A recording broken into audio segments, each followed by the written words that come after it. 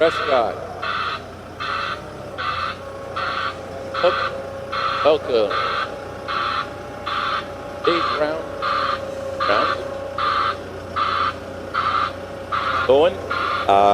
During the booth today with the computer, so hopefully you'll be able to tell the different accents, but never know. So we'll let you know which one. Just coming to the end of first practice, we've just had a little bit of a oopsie there. We're just trying to get the car out of the kitty litter and get that on its way. So, yes.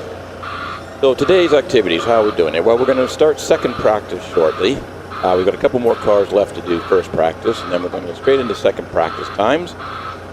And you'll see that little MX-5. They're just carefully pulling it out of the kitty litter.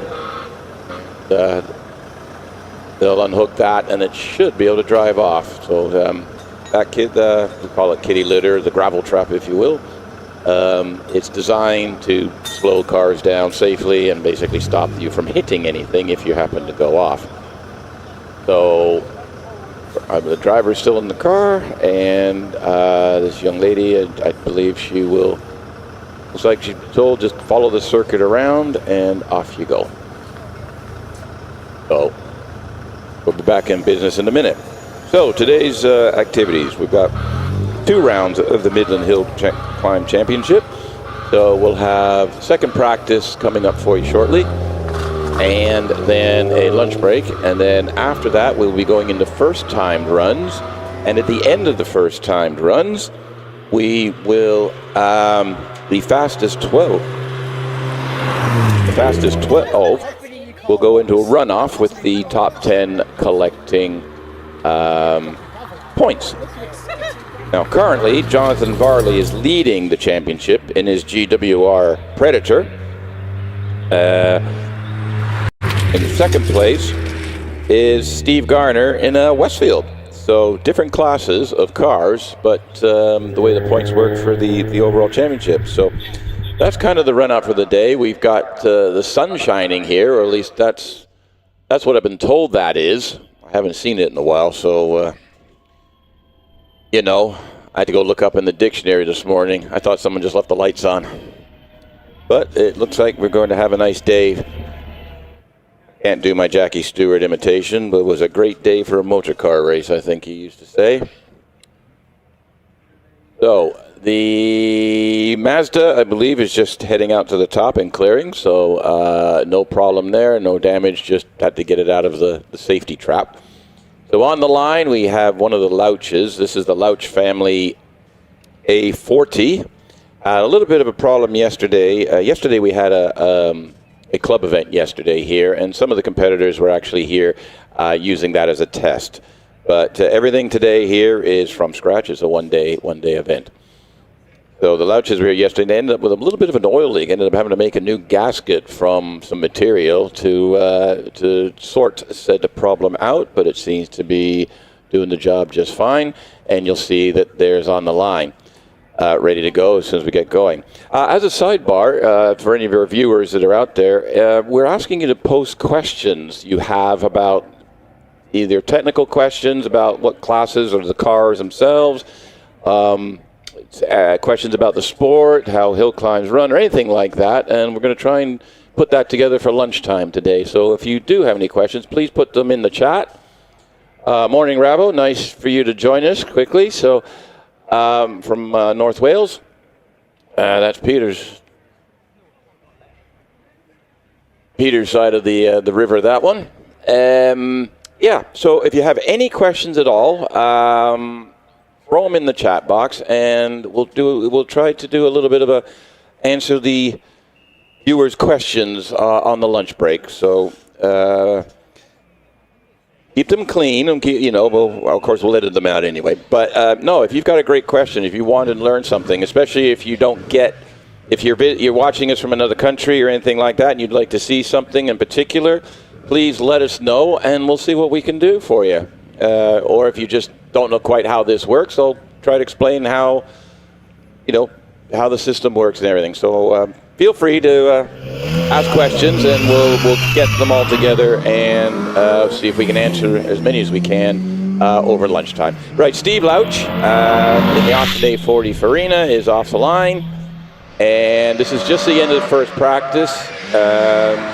John Louch has already been up in the car. This is the great thing about Hill Climb. Two people can share the same car. This car is a father and son combination. And on the line, which we'll see in a minute, is Thomas Dewhurst in a Bugatti Type 40. So Steve's already heading up through Cardin, up to Midway, heading up for the S's. And Thomas Dewhurst in the Bugatti Type 40. This one is more of a road version type of the Bugatti as opposed to like the, or less sporty. If you notice it's sitting quite high, it's more of a touring. But the Type 51s and Type 13s that we have here, they're a little bit more of the racier side of things. Steve Louch has done a 55.21. You see on the screen. He is one of the Classic Marques speed challenge that we have with us competing today. If you are on site, go check the group out. They're a great bunch of people. They travel around to different, their championship, all different circuits, and they travel around as a group, and a very sociable and friendly lot. So if you're on site, they're up in the upper paddock this weekend. But they'll happily, if you're interested, they'll happily explain what their championship's all about. They do use a handicap system. Thomas Dewhurst in the Bugatti Type 40 is driving up here. We don't have, I mean, if you could hear the car, it would sound like a Bugatti Type 40. But anyway, there you go, across the finish line. And you'll see, it also gives you an idea of what kind of coverage we have on the hill today. We do have a cameraman out on the hill, as well as our guru of the Hill Climb UK operating from the control booth, which is literally a shed or part of the shed, which I'm also in. Right, so also the sidebar, if you've just joined us, you accidentally clicked onto us and you haven't subscribed yet, please do. It costs you nothing. What do they say? It's like click, like, share, subscribe. Subscribe to the channel. Last year we were able to get up to 10,000. I had sort of got onto a mission and kept pushing for 10,000. We're actually at 13,700 or so like that. So maybe 15,000 by the end of the season. I think that would be a good shout out. So if you haven't subscribed to HillClimb.TV, please do. I promise I won't be on all of them. You'll get an assortment of. And there's good coverage this year. He's actually, Rich is taking HillClimb.TV to a couple of new venues. And so try to give you as much action as possible. So we're on so we're just finished the first practice run. So we're just going to reset quickly and get started on the second practice runs. And we will be starting off with a car, which is handy because that's what we have here today. So what are we starting off with?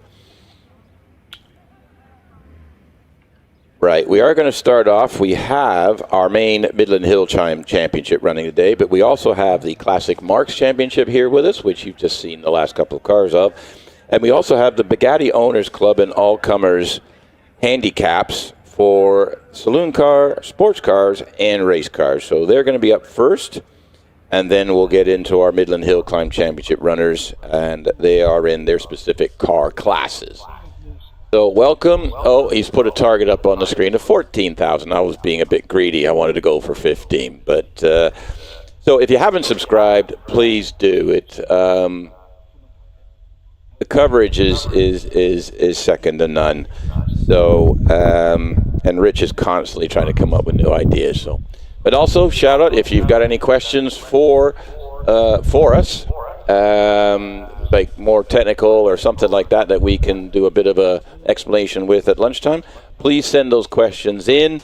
Even if you're here on site and in person, just quickly go on to the old YouTube there, jump in the chat box because you've subscribed, and throw a question down there, and we'll see what we can do. So we'll just take a couple of minutes, and then we'll get started with practice number 2.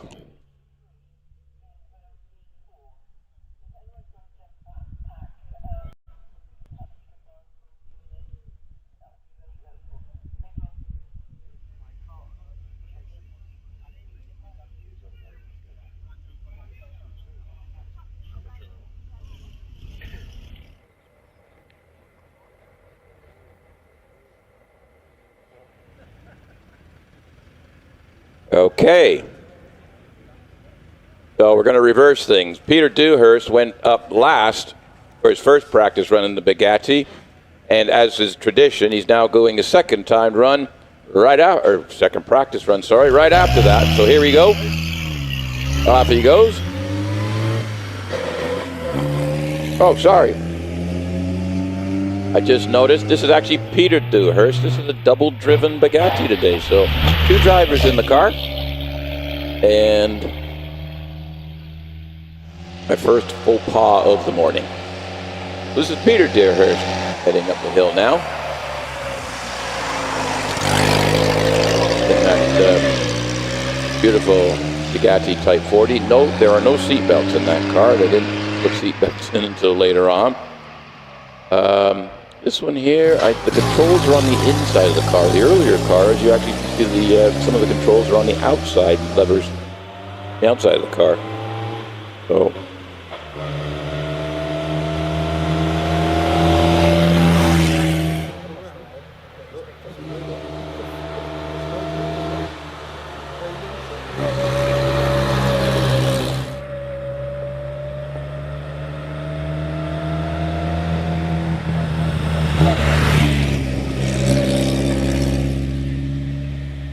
Okay, so Thomas Dewhurst went up the hill in this car, and he did a 75.18. So Peter's gone up the hill, same car, has done a 79.09. So in the opening salvo of the day, Thomas is quicker than Peter. Will that stay the same, or will it change later on? We shall wait and see. Right. So. I'll be back to you in a second as soon as we get the cars ready for the second practice.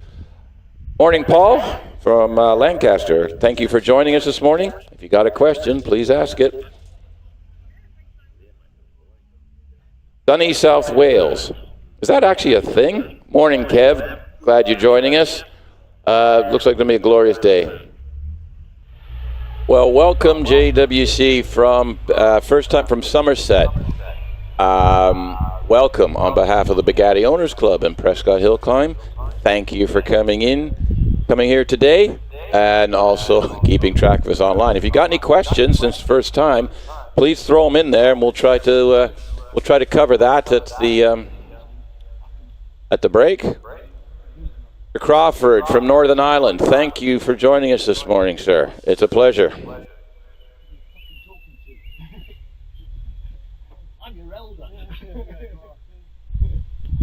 From Musselton Hospital, Colin. Well, I hope everything's okay, Colin. And then that actually today's viewing will take your mind off of whatever it is your mind's on at the moment. So hopefully we can have you a good day. Martin, that's not fair. You're sitting in. I'm going to get it near Almira in Spain. I'm just going to go with that because that's the safe option. Don't know if you live there permanently or on holiday. Either way, we might actually have Spanish weather here at the moment, so it is quite a nice morning here. So appreciate you joining. Retro Garage from Poland. Good morning, sir. How are you? Thank you for joining us today. Roy at Orchard Corner. I can't quite see Orchard Corner from here, but okay, thank you for the weather report, Roy. Glad you're joining us this morning. Although probably you can hear me live up there, but it's all good. Thank you. Thanks, Roger. Right, let's just checking here. The paddock marshals are just getting everybody lined up for a second. You see there, that red in the picture, you just saw it on the camera there, it'll be in the distance. Now, if you're new to hill climbing, the red flag rule, let's just cover that for a minute. There is a procedure in hill climbing that a red flag means everything must stop and not. Everything needs to stop because there'll be some sort of incident. It could be just a safety thing. It could be something a bit more. Could be an animal wandering onto the track. Anything that could affect the competitors are marshals, the red flag is put out. That means the course is neutralized and there should be nothing happening going on, and that's all up and down. A shout out to the Orange Army, marshals. The car on the hill, by the way, on camera is our clerk of the course. They're just checking the course. They have to sign it off, and you see the red flags are coming in as they go by, signifying that the course is ready. They're also in contact with race control via radio. So, okay, first car on the line. This will be in the Bugatti Owners Club and All-Comers Handicap. Is a Renault Clio, car number 21 of Amy Jenkins. This is the 2-liter version. I think it's a 182 by the looks of it. In a shiny red. You don't see many red Clios. Normally they're all sort of, blue, black. But I like the number plate, WRC. I am a rally person in my other life.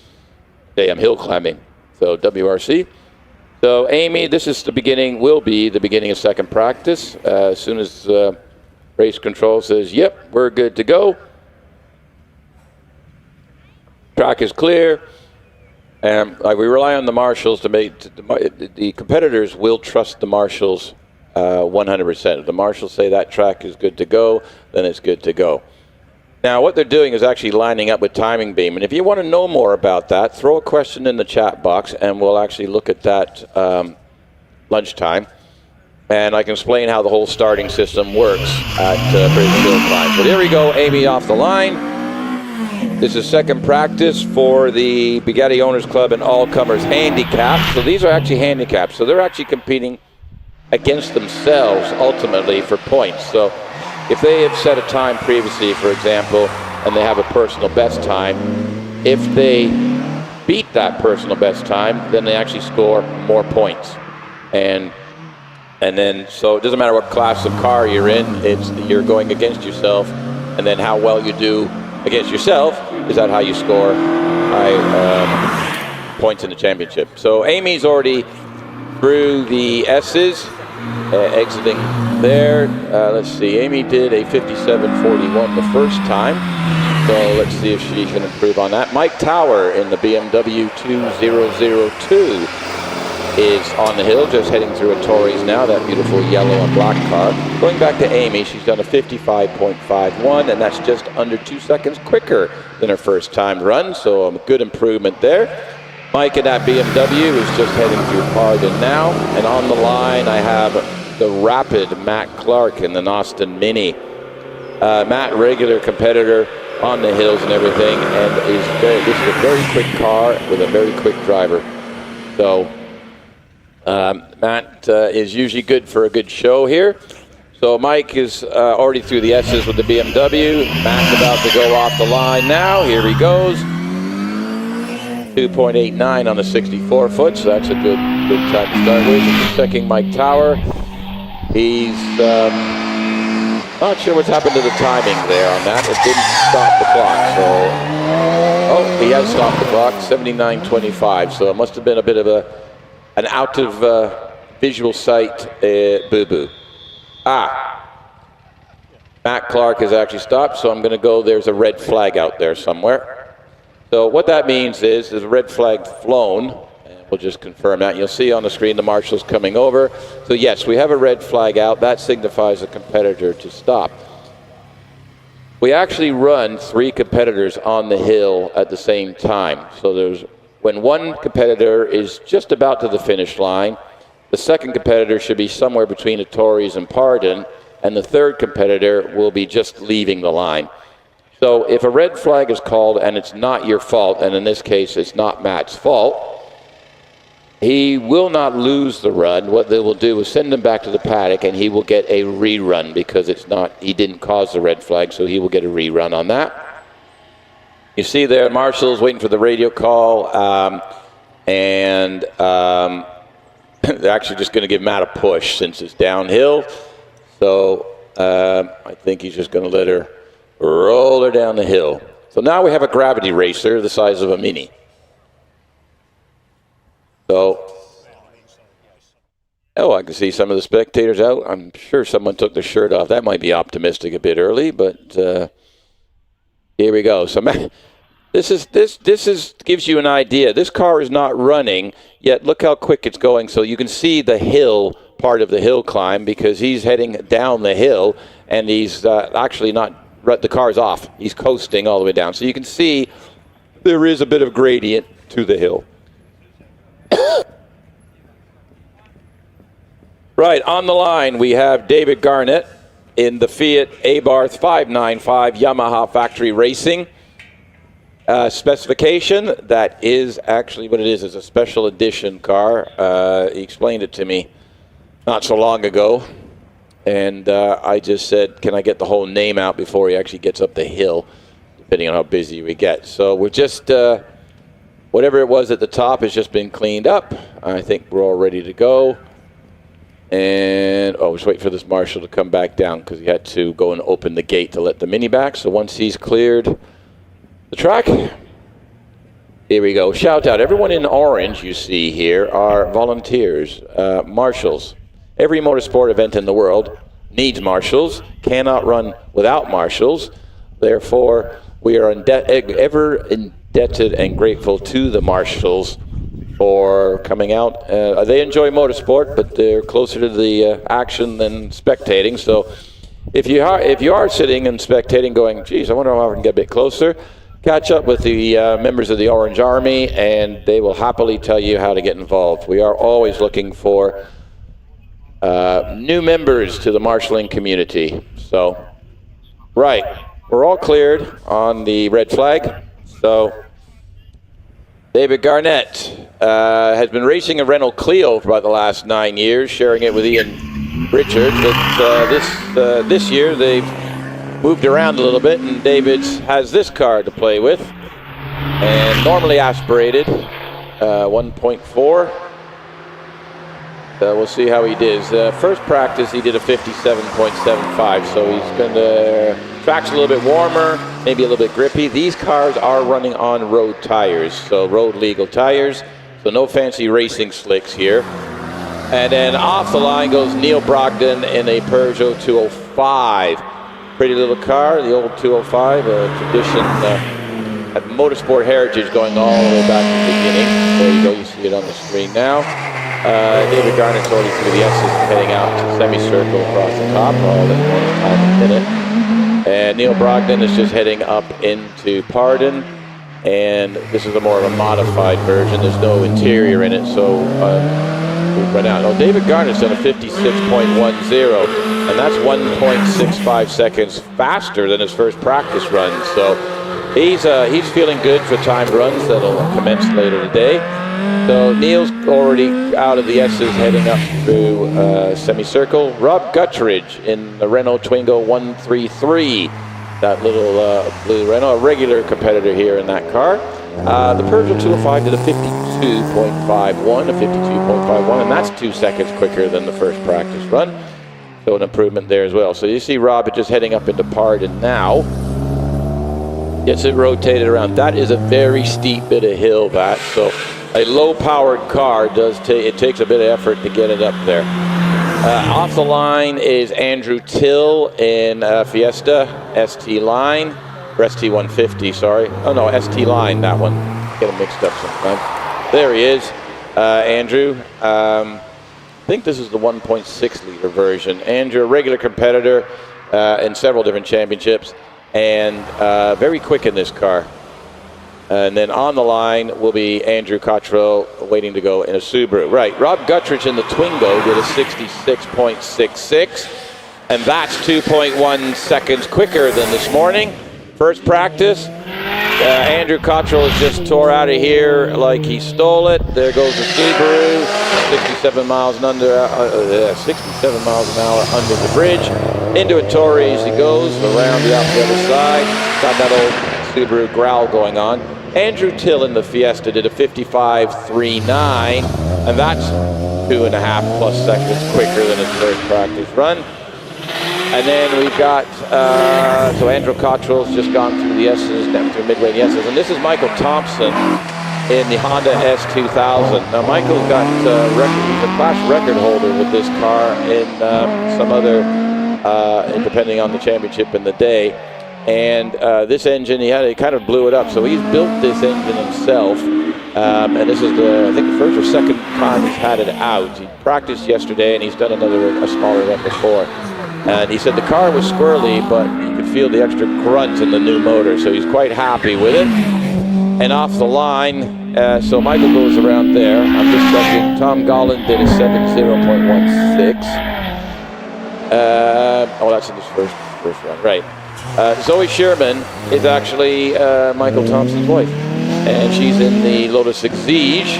That's been a little bit of a moody cow, that car. They've had a bit of an on-off love-hate relationship with that thing, but Zoe's going well in it. Michael's done a 49.16 in the Honda S2000. We've moved on to the Begatter Owners All-Comers Handicapped Sports Cars. So first we had saloon cars, now we have sports cars. So Michael's gone quicker. Let's see if Zoe goes quicker. She done a 54.73 the first time, and we'll see if she can improve on that. Austin Weltman is in that Lotus Elise, car 31. That's a Series 1 with the 1.8-liter Rover K Series. Zoe's done a 51.75, and that's actually 3 seconds faster than her first practice run this morning, so a lot quicker. Off the line goes Chris Toon in a Renault Clio 182. We'll get back to that in a second. So Austin Weltman, he did a 58.71 the first time, so he's looking to improve on that. Everyone else seems to be, so the track is coming to him. And there you see on camera right now, Chris Toon in that gray, silver, possibly dark-colored doors, and that is a modified car. It's running in the all-comer handicap today, but it would normally be in a modified class. Austin Weltman's done a 57.34. That is 1.4 seconds quicker. So Chris Toon's out in this car. I think this is the first year with this car for him. He's run a more standard type car previously. And then, so let's just see what he does. He was a 50.75 for Chris, 50.75. So that's an improvement. And we've got Stephen Norris in the MGB Roadster. Going back to the classic two-seater sports cars here.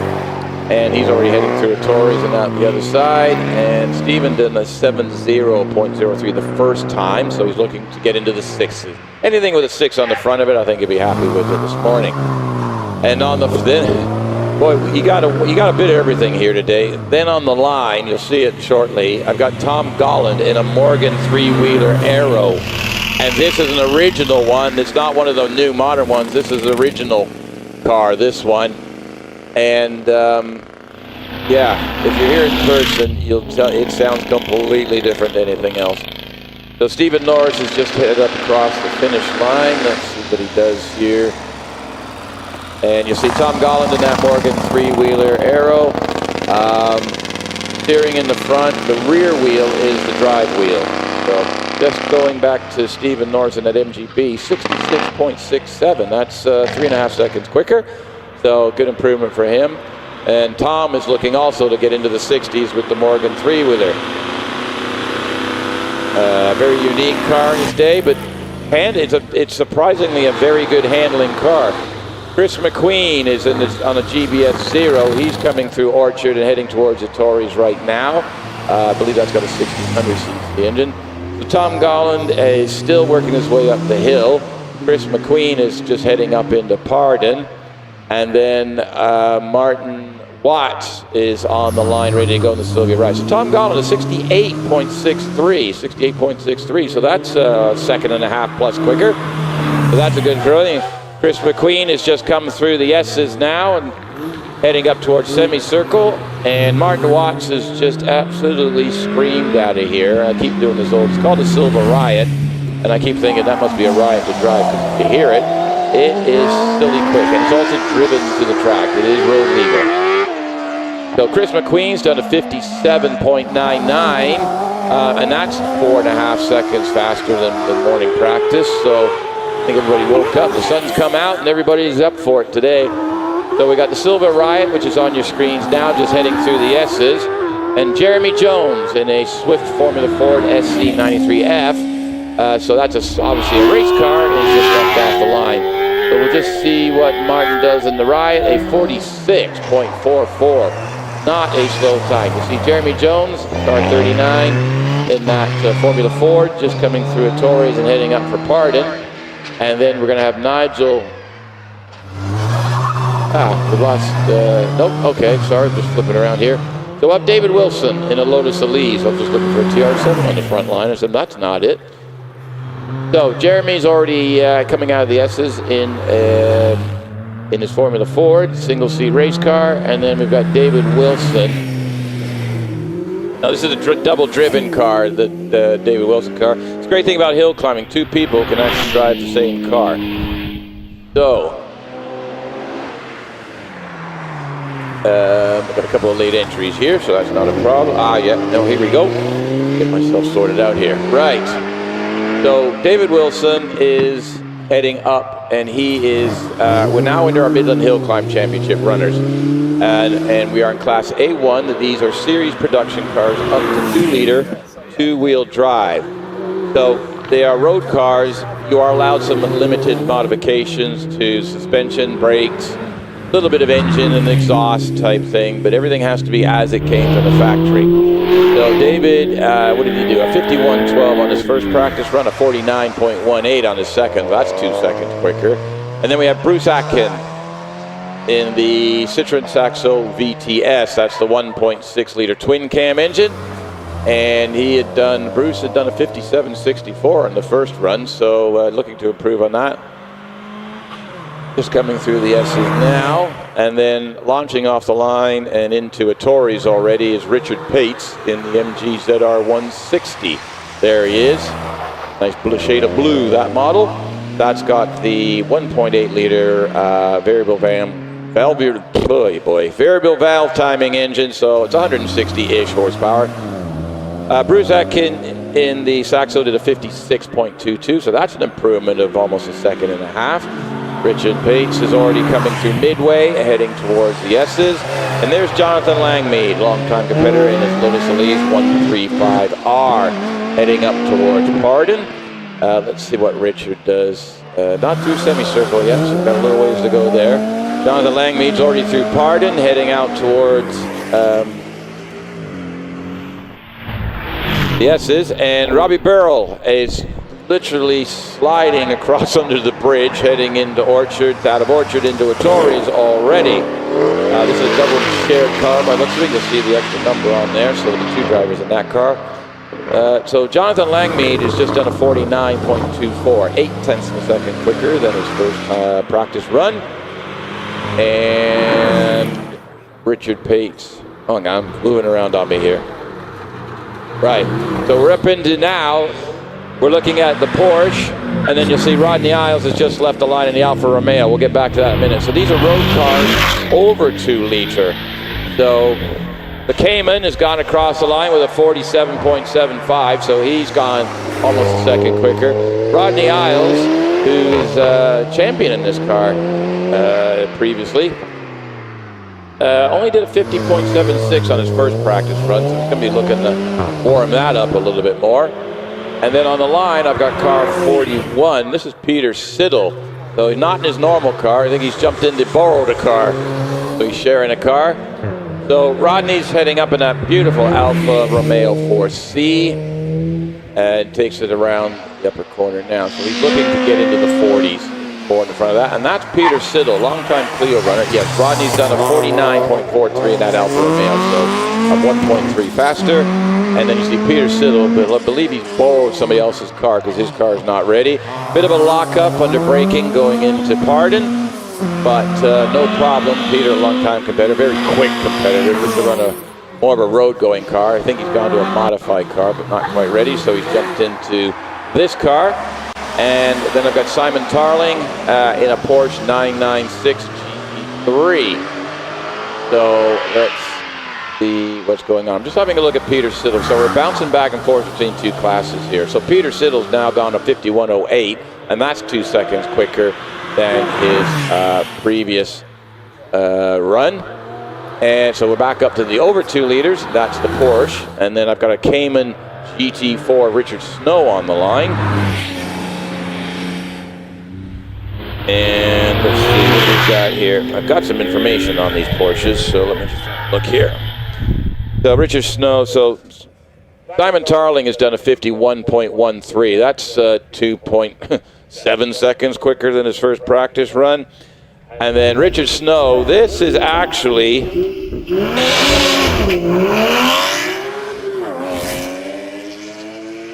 this is a Cayman 981 GT4. It's got a 3.8 liter in the back, manual gearbox. It's 304 horsepower per ton. So a very quick car from the factory. His number plate says GT4. Okay. So we know what's going on there. Let's have a look here. So off the line is Robert Lancaster Gay in his Porsche Cayman GT4. We'll get to that in a minute. But Richard Snow is absolutely flying up the hill at the moment. You'll see if you're watching the live, the timing screens in the purple sectors means he's up on his time. So he done a 51.14 the first time, 47.51. And that actually, in practice, that puts him the fastest in the class by 4/100, or a couple of tenths. So you got Richard Lancaster Gay. That's a Cayman GT4, another regular competitor here in Prescott.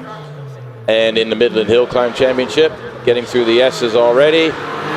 And then we have mostly Porsches in this class, but we do have an interloper. We have Steve Atkins in the BMW M3 that is going to take it to the Porsches and see what happens here. So he's already through. Robert Lancaster Gay's on a 48.98, so 3 tenths quicker than his first practice run. Steve Atkins is already, or Atkins probably, is already into the S's. As you can see on screen, a little bit of a right, left, right, and around, and then up towards the circle. And then we have Duncan Andrews in the Porsche Cayman, coming through the Torreys and heading up into Pardon. And Steve Atkins is just already near the top of the hill. We'll see what he does. He's done a 51.56, a couple of tenths slower than his first practice run. So, interesting. So Duncan Andrews has just come through the S's, and he's heading out towards semicircle. And on the line, we have George Birrell in a Vauxhall Corsa VXR. Now you might be wondering why a Corsa is in a class with Porsches, and I'll explain that in a second. Duncan Andrews has just got a 47.22 and is now the quickest in the class after second practice. Why does a Vauxhall Corsa have in a class with Porsches in the over 2 liter class? It's because it has a turbocharger attached to it, and we have modifiers for turbos and superchargers, and the engine size is multiplied by 1.4 as a conversion factor, and in this case it puts the Corsa in the over 2 liter class because it has a turbocharger on it.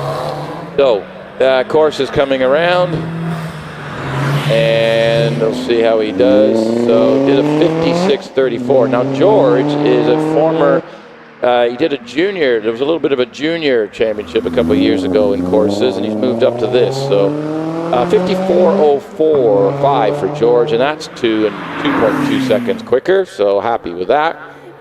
Tony Adams in the Lotus Elise is just coming out of S's now and heading up into semicircle, and Robert Wilson in his Lotus Elise has just left the line. These are 2 Series 1 cars. They'll have the Rover K-Series engine in the back, 1.8.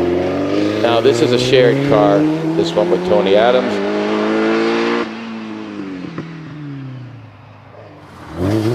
He's sharing it with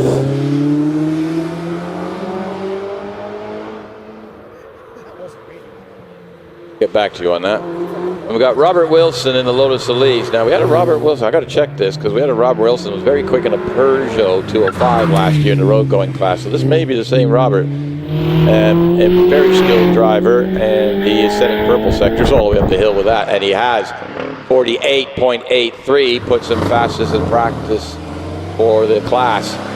We still, that was in the up to 2 liter class. We're now back into the, I'm going to go back and forth here.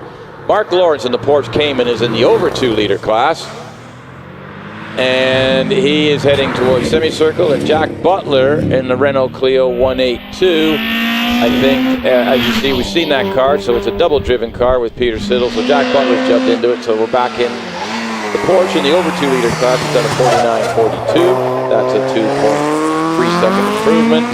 And then you've got Jack Butler, who's sharing with Peter Siddle today, and he's heading up into Pardon right now. And now we're back into the under 2-liter class.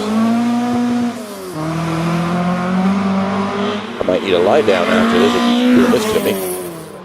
Right, James Stocks is on the hill in his Toyota GR Yaris. We'll get back to that in a minute. So Jack Butler in the Renault Clio. Ooh, just sort of bounced off the exit of the S's there. Tire banging on the side there, but no problem. He's heading across the line with a 52.80, 52.80. Now we're moving up a class again. We're now into the 4-wheel drive car class. This is James Stocks. Road Series production 4-wheel drive of any size engine. So this one's got 6 turbo in it, about 230 horses standard, and his GR Yaris. And this is Peter Richens, his first event. He was here yesterday, 53.46 for the Yaris, so that's a second quicker.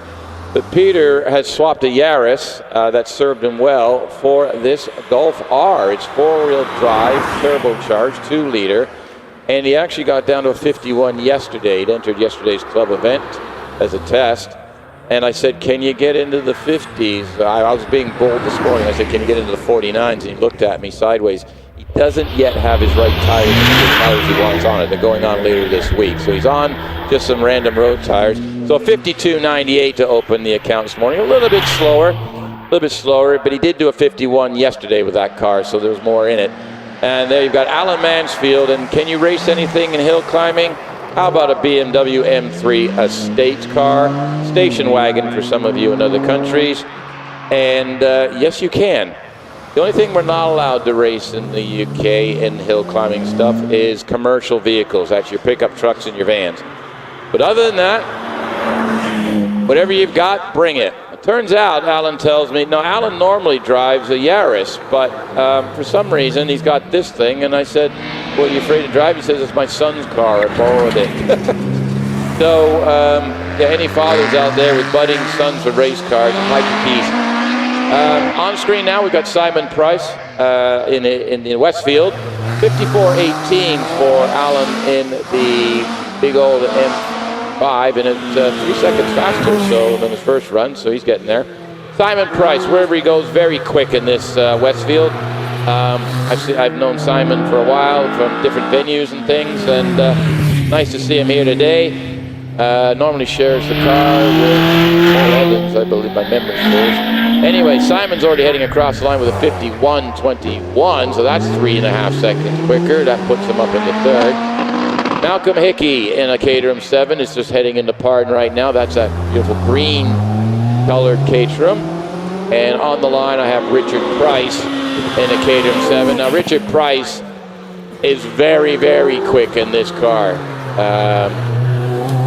So we'll see what he does. But Malcolm Hickey's already through there. And here comes Richard Price in the red Caterham 7. Very, very quick. He's actually over a second quicker in the class right now after first practice. Malcolm Hickey's on a 48.80, and he's knocked 3 seconds off his first practice time, so that's an improvement. And now he's less than a second behind Richard Price, but Richard Price is up on everybody here on his second practice run. He is giving it to see how far this car can be pushed for the time runs this afternoon. And if they actually break a class record, that's actually bonus points in the championship. 46.40. That's 1.2 seconds faster, and that's actually 2.4 seconds faster than anybody else in the class. So that's a heck of a run. It's only practice. Rob Lloyd in that Westfield SCIW. It's just coming through the S's right now. What's the difference between a Westfield and a Caterham? A Caterham has aluminium panels, and a Westfield has fiberglass, or GRP, or carbon fiber, or other things. And he goes across the line with a 49.35, which is an improvement of 2.5 plus seconds for him between the two runs. Richard Young in that Caterham 7 is just heading through Pardon right now.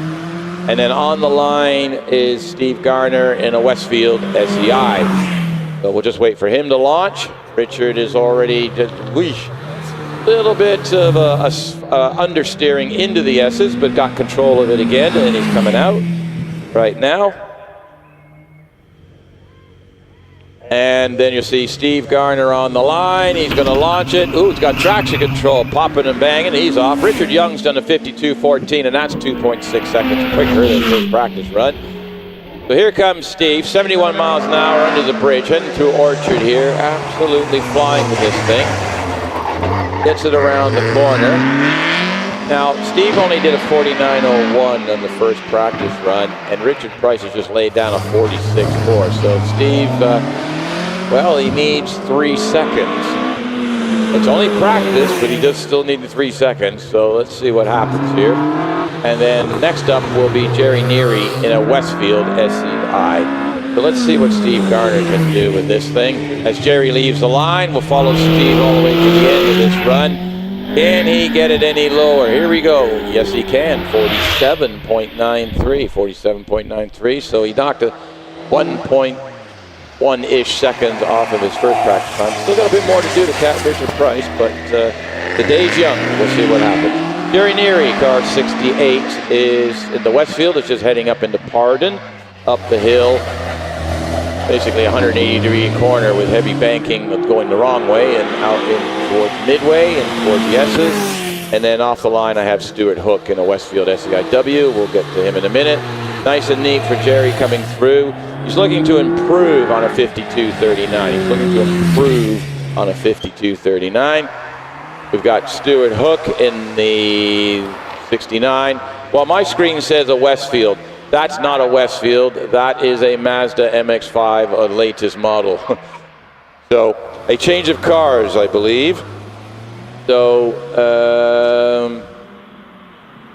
not a problem. So, anyway, so Stuart, still in this class, I believe. Checking the changes here. And then off the line, we have the modified production car, Andrew Russell. Essentially, it's a race car on racing slicks. All the other cars you've seen are on road tires. So we'll just see if Steven gets to the Stuart Hook, and we'll still have Paul Evans to switch out there. So Stuart's gone quicker, 56.31, so almost a second quicker. And we still have Paul Evans, who shares with Simon Price, to jump in the car. We'll switch him over and get him back out in a minute. Meanwhile, we've got Andrew Russell. This is up to 1400cc modified production car, and essentially it has to look like the car came from the factory. It doesn't have to be road legal. It doesn't have to have any interior. You don't need any lights or anything else. And then this is the thumping V8 of Nigel Elliott. It is a Triumph TR7, the V8 flavored version. Andrew Russell's at a 52.88, about 1.8 seconds quicker than his first practice run, so an improvement there.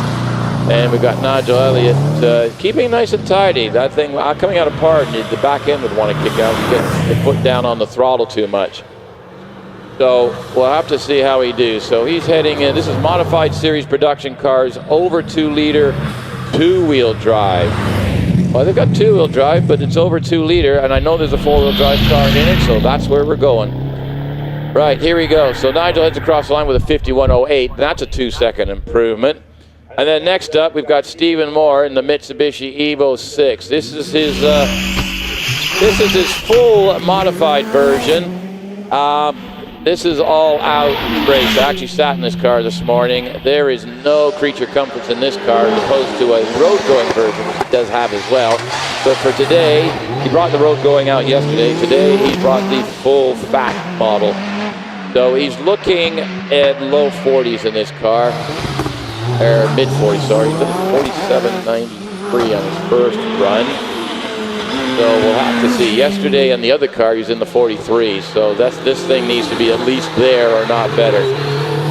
So he's a little bit down at the S's. He was up on time all the way to Midway, but down at the S's a little bit. Paul Evans in the previous class has just launched off. We'll get back to him in a minute. Let's see what Stephen does here. 47.20. Knowing Stephen, I don't think he'd be happy with that. Still getting to grips with that. That car is a little more of a handful. Right, that's Paul Evans You saw the car. Simon Price was driving it. He's sharing it. That's the great thing about hill climbing. Two people can share the same car. Paul and Simon have been racing this car a long time together, so they pretty much know it in and out.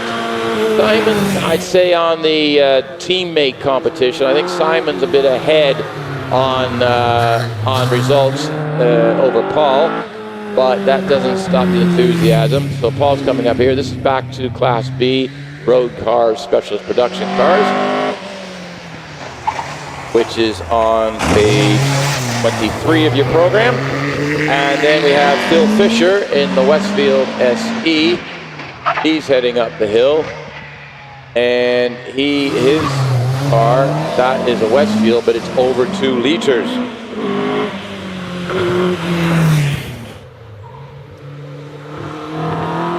This is the D-modified class on page 25. So we've got Ben Fisher and Phil Fisher driving, father and son team.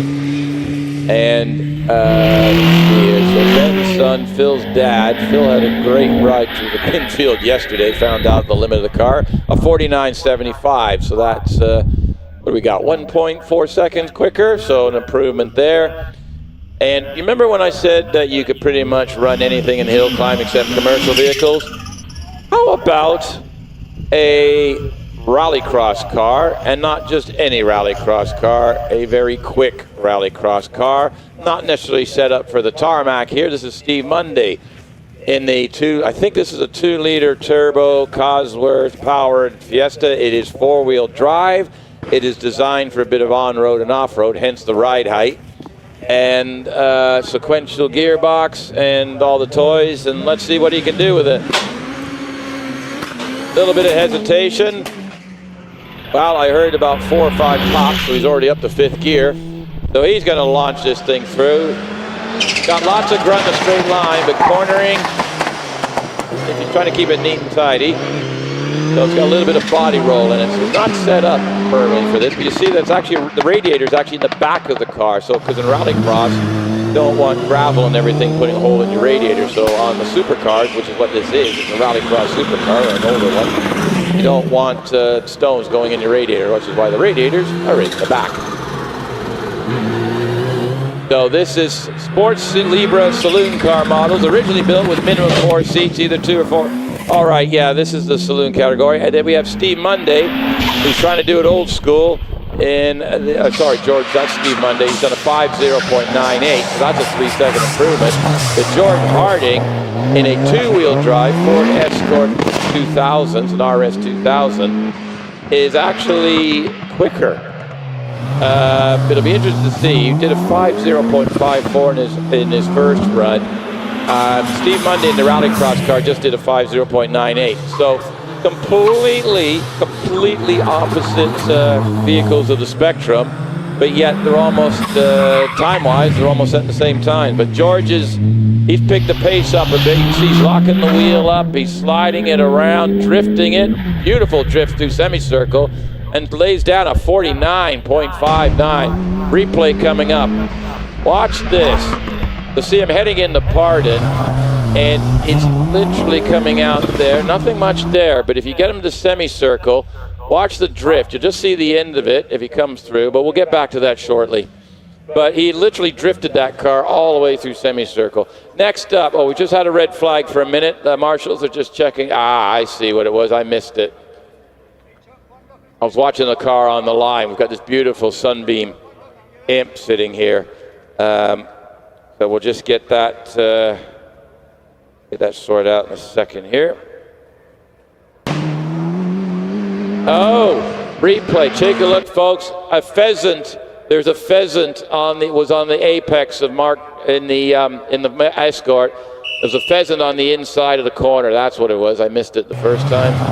So that pheasant is just, well, he's lucky. Normally they run into the car, but he ran away. So our marshals are now pheasant catchers. Anyway, now that the pheasant's been relocated, Mark Maynard in his Hillman Imp is on the line. And I think this vehicle is used for an assortment of different motorsport disciplines. Today, it's a hill climb car. So let's see what happens here.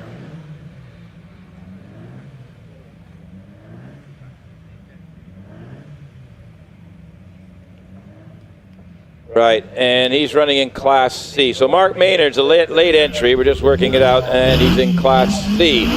So here we go, off the line he goes. All the weight's in the back, the engine's in the back, the traction's in the back, so that all works.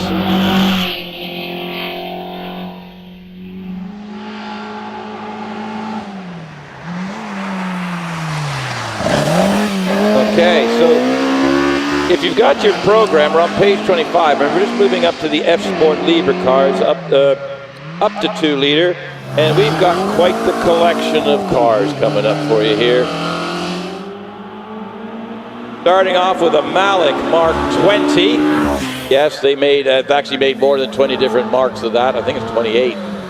There you see on the screen the Hillman Imp just absolutely chucking it through. So he's in the modified up to 1400. So he's going up against Andrew Russell today in the Imp. So we'll see what time he does. Sam Nicholson is on course in that Malik Mark 20.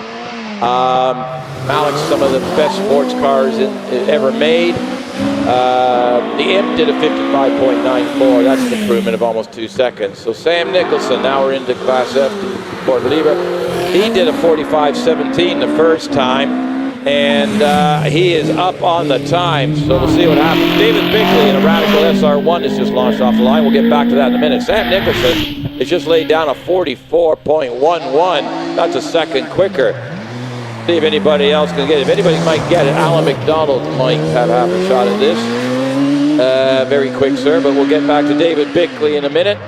He's sitting on a 48.01 at the moment. He needs 4 seconds to get to the Malik. Little 1300cc motorcycle engine in this Radical. Dave's been campaigning this car for a longish bit of time. And then off the line, here goes from Scotland, Alan McDonald in the Force SR4. So Force race cars built it, but it built a little bit differently. So David Bickley, a 45.89. I will take my foot out of my mouth now. So he's got it down to 45.8. So that was a gain of a couple seconds. And we'll see what Alan McDonald can do, because he originally, his first run was a 45.9. Sam's done a 44.1. It's only second practice, but everybody likes to lay their stall out for this afternoon's activity. So we'll have to see what happens here. And then on the line, I have Stephen King in a Radical Pro Sport.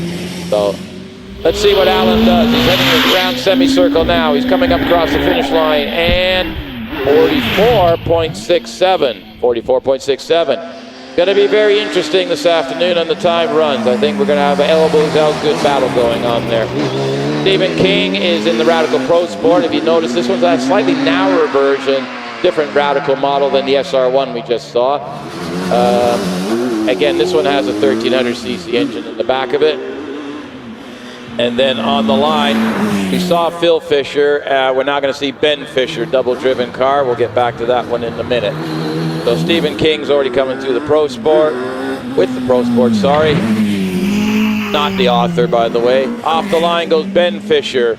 Single-seater racer, but he decided, you know what, I'm more fun in this thing, so they're actually going to focus on the Westfield. There is a good deal on a single-seater coming up. Check it out in the paddock. Find the Fishers, we'll have to talk to you about it. Where are we at here? So Ben's up there. Then I've got Graham Lokes on the line. Sorry, with the double-driven car, sometimes we have to bounce around classes. So Graham Lokes in the Lola T492 is just launched off the line. But we'll get back to him in a minute. So we've got Ben Fisher coming through. The S is now heading up towards semicircle. And Graham Lokes in that Lola T492 is just coming through at Torrey's right now. R88, that is a Porsche 6-cylinder air-cooled in the back of that car, if memory serves. Ben Fisher's done a 47.70, so that's almost 2 seconds quicker than his morning run. So that's looking interesting. Right, so Graham Lokes did a 47.19 the first time. And then we're moving into the next class. And then on that moment, I'm going to hand over to my co-pilot for the day, Peter, and I'll catch up to you later.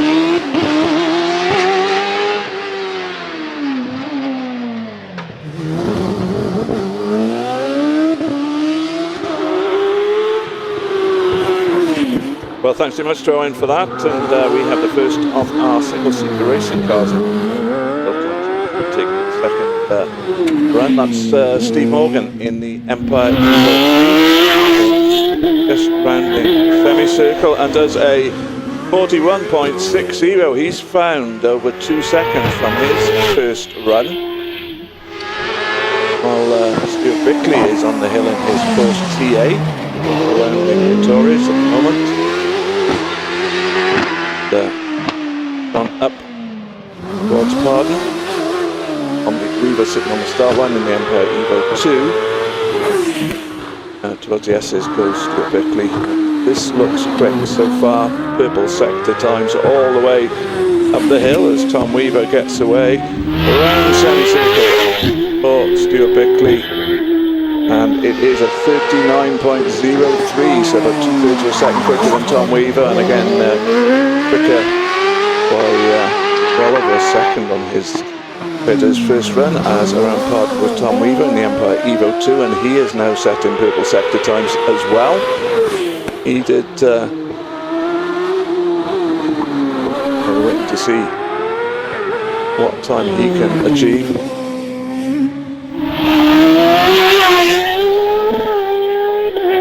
Underline, and he gets into the 38, so 38.97 for Tom Weaver. 38.97, fastest time so far then.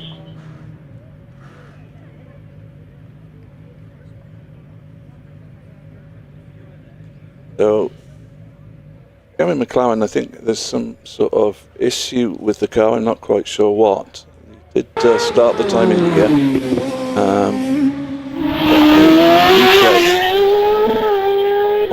Quick time on Tom Weaver, but Gavin McLaren is having to drop back off the start line, so I'm not quite sure what his issue is. Car 92.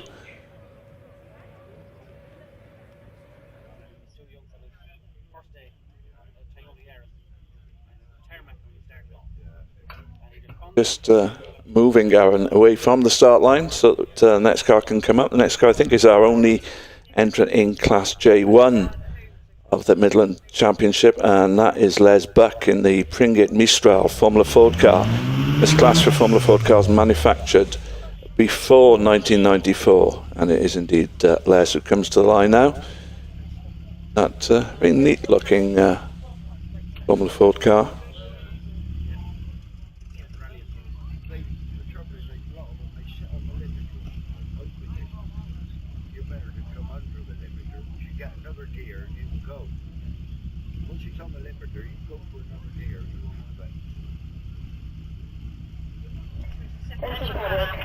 There are two vehicles in zone K area which we need to be removed. They're not allowed in the top paddock. It's a motorcycle. So the red flies and away goes Les in the Pringett Mistral. Let's say the only car in his class today. But, Class J2 is for racing cars between 11 and 1600cc. The first of those coming up the line now is Stephen Potter in his Empire Evo, 1585cc engine in the back of that, powering it as Les Buck goes up to Pardon and around the hairpin, mainly out of there.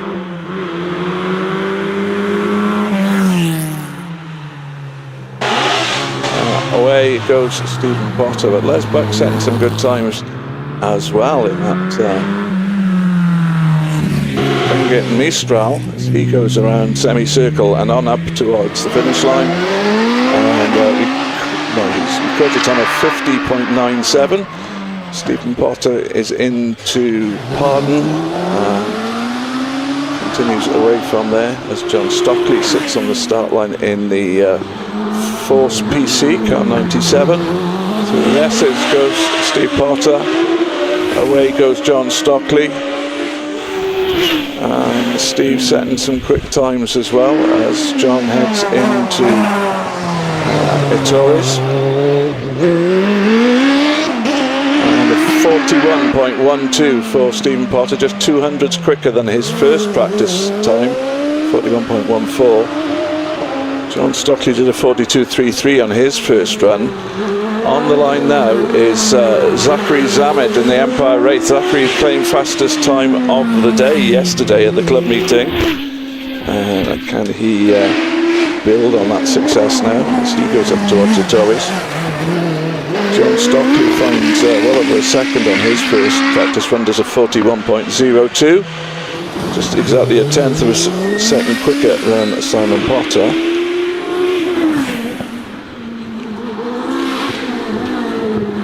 Zachary's time yesterday was a 37.80. In practice, first practice, the quickest time anyone in that class has set so far today.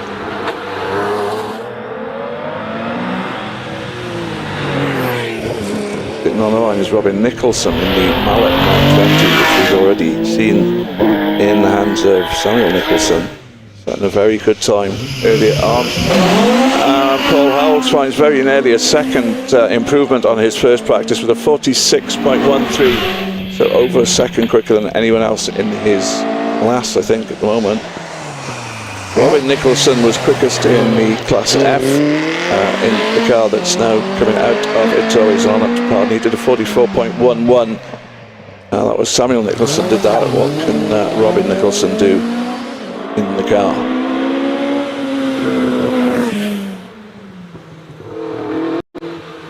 Getting into the single-seaters in just a moment with Mark Schlanker and Force TA sat on the line currently. That's 1100 to 1600cc single-seaters.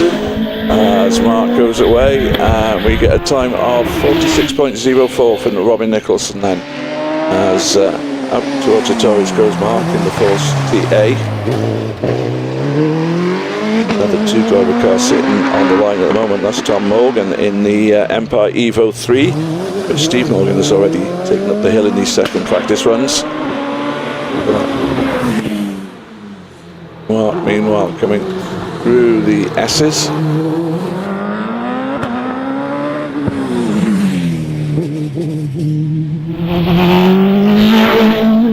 Round semicircle. And a 41.04. So he has found very nearly 3 seconds over his first run time. It's only 200 slower than the class leader now. It's a little bit of a twitch for Tom Morgan as he goes into Hatchets, to Torres. Sorry, I'm at the wrong circuit for just a moment there, but around Pardon he goes. Elmer sits on the line in the Dallara F399, which would have run in Formula 3 originally on the circuits. Tom Weaver is the quickest in this class so far with his 38.97. Tom Morgan does a 40.71, finds over a second on it compared to his first run, as Tim Elmer in the Dallara around the Torres. So normally aspirated single-seaters between 1600 and 2 litres, class in which he runs.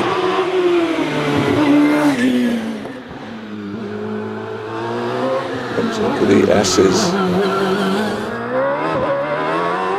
Best time so far, 40.92 in this class from Farley. A 44.50, so again well over a second improvement for Tim Elmer. Jonathan Varley is on the line now. He did a 40.92 on his first run in the GWR Predator.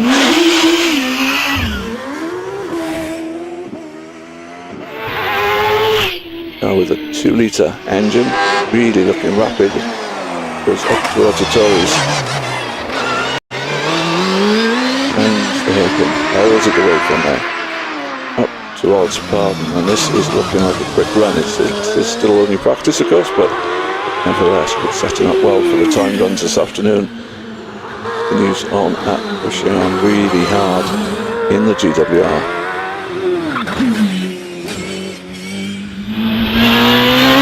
Meters 40.92. Certainly can. 39.19 then the time for Jonathan Farley on his second practice run.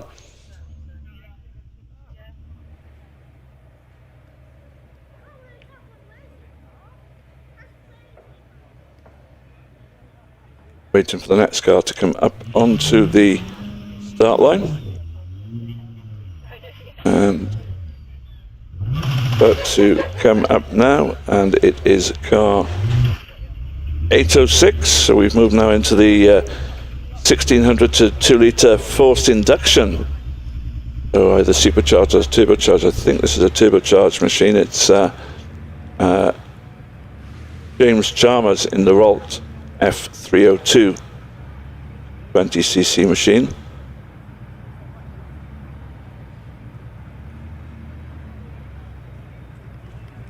Car that he's sharing with John Chalmers.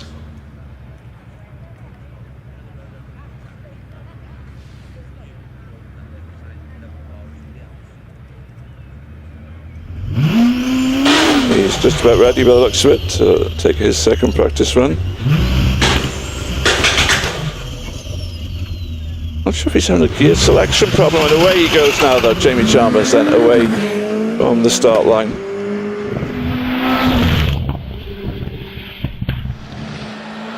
It's up towards the Torres. It's car 108 comes onto the line. That's Pete Tatham in his OMS 28. Jamie Chalmers heading up towards Pardon, rounds the hairpin.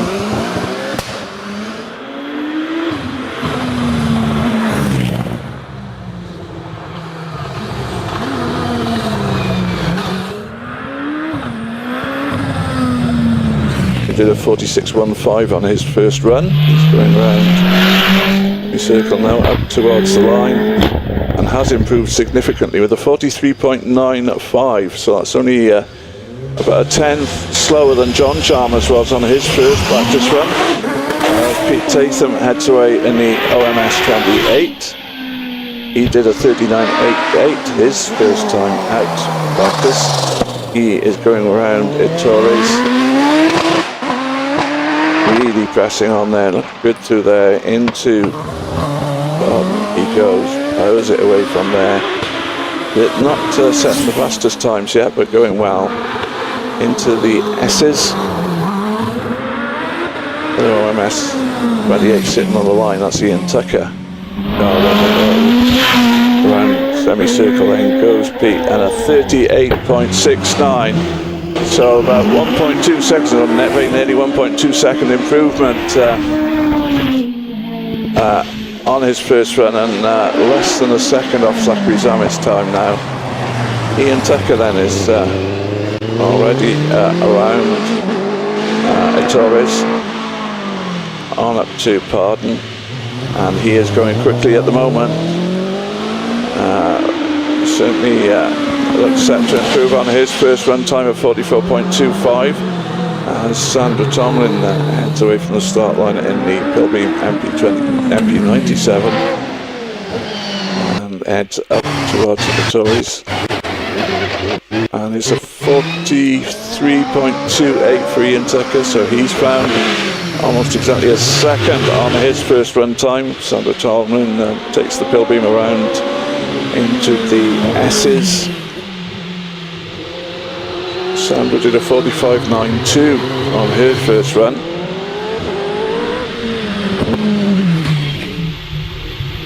And it's coming into semicircle, on up to the line, and the time 43.96. So again, very nearly 2 seconds improvement for Sandra compared to her first run time. Graham Wynn sits on the line in the gold GRW 59. He was quickest in class in his first practice run of 39.01. He comes around Torres on George Pardon.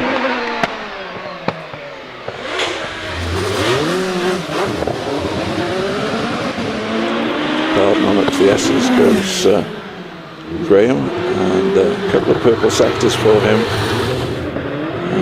Just lost possibly a little bit twitchy through the S's, lost a little bit of pace possibly so far, but we'll wait to see as he goes underline. No, he has gone quicker, he's down into the 38, so 38.70 for Graham Wynn as Calvin Broad holds the Force TA on the start line. Car 805, this is the car that Alex Coles is also running.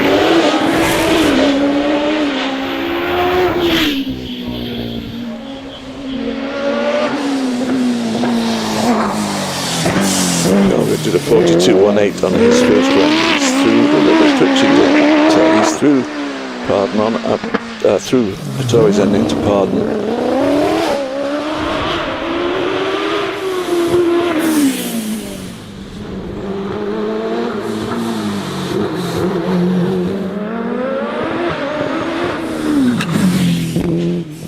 Yes, this goes Calvin as away from the line gets Martin Jones in his classic Brabham, a 40.64 for Kelvin Broad, so that's an improvement of about a second and a half for him, I think, on his first run. Martin Jones going around the Tories in that lovely Brabham BT21 1600cc machine. This is running in Class M for sports racing and racing cars manufactured up to 1971, up to and including 1971. He looks to be improving on his first run time at the moment.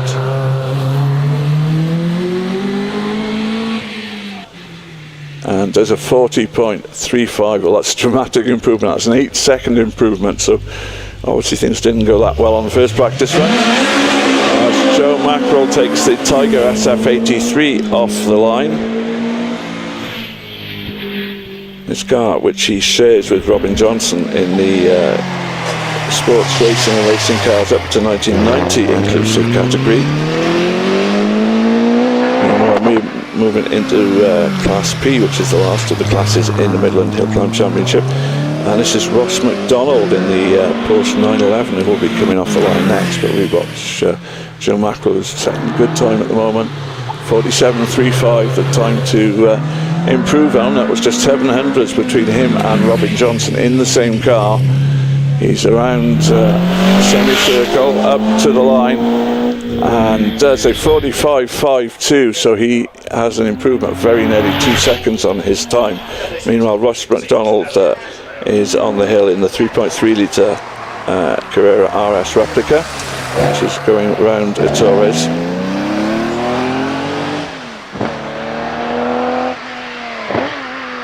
Heads up to Pardon. The other classic car in this class is another Porsche 911, the car of Peter Herbert 118, who sits on the start line at the moment.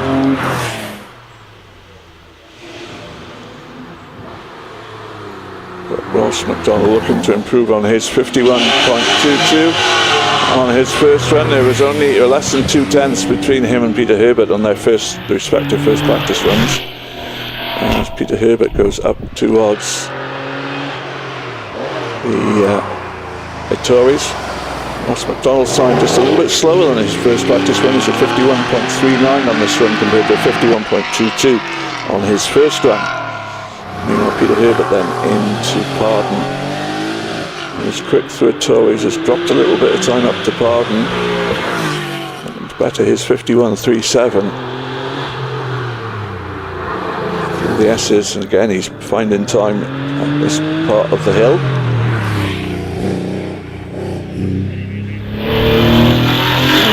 Semicircle, can he get place Ross McDonald? Yes, he does. A 50.18 for Peter Herbert. That's over a second quicker than his first practice run.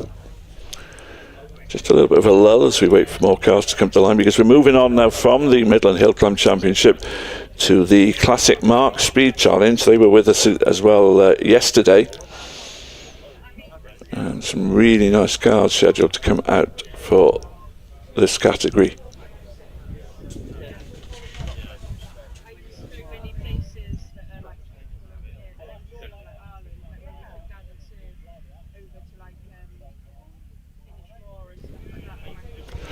The first car we should see is 130 John Louch in the Austin A40 Farina.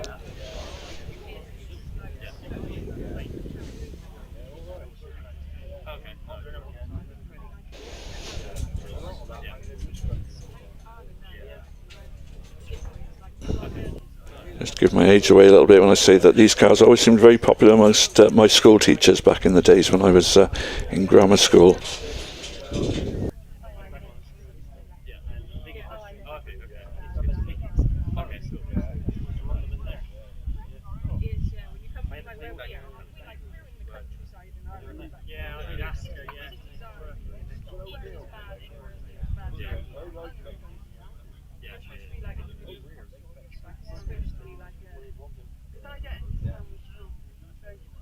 I think there's a car to be moved back into the paddock before we get the next runs underway. I suspect that is the 92 car that failed to get off the start line for its second practice run. So it is Gavin McLaren's OMS that has to be moved.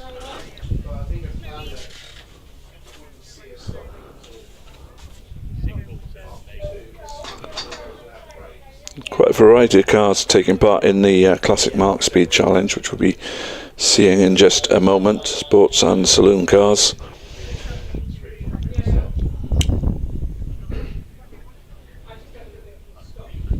Not quite sure what the age limit is for these cars, but obviously the Classic Marques gives away the philosophy, shall we say, of this challenge.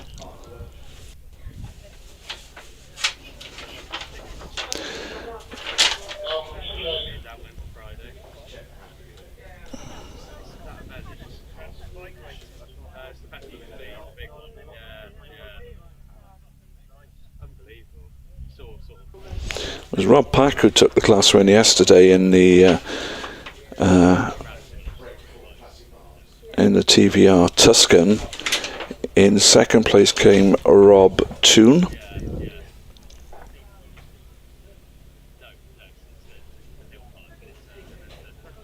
Rob in the Morgan +8. And then in third place it was Steve Thomas in the TVR Vixen. So that's the order they finished in yesterday.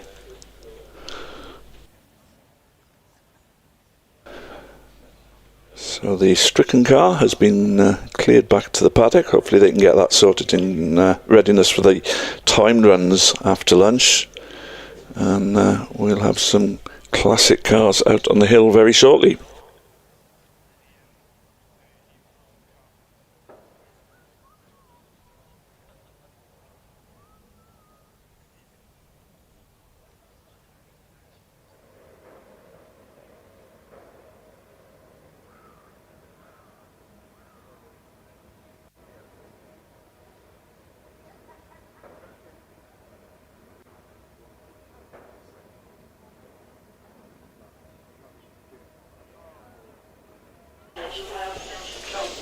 While we wait for some more action on the hill, I'll just bring you up to speed with what lies ahead this season here at Prescott. In 2 weeks' time, on the Sunday the 28th of July, we've got a Saab Owners Club meeting here, but then on into August, and one of the very special meetings of the year. On the 3rd and 4th of August, we have the Vintage Prescott meet, which is the only meeting which uses the original short track, which was the course that was laid out back in 1938 when the Bugatti Owners Club, when it actually laid out in 37, used for the first time in 38, after Bugatti Owners Club bought the venue. I've obviously owned it ever since, but the vintage cars opt for the that course which leaves out the loop around Vittoria's hairpin, which was built, I think, in very early 1960s then. And then on the 11th of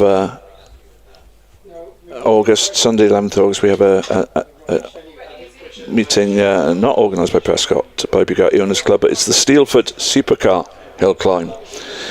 And then it's effectively an extra date in August now, because the first round of the British and Midland Hill Climb Championship was scheduled to be here back on the 20th, 21st of April, but had to be postponed because of the weather conditions, and that will now be on the 17th and 18th of August, as we have coming up to the line now car 106.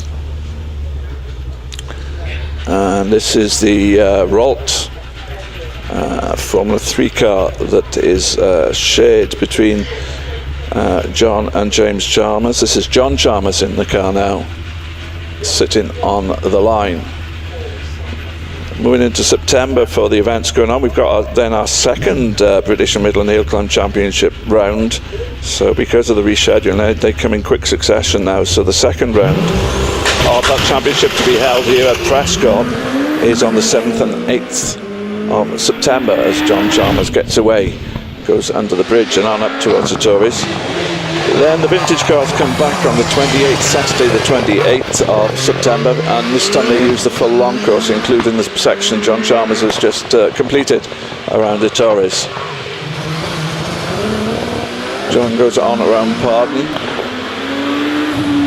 as Morgan Jenkins sits on the line in his Pilbeam MB97. So John did a 43.83 on his first run. He's going around semicircle now and does a 42.72, so he finds just over a second improvement as Morgan Jenkins in the Pilbeam rounds the Torres, goes on up towards Pardon.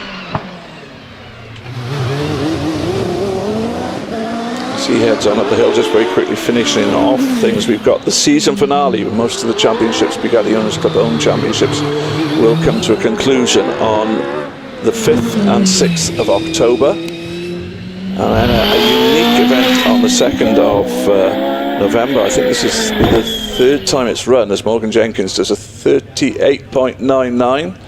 So he has improved his time significantly. Still a little bit back on Graham Wynn, who's quickest, as Alex Coles takes off in the 4th TA, which he did a 39.86 in his first run. Really pushing it through the left hand, coming into the Torres. Tight line, nice neat line through there, power down up to Pardon, the left hand hairpin. Again, trying to keep him tight, running just a little bit wide, a little bit of a twitch on the exit of the hairpin, but nothing much. Don't think he's improving on his time at the moment, but we'll find out very shortly, because he's coming through the S's. He's headed on up towards semicircle. Corner on the course, under the finish line. He does a 38.80, I think that was. So just lost that time from home. Meanwhile, we've got Robin Johnson in the Tiger SF83, which is a 47.42. And that very special event that I was talking about, that's still to come here right at the end of the season, Saturday, November the 2nd, it is Rally Prescott. It's the rally themed event. Lots of rally cars taken to the hill and running both in daylight and with lights on. Separate runs, say in daytime and after dusk. And there's some very special things planned for that. It really is an event to watch out for. 46.87 for Robin Johnson. That's a little bit over half a second he's found. Meanwhile, we are now into the Classic Marques, and it is the Austin A40 Farina of John Louch, who's on the hill at the moment, car 130. John pushing his way up to the Torres, around the hairpin he goes, and then on up towards Pardon.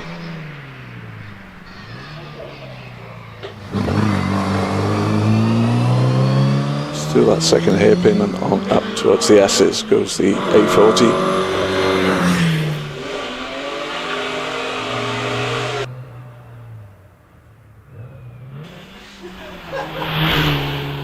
Meanwhile, Andy Johnson on the early part of the hill in his 1.8 litre Mazda MX-5.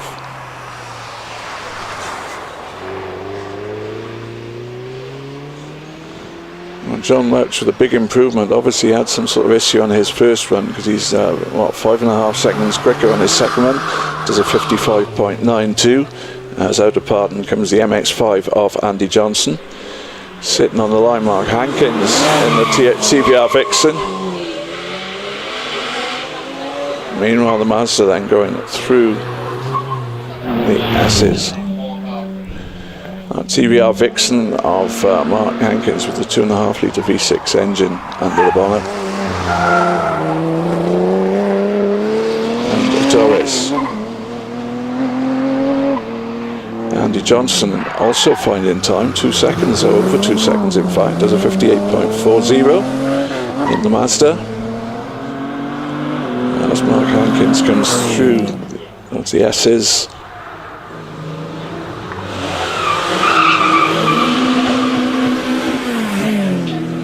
off the line goes Kim Adams in the Lotus Elise. Mark Hankins coming towards the end of his run as Kim comes through Ettores. And Mark Hankins' time of 53.61, so he's found very nearly a second over his first practice run. As around Pardon goes the Lotus in the hands of Kim Adams.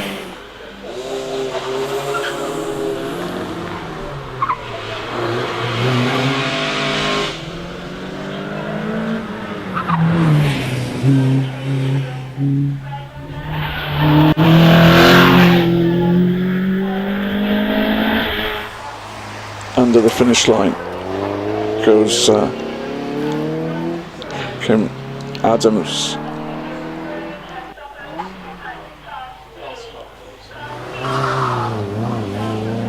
So 51.18 for Kim Adams, just 200 slower than the previous run. Got another MX-5 Mazda on the hill. It's Alfie Coles in car 134. Through the S's. Alfie did a 59.67 on the first run, first practice run.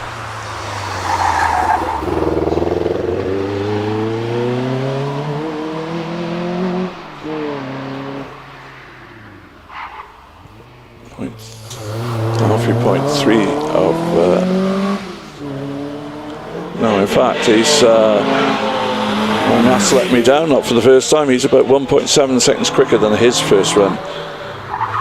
Steve Thomas and the TVR Vixen going through the S's there. Stuart Watson in his Mazda MX-5 is on the hill as well.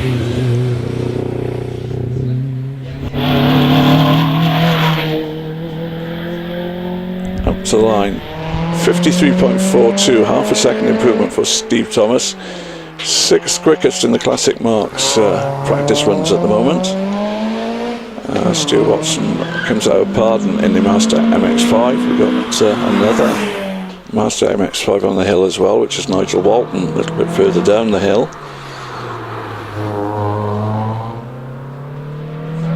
Stuart Watkins heading towards semicircle.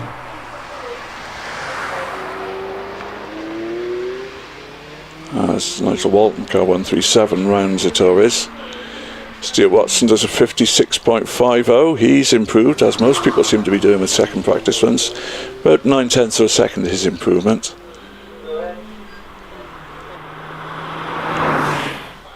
Miranda Gibbs sits on the start line in here, Mazda MX-5, as Nigel Walton comes through the S's. On up to semicircle.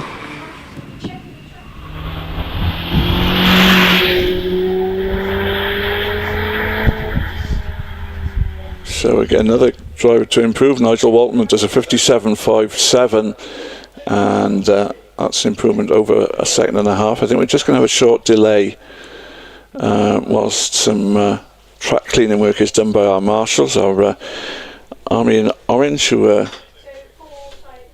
as ever doing a terrific job. We have to say a huge thank you to all the marshals who give up their time for the love of the sport, and without whom we would have no motorsport in the UK. And we have some of the best marshals in the world here in the UK. We're just going to have a little break at the moment whilst that track cleaning is done.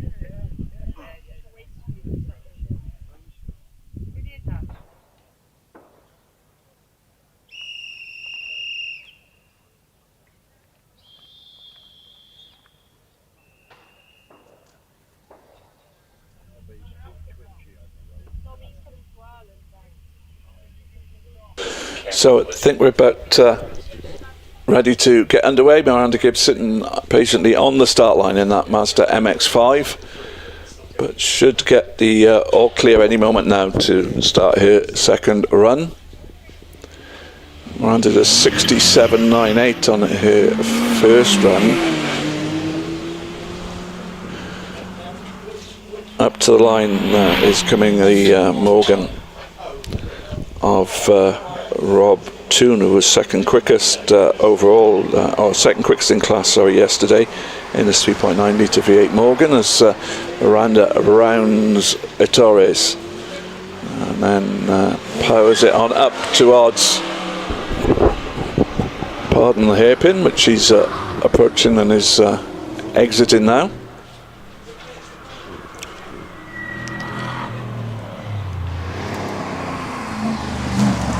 Meanwhile, Rob Toon going around the Torres now in that V8 Morgan. A little bit of a twitch on the exit there, a little bit of corrective steering as he now comes into Pardon. And again, just a little bit twitchy on the exit, but well under control. Miranda Gibbs coming towards the end of her run, as into the S's comes the Morgan. And Miranda a 65.71, so she's found 2 seconds improvement over her first practice run.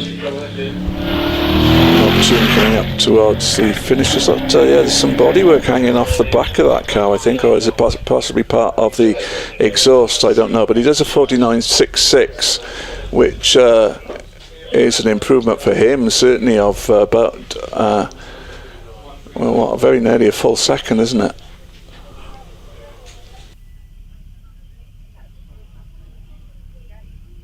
Just wondering if possibly Robert dropped a little bit of bodywork and the marshals are having to clear that before we can continue the runs. I'm not sure.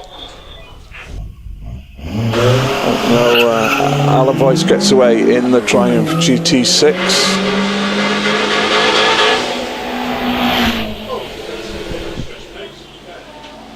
Alan was 10th quickest in the first practice runs with a 55.18. He's coming into Torres.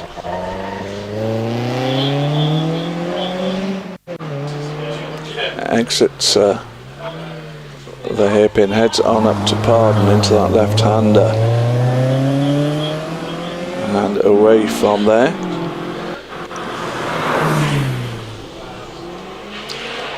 Soon to the S's in the GT6.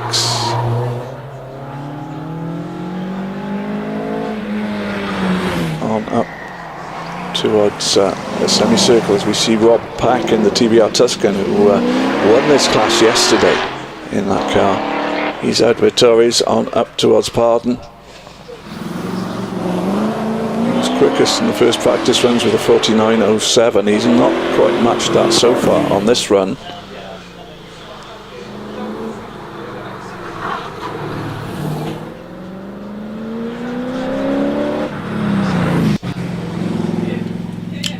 Semicircle, then goes the TBR towards the line. Can he better his 49.07? He matches it exactly to the 100th of a second. He does a second 49.07 practice run, so nothing like a little bit of consistency. As meanwhile, sitting on the start line is Noor Ali in the Toyota MR2. Noor did a 55.85 in this car on the first practice run.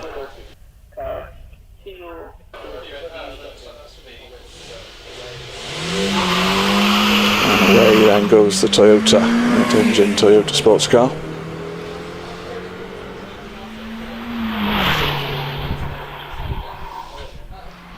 On up towards the Torres into the loop. Behind Noor Ali is Emma Ali in the Mazda MX-5.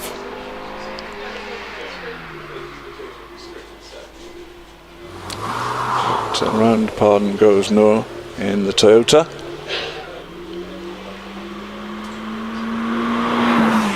So he did a 55.85 on the first practice run.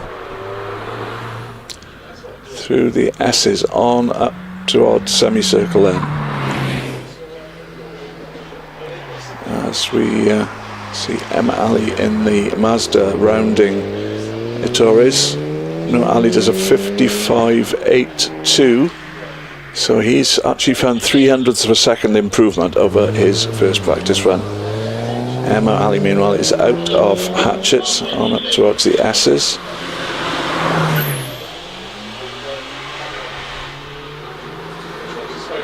And through the S's then goes Emma, looking to improve on her 56.36 on the first practice run. She comes around semicircle up to the line and does a 55.49, so finds in fact very nearly a full second and goes slightly quicker than Noor Ali on the practice. Positions were opposite on the first practice run. Gordon Pierce meanwhile is out there in the Porsche Cayman S.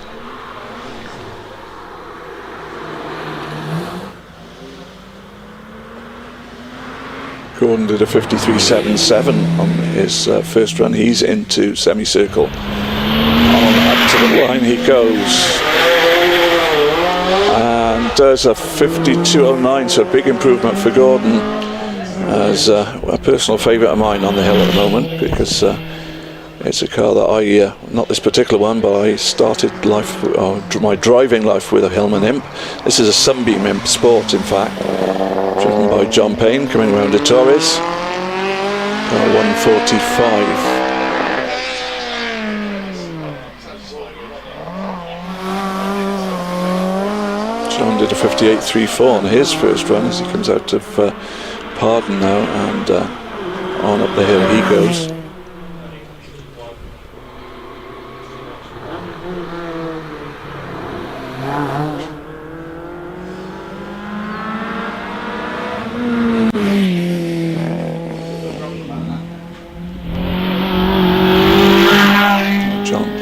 To the finish line does a 58.38, so just 0.04 of a second slower than his first practice run. On the line though is Ian Winnie in the Mazda MX-5. Ian, who did a 62.24 on the first run, just getting him lined up on the start line, and I think we are about ready now for him to head up the hill. Away he goes.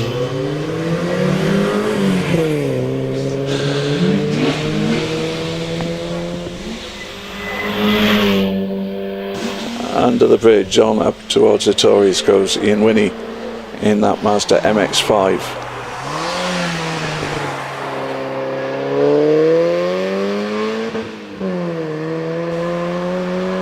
And then away on up towards Pardon.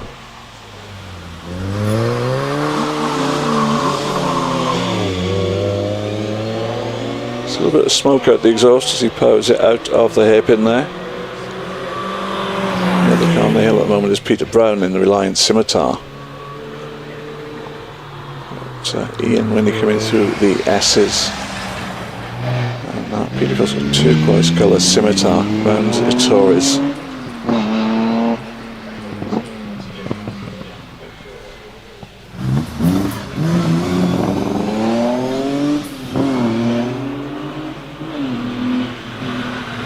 So 63.08 for Ian Winnie, not able to improve on his first practice run of 62.24 as Peter Brown comes through the S's in the Scimitar.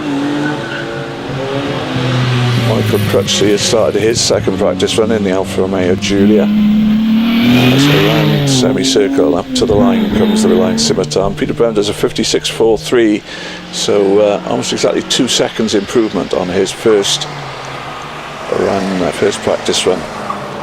You know, that lovely Alpha 3-box saloon Alpha. Michael Crutchley is out of hatchets on up towards Pardon.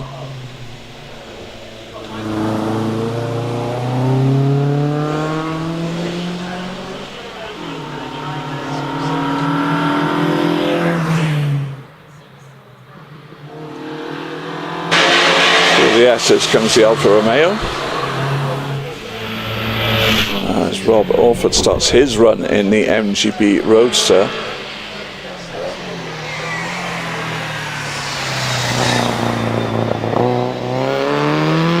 And the Tories for Rob.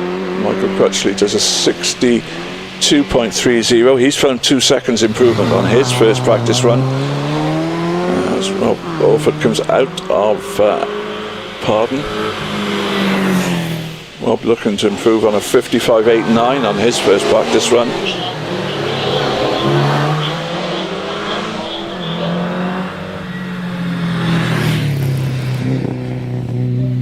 So the MGB Roadster is around semicircle. And there's a 53.56, so over 2 seconds improvement for Rob as we see the TBR Griffith of Steve Mogg going into Pardon. He was third quickest in the first practice runs, but at the moment he appears to be quickest on this second run so far, but still some way to go. Of course, he comes into the S's. Now V8 engine TBR.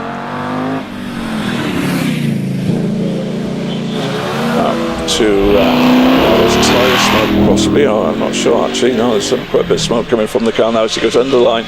Does a 48.31, finds very nearly 2 seconds, and in so doing becomes the quickest car in practice in the Classic Marques Speed Challenge. Ian Bedingfield brings his MG Midget into Torres and away. Ian did a 57 seconds exactly on his first practice run. He's into Pardon now. Out of that second hairpin.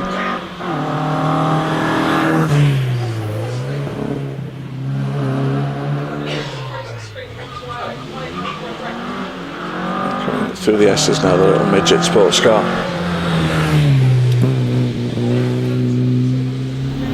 Around semicircle up to the finish line. And a time of 55.74, so he's improved by over a second as Alan Davis makes his way up towards Pardon in his BMW Z4. Alan did a 53.46 in this car earlier on. Up towards the S's and through there, hanging the tail out a little bit there.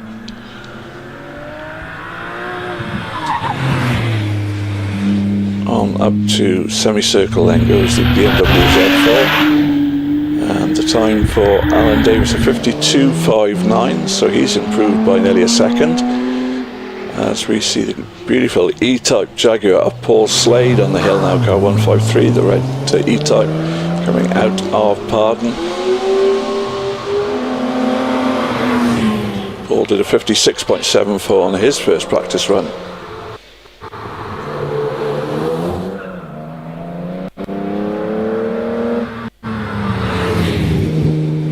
Effort also on the hill at the moment in the Porsche Cayman as the E-Type comes out through semicircle towards the line and does a 55.33, so again, well, more than 3 seconds quicker than his first practice run. As Mark Everett brings the Cayman out of Pardon and on up the hill.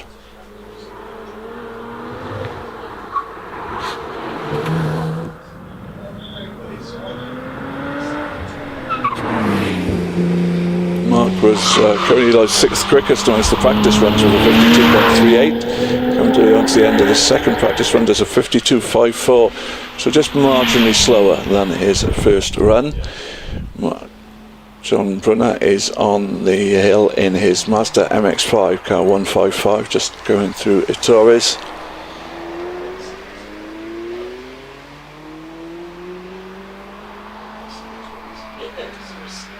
On up towards Hatchett's, then goes the Mazda MX-5. His time was a 62.49 on the first practice run as he comes out of Pardon now. And away goes Martin Nolan in the BMW Z3, car 156. It's under the bridge. On up towards Torres.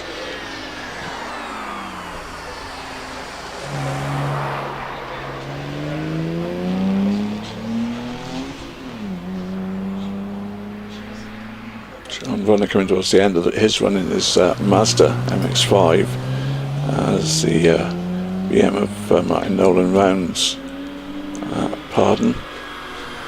And runner's time is 62.55, so just 600 slower than his first run.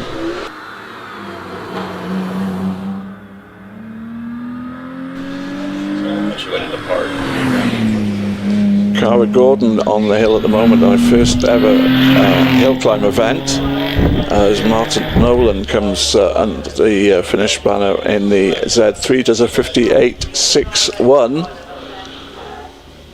and that's an improvement over a second and a half.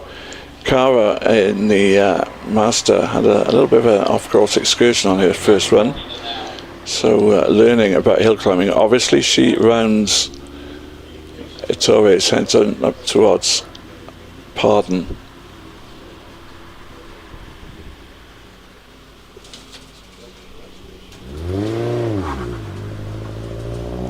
And safely around Pardon this time. On up towards the S's, then goes the Mazda MX-5.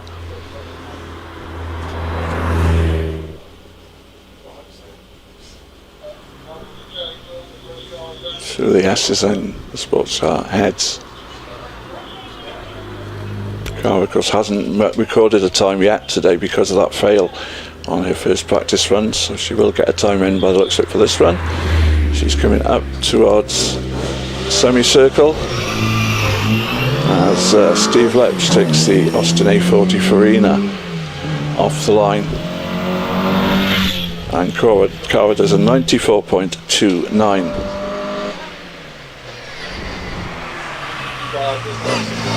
Steve Lepsch is rounding Ettore's in the A40 Farina. And start line we have our Bugatti Type 40 Thomas Dewhurst.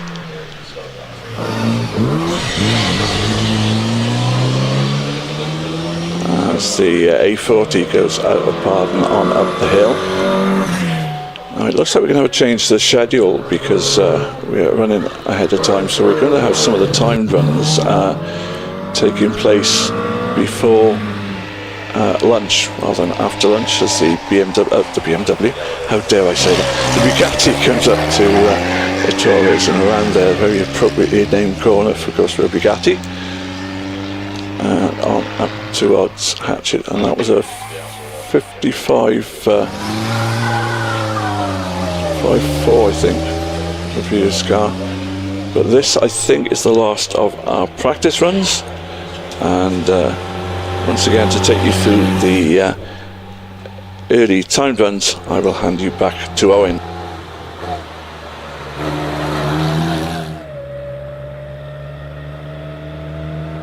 Thank you, Peter. A special announcement. We're changing the plan, so if you're within earshot, please listen to the following message.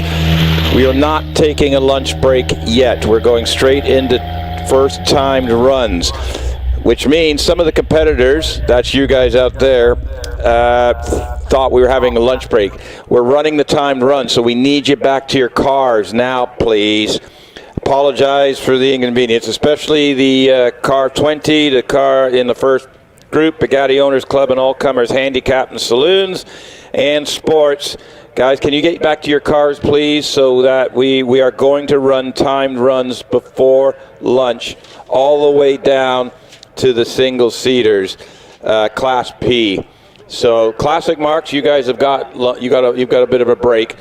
But everyone else, we are running timed runs right now. So can I ask all competitors to get back to your cars and get yourself sorted out for your runs? Thank you.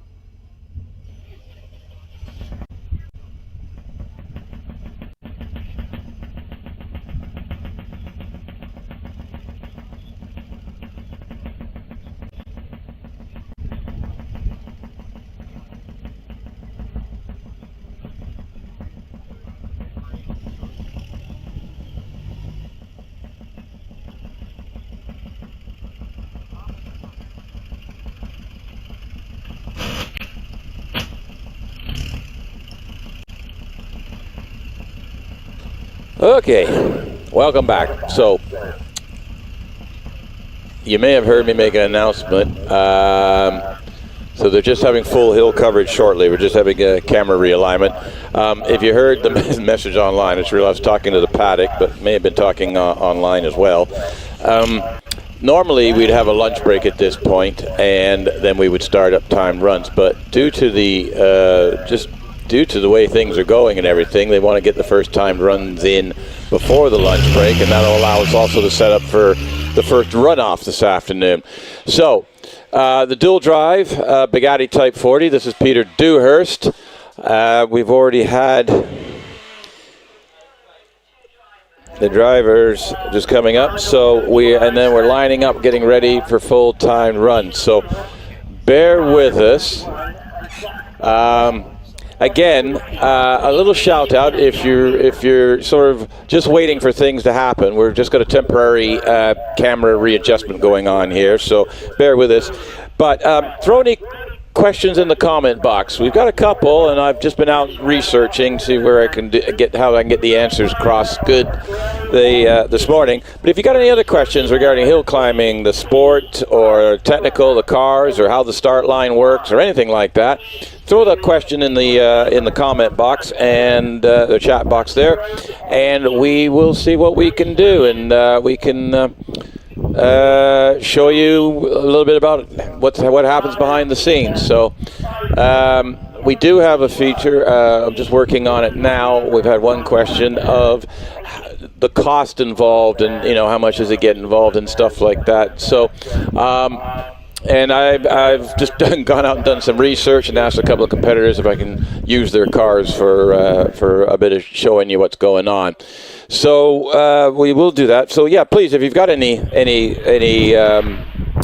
interest, you want to find out, please ask the questions, and we'll see what we can do. So yeah. Also, today we've got a couple of competitors. I think you probably heard already, but Graham Wynn wants us to give a shout out to anybody. He's supporting the Midland Air Ambulance Service, which in the UK is completely voluntarily in chassis. It has nothing to do with the National Health Service or the government. They're all independently run privately. I personally can vouch for Air Ambulance from, unfortunately, a personal experience a dozen plus years ago where they actually saved my stepson's life. And forever grateful for those volunteers and the doctors and the pilots and all the rest of it. So, yeah, so if you happen to see Graham Wynn's car, he's got a QR code on the side of it. If you want to freeze, if you're right here on site, come down to the paddock area. He's got some information. He can tell you all what they do and all the rest of it. And if you are watching online and you'd like to donate something or help out or whatever, find out more about it, there's a QR code on Graham's car, so you'll have to freeze the frame for it. Or there's a website, midlandairambulance.com, and if you go and check those out over there, they can explain what exactly is going on. There are air ambulances all over the country, but Graham is here today promoting the one that actually affects this area of the country where we are actually currently sitting / filming from / racing in. So here's how the new plan is going to go. HillClimb.TV will they're just having some readjusting some things technically. We are going to run first timed runs for all the competitors up to the end of the race cars. We will then take a lunch break for the marshals. We've got to give everybody a break.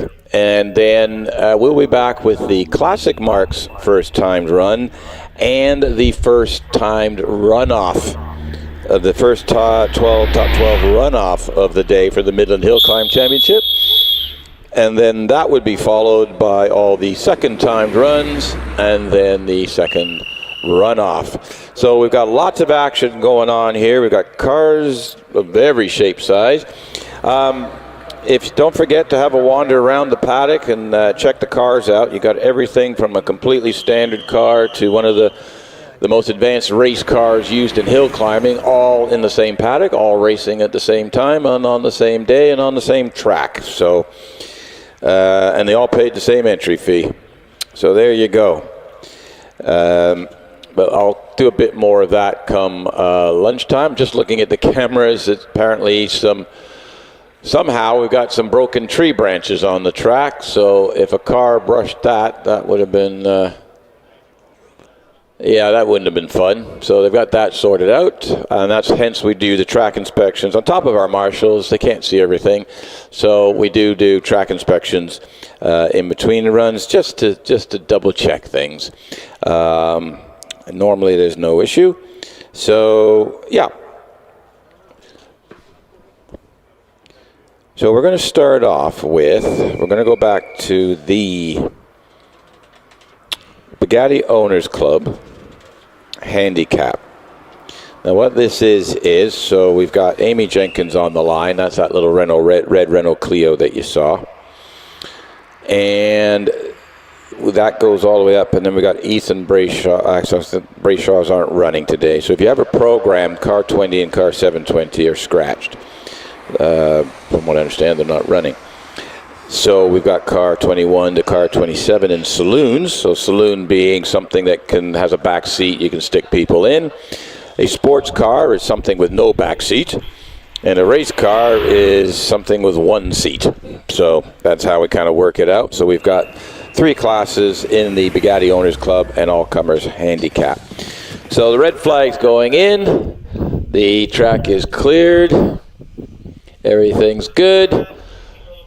Signal from getting the okie dokies, thumbs up, and all the rest of it from control. And he will push a button. There's actually a traffic light system. If you see on your screen, there's a white box there. There's actually a traffic light, and that's got red and green on it. And there goes Amy off the line. You can see that camera sitting right there in your picture. That's the 64-foot timing beacon. And there comes Amy heading into the Ettores. And this is a mildly modified Renault Clio, so it's got a bit of a suspension. The safety equipment is optional in the road-going class. You'll see some cars with no roll cages or anything in it, and you'll see other cars with. It's completely optional. It's a owner-driver preference. On the line, I have David Garnett in the Fiat Abarth 595 Yamaha Factory Racing. Yes, that is the entire title. So this is a handicap class, but we like to have a little bit of fun here. So we're going to look at just flat-out scratch times. Who's going to be the quickest in this bunch without their handicap? So Amy sets the pace at a 55.25. Let's see what David Garnett's got to offer. So he'll head up the hill into Pardon. Around Pardon he goes. Get that left inside rear wheel just up off the ground a bit. And a good little front wheel drive car setup, that's what you want. You want the inside rear wheel just lifting a little bit. So your standard suspension won't do that, but if you have something, more performance oriented, a little bit stiffer and so on and so forth, then yes, that'll do that. So David's heading around center circle right now, coming out the other side, heads across the finish line. It's a flying finish. He's done a 56.49. Next up, we have Neil Brogdon in the Peugeot 205. It's only a 1.6 liter engine, this little Peugeot. It's one of the earliest Peugeot 205s made as well. He built this car about 20 years ago for a saloon car racing series at Castle Coombe, and then it sat in the shed, never got used. He finally brought it back out, put an engine together, and he's doing some hill climbing with it, having a bit of fun, and he's done a 50.64, so they'd be happy with that. He's been having trouble fighting a bunch of gremlins all weekend, so that's a good run. Rob Guttridge in that Twingo 133, a regular competitor here at Prescott. He's already through Pardon, heading up the top of the other side. And Andrew Till in the black Ford Fiesta ST line is on circuit, just coming under bridge, 55 miles an hour, heading through Orchard and down towards the Torres. So Rob Guttridge in the Twingo, which is, I think I prefer the Twingo over the Clio, but I think it's got kind of Clio underpinnings on this car. I don't have my technical expert with me on this one this weekend into the French cars, but anyway, so Rob goes across the line with a 64.11. Next up, Andrew Till. You see him on the screen. So this is all being covered live on HillClimb.TV, by the way, so on the YouTube channel. And that's Andrew Till. And then I've got Andrew Cottrell in his Subaru that's just gone Subaruing off the line. If that is such a thing, I've just called it. But anyway, there you go, Subaruing off the line, and he's 70 miles an hour under the bridge through Orchard, dancing around a bit, but not on the limit of the tires. Andrew Till has done a 55.60.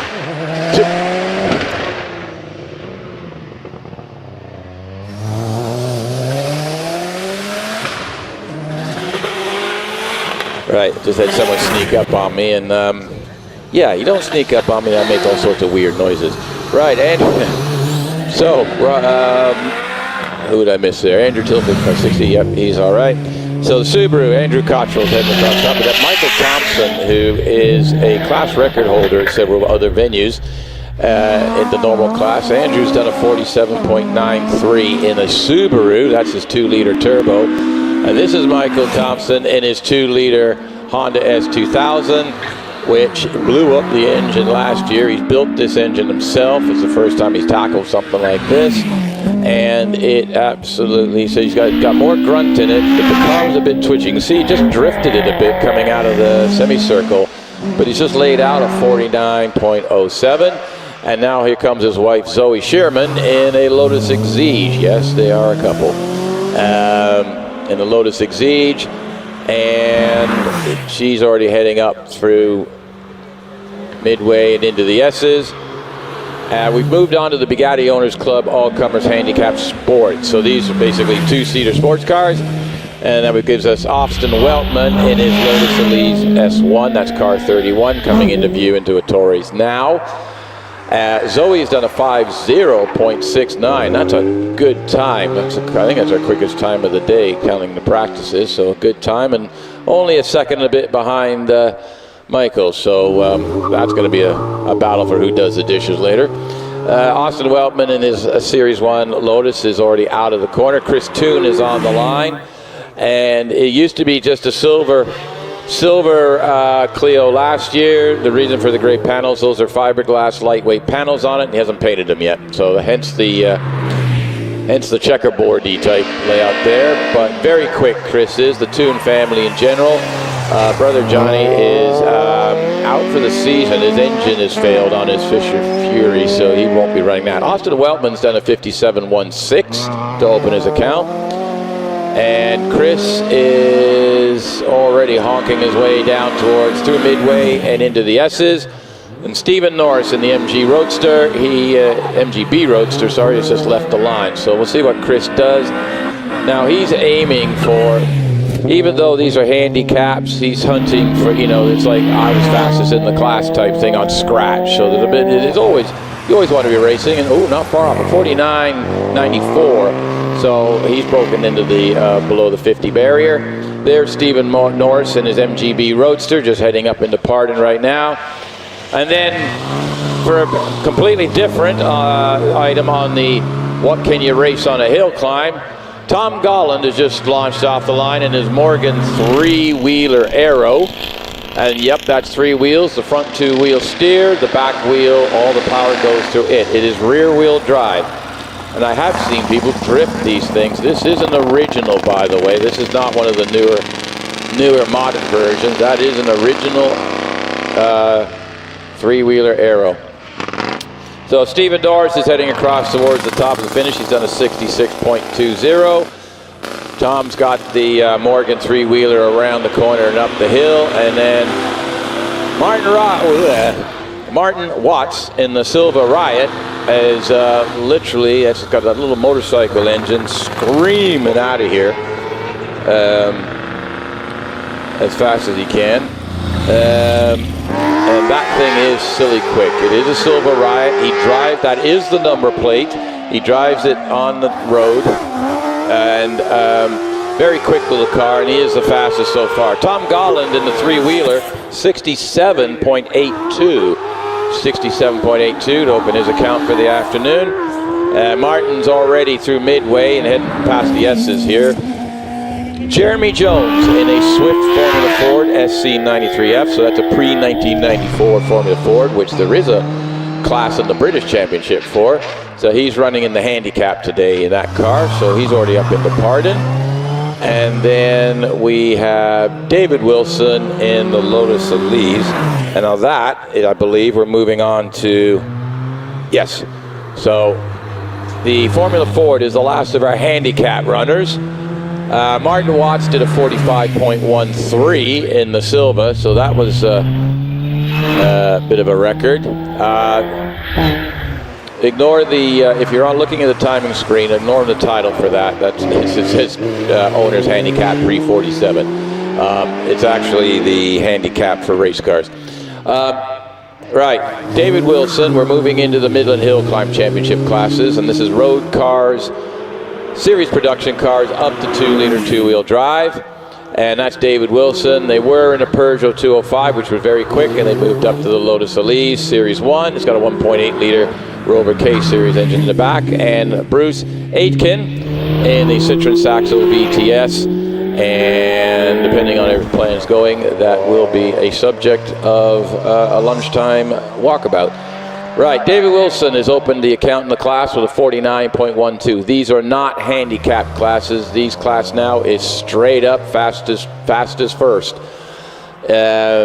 Is the way it works. So Bruce is already through midway and heading for the aces. On the line, I have Richard Pates in the MG ZR 160. And that will be launching in a minute. But Bruce Aitken is already up in the semicircle, heads out the other side. This is a completely standard vehicle, and I'll try to explain more later. It goes across the line with a 55.54. We're just doing a track inspection. Something has piqued the interest of a marshal somewhere, so we said, hold up for a second, we need to check something out. Don't know if that pheasant's made a return. We had if you're just joining us, thank you on behalf of the Bugatti Owners Club and Prescott Hill Climb. Thank you for being here in person, and thank you for tuning in on HillClimb.TV today.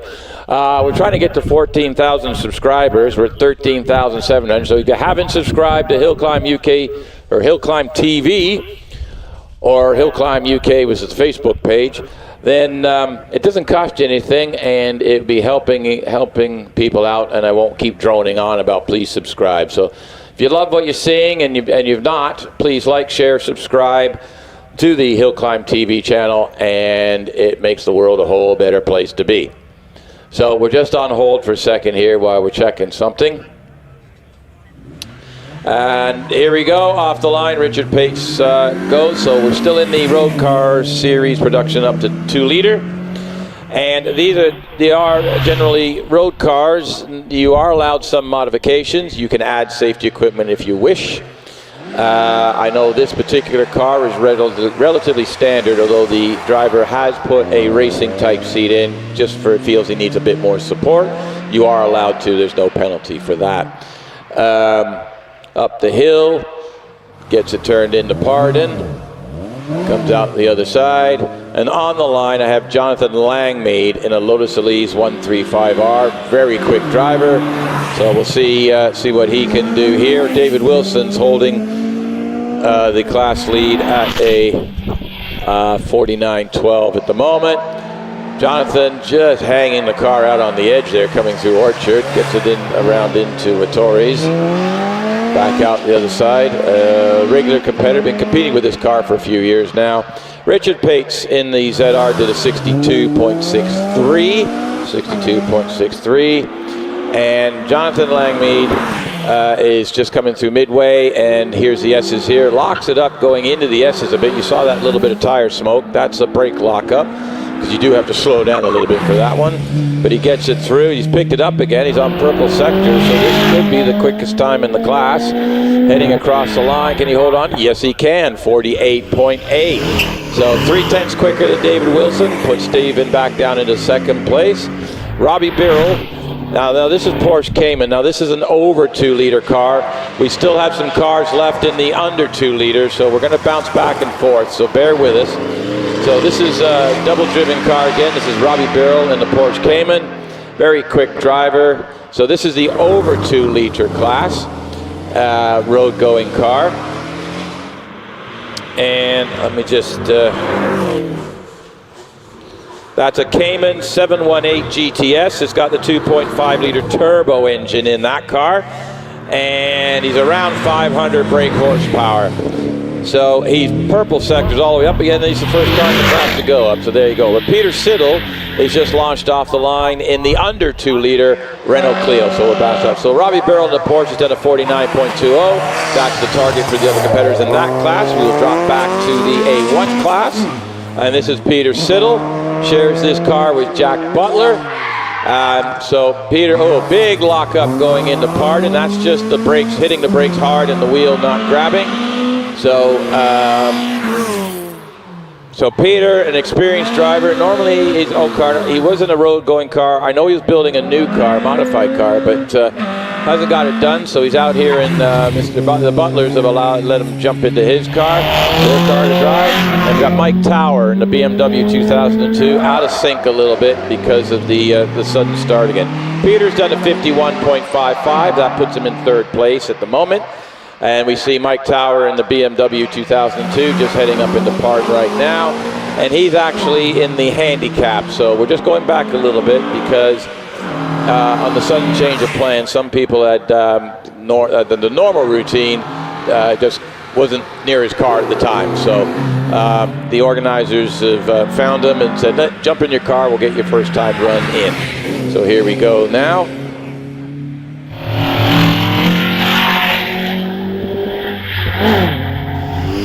I'm being scared again. Hold on a minute.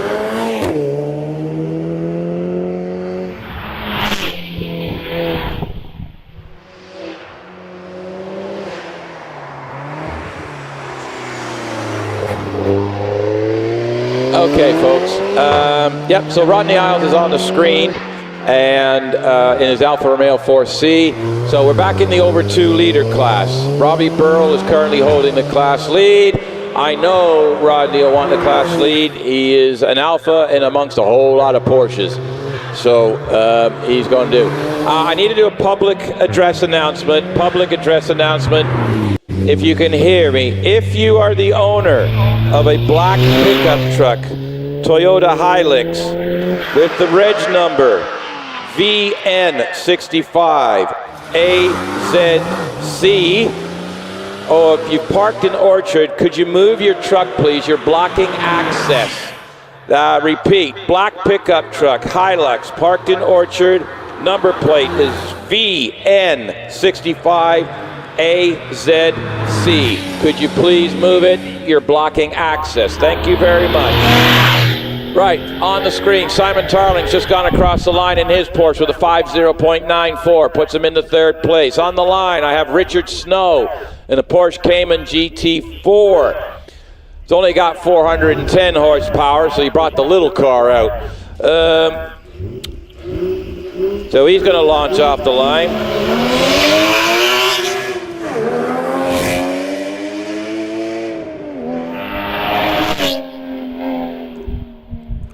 So how that works with the Porsche is, if it's a 981 GT4, has a 3.8-liter engine in it.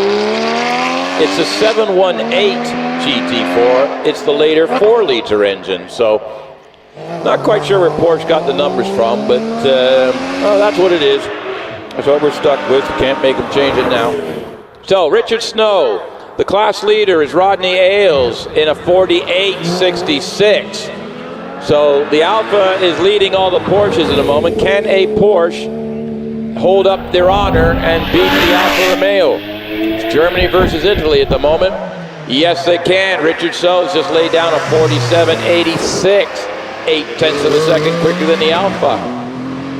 Right, Robert Lancaster Gay in the silver Porsche Cayman GT4 is already into Pardon, heading around the corner. Another regular competitor, very quick driver again.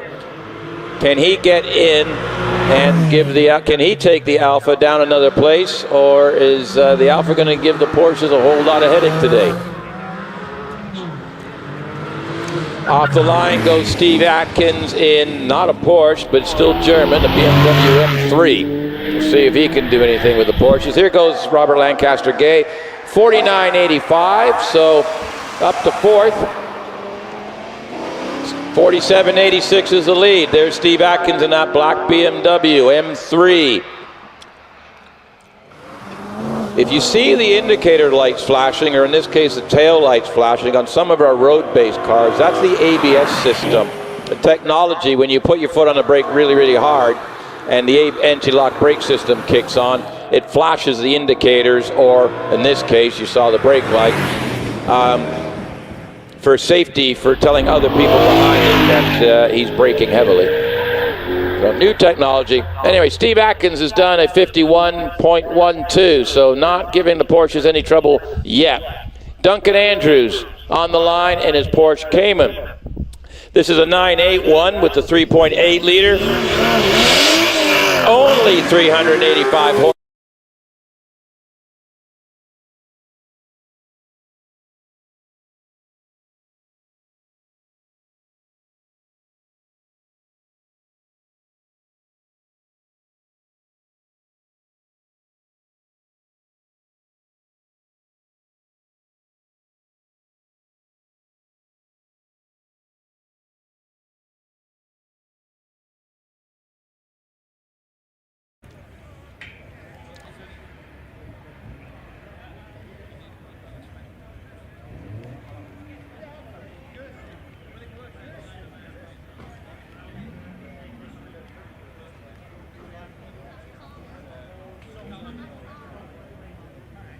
Right, bear with me for a second while I just get all the facts and figures here. So hold on a minute.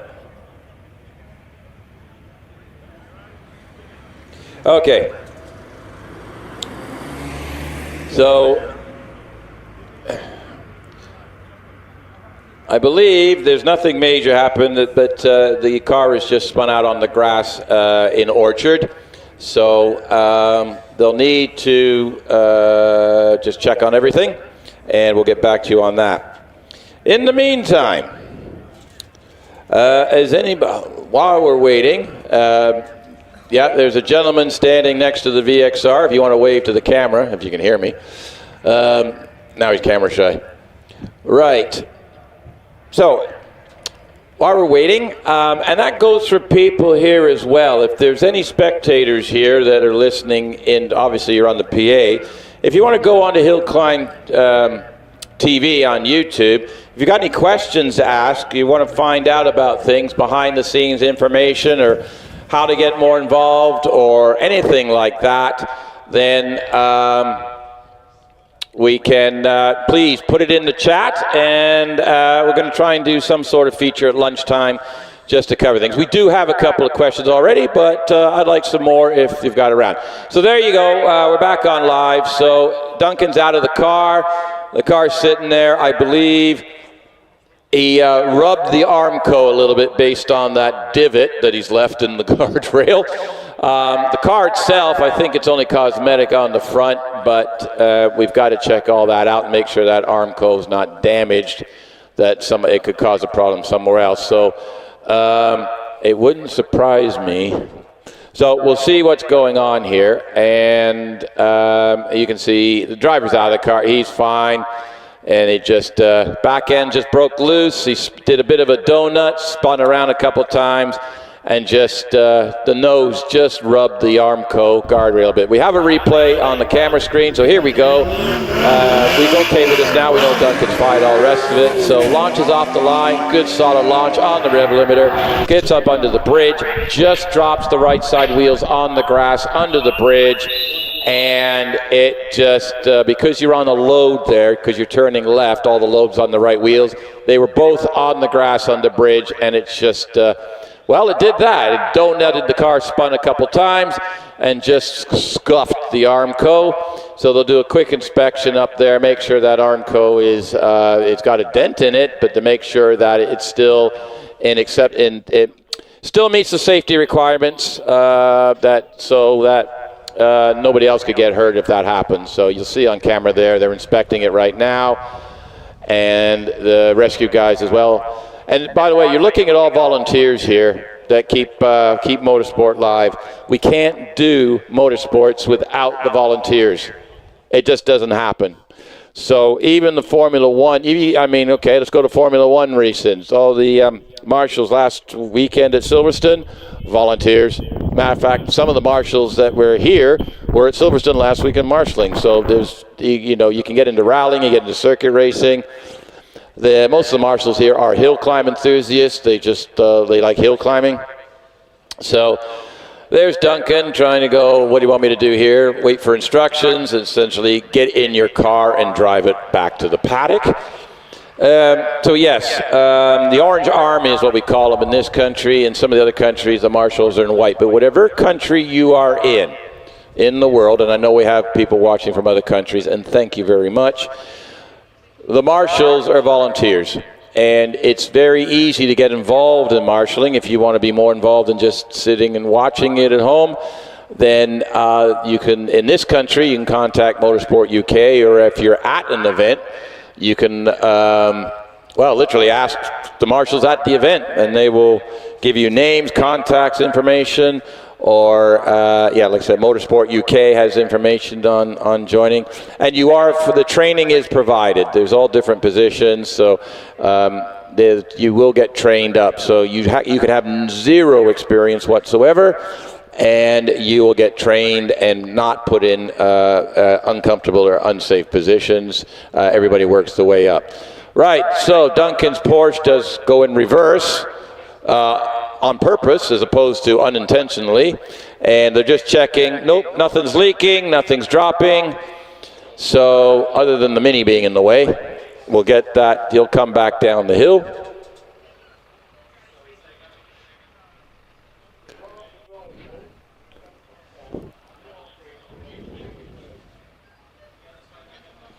So we'll just wait for there. So yeah, all those volunteers, the rescue, the officials, that's one of the clerks of the course inspecting that Armco, and they may have to make a decision on that. That's that has given a bit of a bend, that one.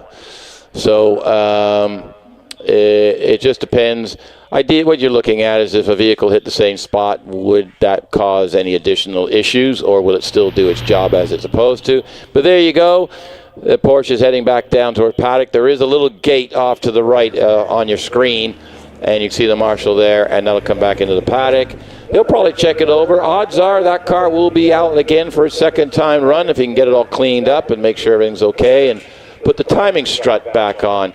You'll notice the front of these cars, they actually have a black timing strut, and I'll talk about that a bit later. So we're just they're just assessing the situation, and they got to make a decision on that. And so we could be into just a wee bit of a delay here.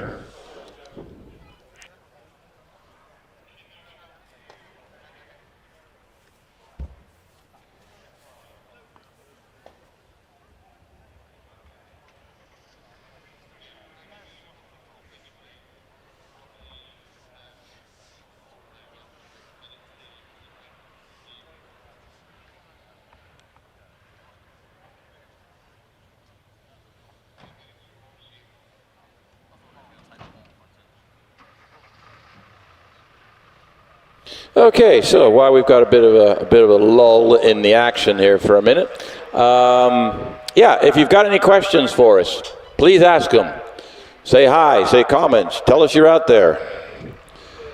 And that will drive Rich nuts, because all of a sudden you'll have to go, oh, hang on a second here, I got to do this, this, this, and this. There are other volunteers involved behind the scenes to make this run. You guys see all the times, because we're competing against the clock. We're competing against the times. But believe it or not, timekeeping is another aspect of motorsports. You need timekeepers, and you need official timekeepers. And we are looking for, if it's something different, interested in keeping track of all the vehicles and the times and all the rest of it, we are looking for timekeepers all around the country. In the UK, we are looking for more timekeepers. So if you have an interest in that, again, Motorsport UK, or there's a couple, you can always send a message to somebody. They'll find something somewhere.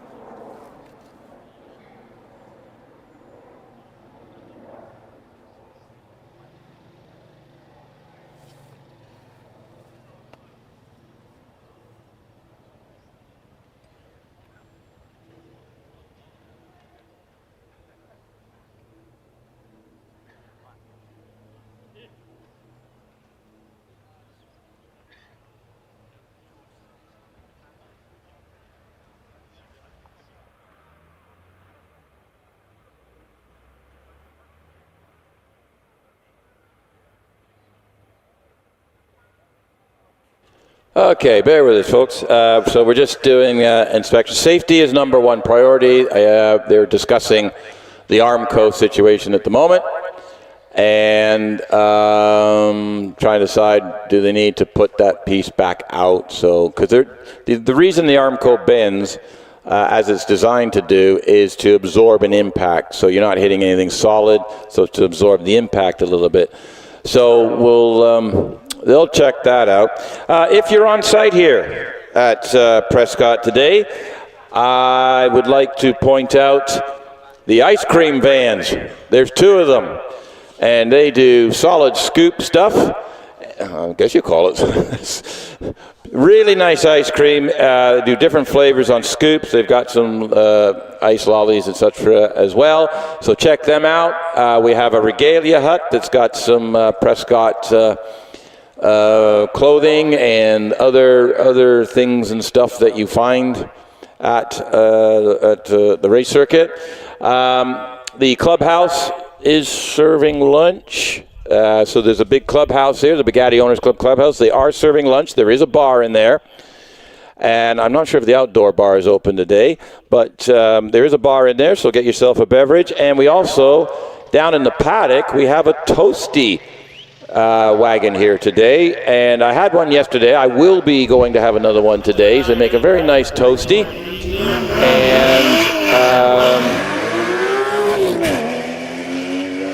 right, I'm just checking on things. Yeah, so we have the toast. There's a replay if you're watching online of what happened again. So I think I'm just going to check on the stats. But anyway, yes, so if you're on site, there's a Toasty thing. It's in an Airstream, an old American, big, shiny, stainless chrome caravan. And they do Toasties down there. So get yourself down there and have one of those. So there's lots to do. I'm just going to check on our situation, and I'll let you know shortly.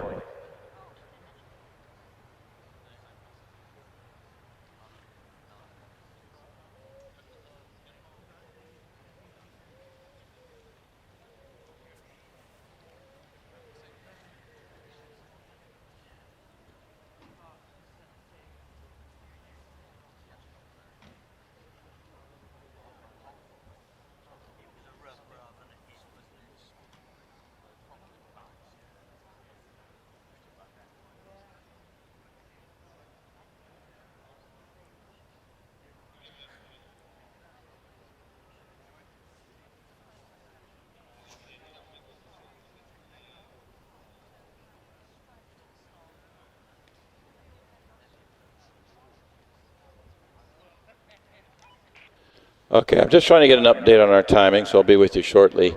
If they need to do a repair, then we may have an early lunch, but I will just advise you shortly on that. In the meantime, yes, there's food. If you want to go for a wander around the paddock, there's all sorts of different cars and make, model. We've got everything from, we've got Graham Wynn's latest spec, Gould GR59W with the all-singing action in the back. That is the same car that Scott Moran shared with Graham last year and took some British Hill Climb Championship wins in across the season. Scott has stepped out of the cockpit of that car, although he drops into a modified rally car of his dad's every now and then. But he is here. Scott is actually helping Graham this weekend. So we've got the latest top British Hill Climb running cars here, all the way down to a completely standard Citroen Saxo and a three-wheeled Morgan Aero. So, and we do have pretty much something for everybody in between all of that. So check out the paddock. The competitors will be happy to have a chat with you. Just enjoy this beautiful British summer Sunday afternoon.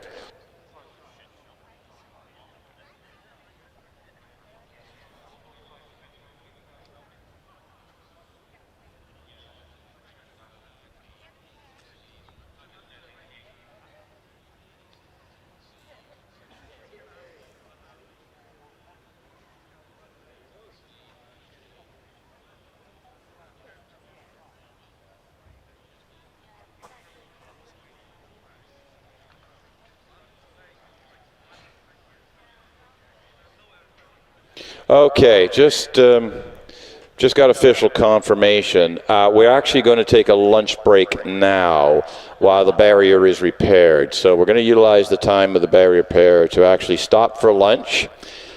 So I believe we will be back on point, back competing again, all going well at 1:45. That's 1:45.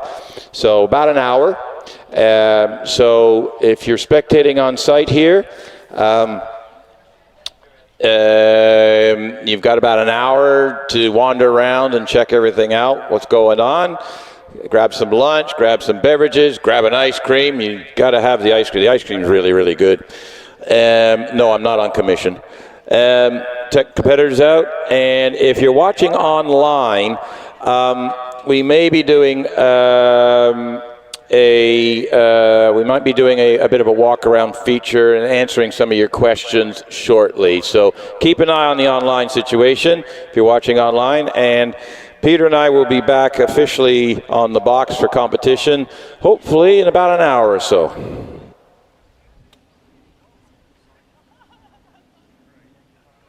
Right, I've just found out that the TV is ready to do now, so we are going to go and have a bit of a wander around the paddock and answer some questions and see what's up. So stay tuned for that.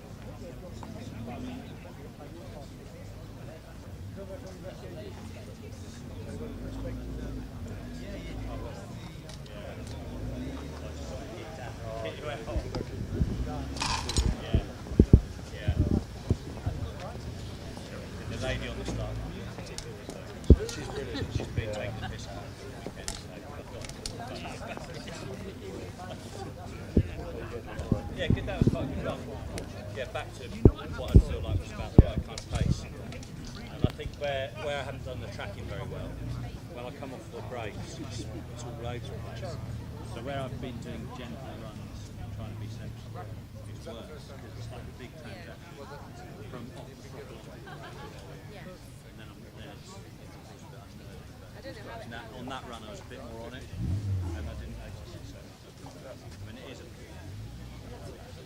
Oh my goodness, this is hot. Yeah.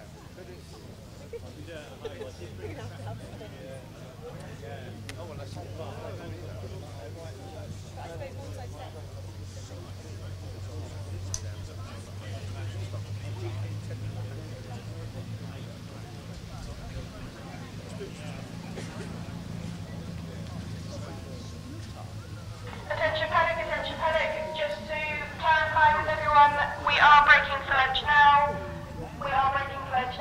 Restart will be 1:45, first few cars that have been paused here. Please have your feet back in your vehicles at 1:40. Thank you.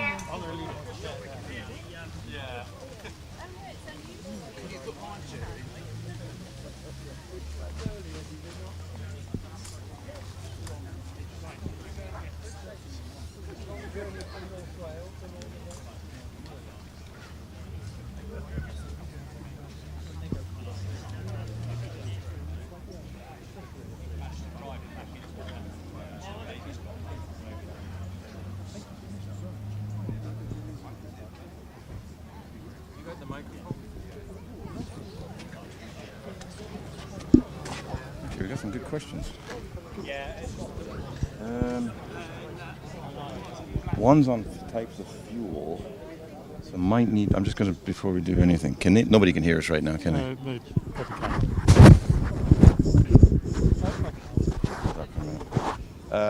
History of pardon. Technology updates might be good to talk to Scott about that. What would drivers do cost no option? That's my chair, I can stay there. I won't push necessarily, I'll just walk behind it. That's right. Well, we'll just do it now anyway, because they just said yes.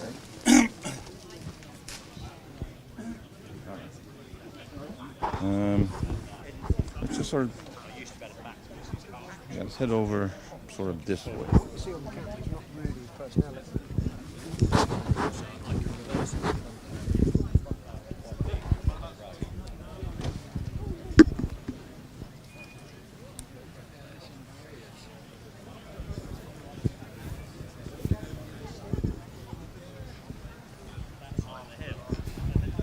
Okay, well, as you can see now, I'm out in the paddock area, and yeah, this is what I look like without, in person, so sorry about that.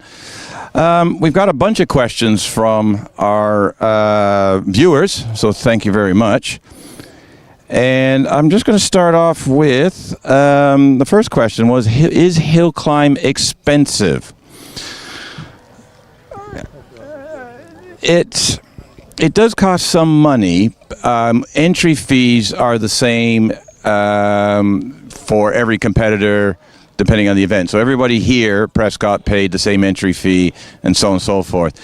Depending on the venue, the entry fees can range from £120 to £190 per event, if you will, whether it's a 1-day or 2-day event. The rest of the cost will be in what kind of vehicle you decide to run in. Now, the great thing about hill climbing is you can actually compete in a vehicle that's completely standard. It can be an older car, it can be a newer car, up to the modified cars.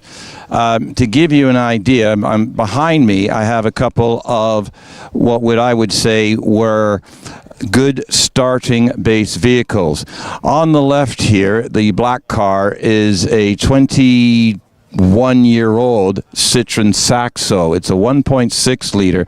The car is completely standard, right down to the driver. I've spoken to him earlier. He has given me permission to do this. That he actually even has the standard seat in. The standard seat he feels is more than comfortable enough and to drive for competition, and he has raced his car for about the last 5 or 6 years, and relatively, other than general maintenance, upkeep and everything else, that's it. Drives it around, drives it to the event, and there's no modifications whatsoever.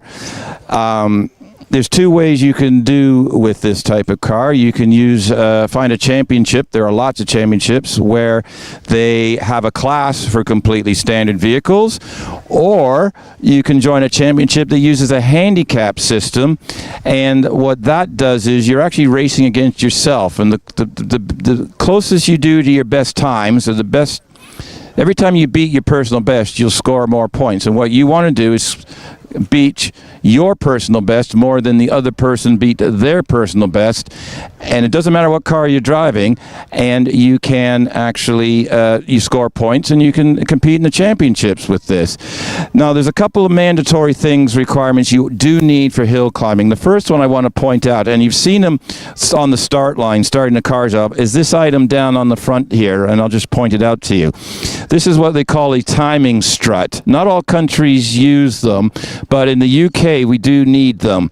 And what this is, it's set out in the rule book, and this is just a piece of aluminium that's just been spray painted black. It has to be matte black, not gloss black, and it's mounted at the front at a certain height, and then most people just use a number plate screw or something to hold it on. That is required. The next thing is a tow, some sort of tow hook. This is a factory part. Most cars have them. They're hidden in the back toolkit, and it's screwed. You take the little cap off and you screw that in. That is required also for competition. Other than that, there's one other thing, and we'll just come around and see if we can look inside the car. And in this case here, you'll see the entire inside of the car is actually standard. Standard seats, standard carpet belts, radio works. The other thing we have to have is a little sticker by the key, and my cameraman will just come around here and show you. By the key, we just have to have a sign on there that says off. Okay, so that tells the marshals that they come over to the car, because there's all different types of cars. That just makes it clear that they just need to turn that off if the car is still running. Other than that, you see, and there's a tow hook on the back as well. Thank you, sir. And there's a little tow hook on the back, and you'll see it's identified with a marking of some descript. That is the minimum you need to go hill climbing. And if you can pick up a little car like this, a little lightweight car like this, you can just come out and have a good time. Moving on a little bit, now I said there's a road going class. So at this point, let's say you've got your standard car and you're going, you know what, I'd like to do a little bit more to it. Same class of car, we're just going to look over here. But this one here, if we look inside, it'll drive my cameraman nuts a minute. He actually has half a roll cage and a racing seat, but the car itself is still completely full interior and everything else. Under the bonnet, everything is standard. Except he's allowed in the rules, he's just changed to a cone air filter and changed the air filter, but that's about it. Everything else is as it was from the factory. Again, you'll see down in the front the timing strut and the towing eye, and that's all you need. From there, it's strictly your choice of vehicle. We'll look at some race cars later on, but you start off with, I mean, you can still find 500-pound cars. They might need a little maintenance and things. And then we can go up to £250,000. So it just depends on what mood you're in and how big your credit card is that day. So we thank you very much for that question. Moving on to the next question that I'm now trying to look at without my glasses is... Right, someone asked you, this is going to be a bit of a fun one. Don't you run off, Simon. Some people have asked, some of our, I'm going to ask this gang over here. If you see here, this is the laid-back sport of hill climbing. And some of our viewers has asked the question, what car, if you had a choice of any car, what car would you drive racing? Now, I know I'm going to get the standard, well, I've got the car I'd like to race and drive. But let's say the budget was, well, you don't have one. So you can spend whatever money you want. I'm going to wind up my ice cream eaters over here. By the way, you can't hear me here, but if you get to Prescott, check out the ice cream. What? So Paul, what kind of car? If you weren't racing the car you were racing, what kind of car would you get? Radical. You'd get a Radical. Any particular Radical? Yes, any of them. Really. Any Radical. You'd like to go to a Radical. Okay. Fair choice. Okay. Currently, you're driving the yeah. Westfield. I knew that. I was testing myself. That's Paul in the Westfield. So he would move up to a Radical. Let's check his co-driver, Simon, who's usually... Why does Simon always go quicker than you? Oh, because he's more experienced. Not all the time, by the way. Not all the time. But I've known these two for a while, and every time I see them, Simon suddenly pulls his finger out on the second run and does something silly, doesn't he? By the way. HillClimb.TV. All right. There you go. So this is live television. Right. Yes, probably my last ever thing. Is never going to do it again. Simon, what kind of car would you use if you didn't have the Westfield? Stick with that. I'm not safe in anything else. So you'd stick with the Westfield. Yeah. You love the car. That's what you do. Right. I'll get back to your ice cream. Right. Coming over here. So got some more Caterham / Westfield drivers over here. So what would you, sir? What would you drive if you didn't drive this? What would you go for? I'm not sure if my wife is watching this, but... you have... It doesn't cost your wife a penny. Unlimited budget. Yeah, I'd probably go for a Lotus Elan, actually. Oh, a Lotus Elan. The old one or new one? Old one. Oh, an old classic Elan. Yeah. Oh, okay. Didn't expect that one. Yeah. Okay, that's an interesting choice. Interesting. What about you, sir? I'm quite happy with the Caterham that I have now. You have the car you would buy and race. You already have it. Excellent. And your wife knows about it. Sorry? You've had it 22 years. You couldn't get rid of it if you wanted to. Got another Caterham driver over here. I hope he's a Caterham driver. It says Caterham on his shirt. What kind of... Would you change the car of choice, sir? Yeah, I would. What would you go with? I'd change that blue one there for a Hayabusa engine Caterham. So you'd stick with the Caterham style, but you'd like a motorcycle engine and the sequential gearbox and the whole bit? Yes. Ah. Okay. Interesting. So I think it would be. I'm going to go ask some other people some torture questions. I'll let you get on with things. Oh, sorry. Well, yeah, that's me. All right. Being as somebody else is paying for this, what would you go for? An Austin 7, an old one. Original or modified for motorsport version? Modified. Nice choice. Interesting choice. Nice choice. Wasn't expecting that. Well, I hope one day somebody supplies that under the old Christmas tree for you. Right. Moving on. Let's have a look up here a bit. It'd be interesting to ask the Porsche drivers what exactly they would drive here. So I'm wandering up here. Some people are seeing me coming. Some others haven't seen me coming yet. Right. As you can see, folks, you saw it online. It is all online here. This is Duncan Andrews. You can see nothing. We're actually talking to the our viewers. They've had some questions today. One of the questions was, what would the drivers drive if budget was unlimited? And I've had some interesting answers so far. So obviously I've got the Porsche Collective up here. So what would you drive if you didn't have, if you could have anything and you're going, oh, I'm going to go hill climbing. It won't cost me a penny because someone else is paying for it all. What kind of car would you go for? Porsche GT4 RS Manthey Racing. Ooh, I happen to know what that is. That is a Porsche with an attitude problem, that car. This is your man, because he's ordered one. Indeed. Have you really? Yes, I have. And I'd have a GT2 RS, the 9912. Yes. It's got 650 horsepower, just be point and shoot. It's a very fantastic car. So you're actually buying your dream car for hill climbing?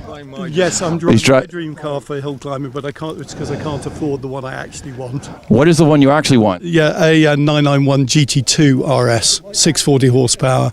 They're about £400,000. So sorry, but you were paying. I was paying, so I can't argue with that. That's actually cost more than the Gould top. Cheaper to run. Cheaper to run, yes.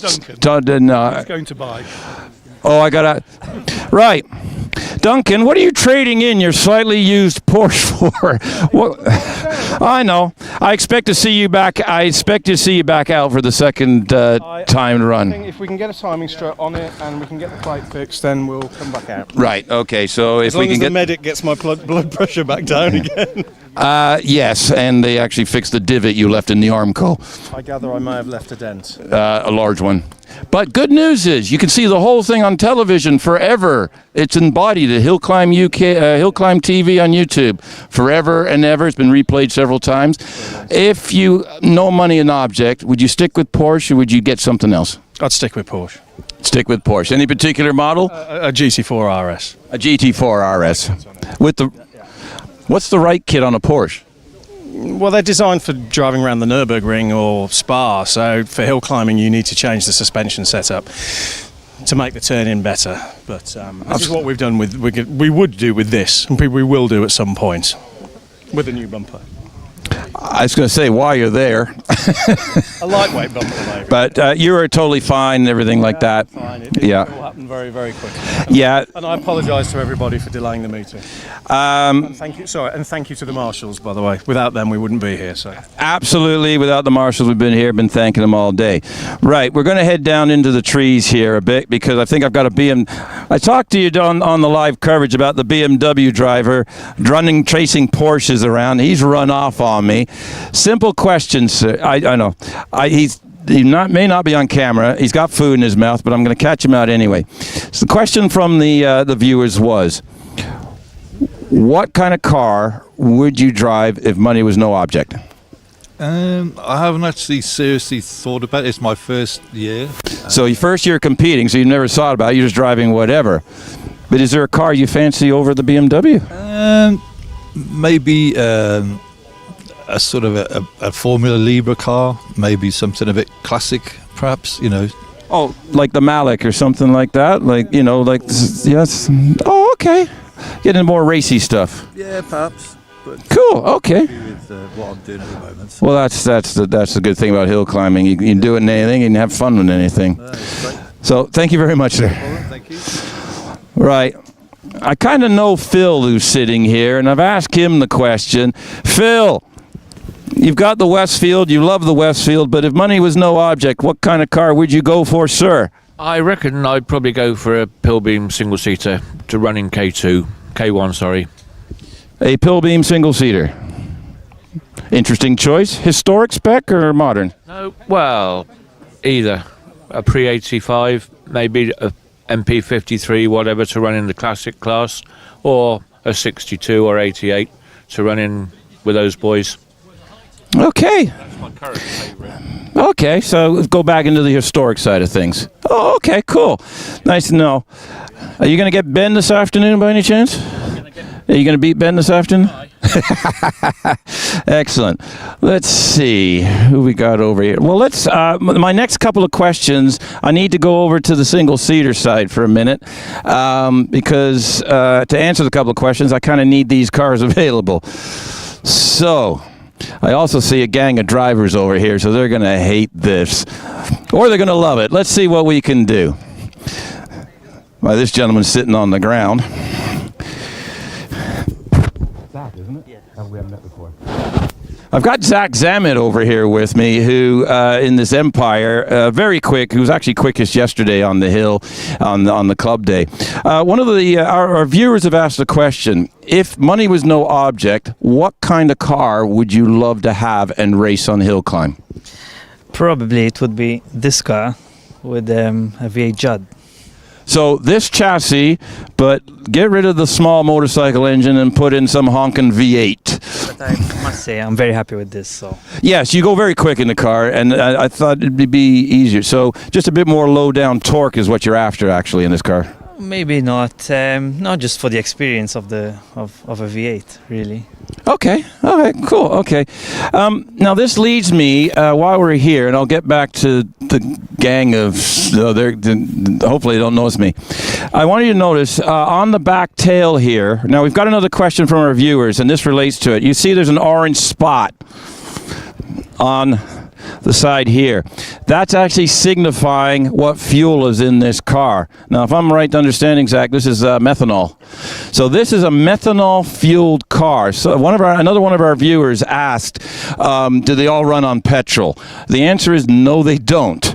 The road cars generally have to run on a high octane petrol. So in this country, we can get to 99 octane. Your Shell V Power is 97 actually. Esso makes a 99. BP I think is 97. So the higher octane, and what that does, it reduces premature detonation in race engines.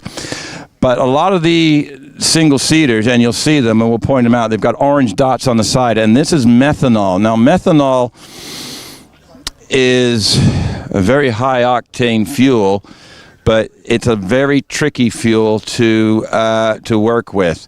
It eats rubber, so it's high maintenance. They have to clean the system out and the tanks out after use on every weekend. So this car, the whole fuel system will be drained after it's run today. Is that correct? And we'll run it on petrol.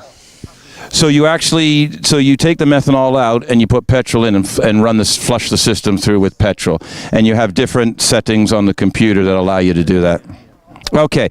Because methanol, if you leave it sitting in a tank, it'll actually eat the rubber, eat everything else, and just makes a right mess. But what it allows is for higher horsepower. We can tune the engines higher, finite, and the fuel won't prematurely, like it won't overheat and explode. So it'll tolerate more heat until the point where we want it to ignite. So you'll see a lot of these cars are now running methanol. Now, the safety issue about methanol is if the car catches fire, you cannot see the fuel burning. It doesn't have flames. It has a haze, a heat haze to it. So we do have to have safety in place on the hill. The marshals have to have water fire extinguishers in addition to the normal foam and powdered ones to combat any, just in case any fire. But other than that, maintained properly, the methanol does give a few more horsepowers. Do you know the difference? Have you got any idea between the high fuel and methanol, what the power difference is? Well, I've only ever run this setup on methanol, but when we had the 1600, we were on petrol and moved to methanol. It was about 30 horsepower and 40 foot-pounds torque. Okay, so the fuel alone, remapped and everything to make it work right, it actually is a power increase. Well, there you go. So you'll see more and more of these things. So anytime you see a car with an orange dot on it, on the side, on the wing, on each side, it is required. That's a methanol car. We'll check with a couple of other people shortly about the fuel. But thank you, Zach, for your time. Welcome. Thank you. Right, going over to the discussion over here. Everybody's running off on me. No. I have a couple of questions from viewers, and we're just asking questions in general of drivers and others. The question is, if you had your choice of any race car or any car that you would, your dream car of hill climbing, what would it be? A Dallara. I think it would be that. Seriously, it would be that car. This car here. That is your dream car, the Predator, the GWR Predator. Or a Raptor equivalent. A Raptor equivalent. Which engine would you go for? The V10. The V10. Did that actually have a V10 in the back of it? Heart Arrows V10. For an ex-Formula One engine. Wow. But it's not there now. No, the gearbox and paddle shift stuff was a challenge back. Right. Okay. So technology's moved on a bit. So this car here, which you see on camera right now, had a Hart Arrows Formula One V10 engine in it as its original hill climb engine. A lot of the older hill climb cars were ex-Formula One bits and pieces. There was some ex-IndyCar, and the 2.65 liter Cosworth engine that I think Alex Summers runs is an ex-IndyCar engine. So IndyCar, the single-seater world and everything, stuff migrates into hill climbing. So it's interesting.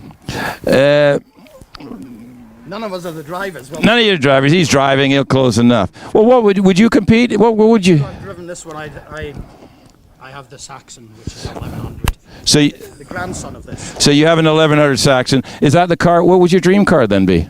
Well, this one. That one.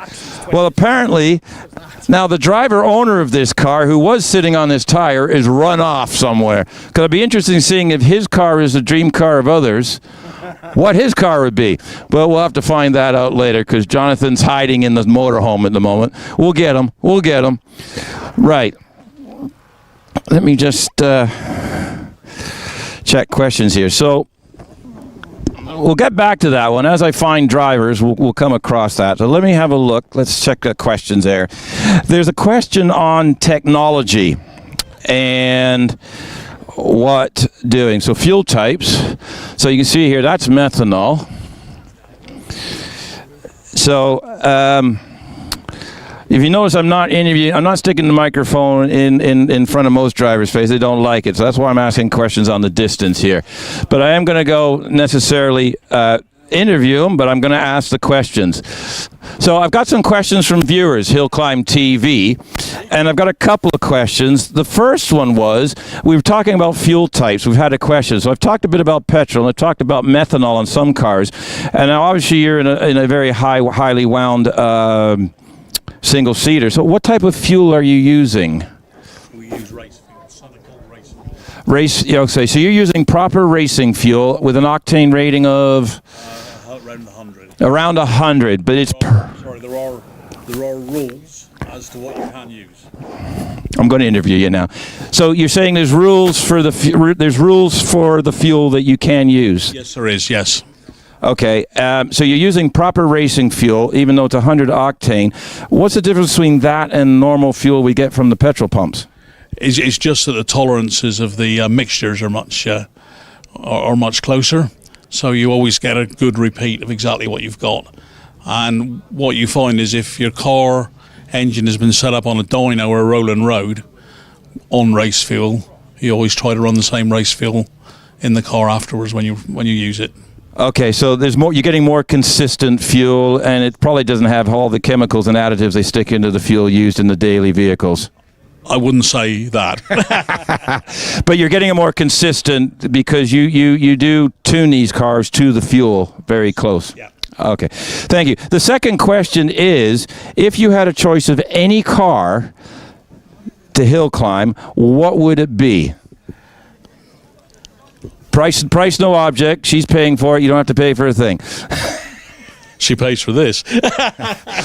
Okay, let's say someone else bought you a car. What would be your dream car? I'd most probably like a Gould. A Gould, the GR59 or something like that. Would you go with the big engine or stick with the little engine? Oh, if I'm having it given to me, I'll go for the big engine. Gould with the full fat. Everything I could have. Right, okay. Thank you very much. Good luck this afternoon. Right.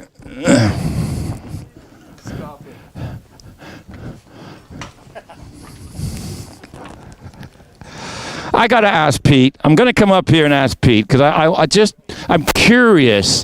This is Pete Tatum, and he's had a bit of adventure. He actually had an issue with the car. He loaded up the car yesterday, drove an hour and a half to a workshop, spent about 3 hours. Did you get it done in 3 hours? I did get it done. Got it done in 3 hours. Had to take the car apart, access repair that couldn't be done at the track, repaired said repair, and you're back here this morning, and is the car 100% and you're 100% today? Yes. Did you get any sleep at all? Yeah, I was back here by 7. Yeah. Back here by 7, so you made it for the evening thing. Yep. Right. And you run methanol. You run methanol on your cars. That was one of the questions. The second question was, if you had a choice of any hill climb car, anything that you would like to race, somebody else paid for it, you don't have to pay for it all, but you had what would be your dream hill climb race car? Am I allowed to sell it? No. Otherwise, give me one of them really expensive Bugattis. I'll flog it and get something decent. Okay, let's say you sold the car to you don't have to generate the money. I'm giving you the money. I'm buying you said things. So you'd have. You are awkward. What would it be? What would be your car? I think in my dreams, it's got to be a V8. You know. So you want to go the big car? Yeah. Would you put a V8 behind this, or you'd get the bigger chassis? It'd be lovely to have V8 in this. Yeah. Any V8. I mean, you've got to look at Scott's car and Alex's car, and any. This with a V8, they'd all be lovely. Just that feeling of having that much power.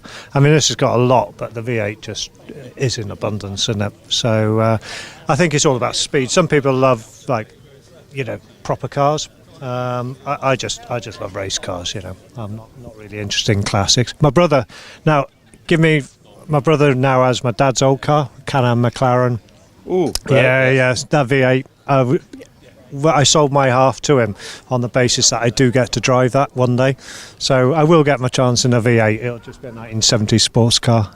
So one day's not here yet. No, I'm letting him. Well, he's rather annoying because he's pretty good, my brother, and he's just took out first time and got the hill record at Harewood in his class, and he's pretty good. So, there's no danger of me showing him up, but I'd like maybe Shelsley, where my dad's ashes are, go up there in his old car. That would be my dream. There we go. There's my dream car, and that'll happen one day as well. So. We'll look forward to that day. Yeah, Good luck. Yeah. He's there at Nostalgia next weekend, so I don't know if you're going, but the old Can-Am McLaren will be there, and a lot of people know it and love it. So we'll keep an eye out for it. Thank you, Pete. No worries. Nice to see you. Right. So there you go. Family history of hill climb, and a lot of hill climbers do get our second generation, third generation, and so on and so forth. Now everyone else is kind of going to run and hide on me. You heard a couple of people say they like the Gould, the latest car. And what you're staring at right now is Graham Wins, and this is the car that Scott Moran has driven the last couple of seasons. Scott obviously now has retired for the moment from that, but he is here today. I was hoping to catch up with him because he could probably tell us some of the next question I got, and that's some technical advancements, and he would actually know. So I'll see if I can hunt him down. But this is the latest, the piece of kit. If you're looking for a weapon to be competitive in the British Hill Climb Championship, well, there it is. It's got the 4-liter Judd engine in the back. It's the GR59 with updates on it, and it is just, one of these, I think in the top 5 in the British Hill Climb Championship, 4 of the cars are this. Alex Summers is obviously with the DJ Fire Storm and the smaller engine. He's got a lighter weight package, but he's given the big Gould cars a bit of a run for their money this year. He's leading the championship currently, so we'll wait and see. Now, any other questions? Let me go over another question I can find. Now, I've had a question. Actually, we do have another question.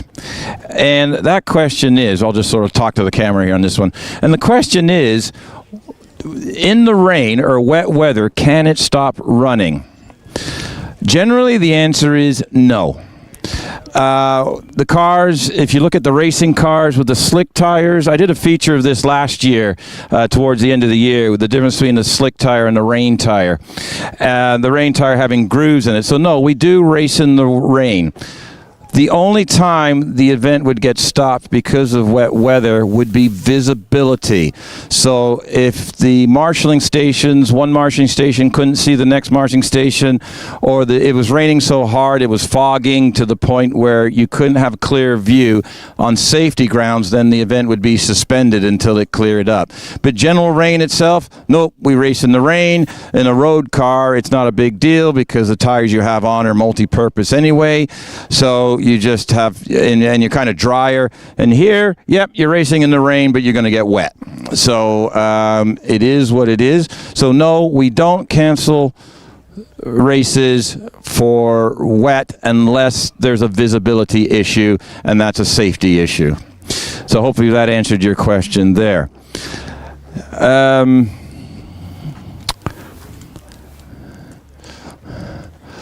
Everybody's run away from me at the moment. So, time at the front of this trailer if you want to continue. No black one.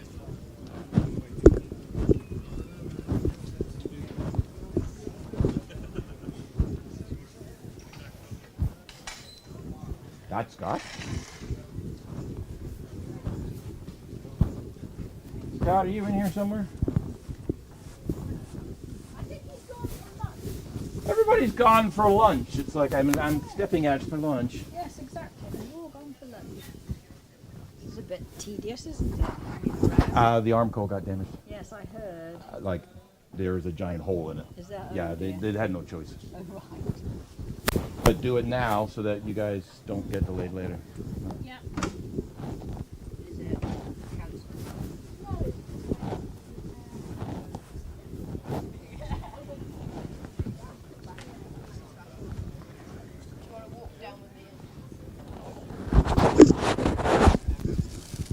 Right, I'm just going to have a chat with Tom quickly.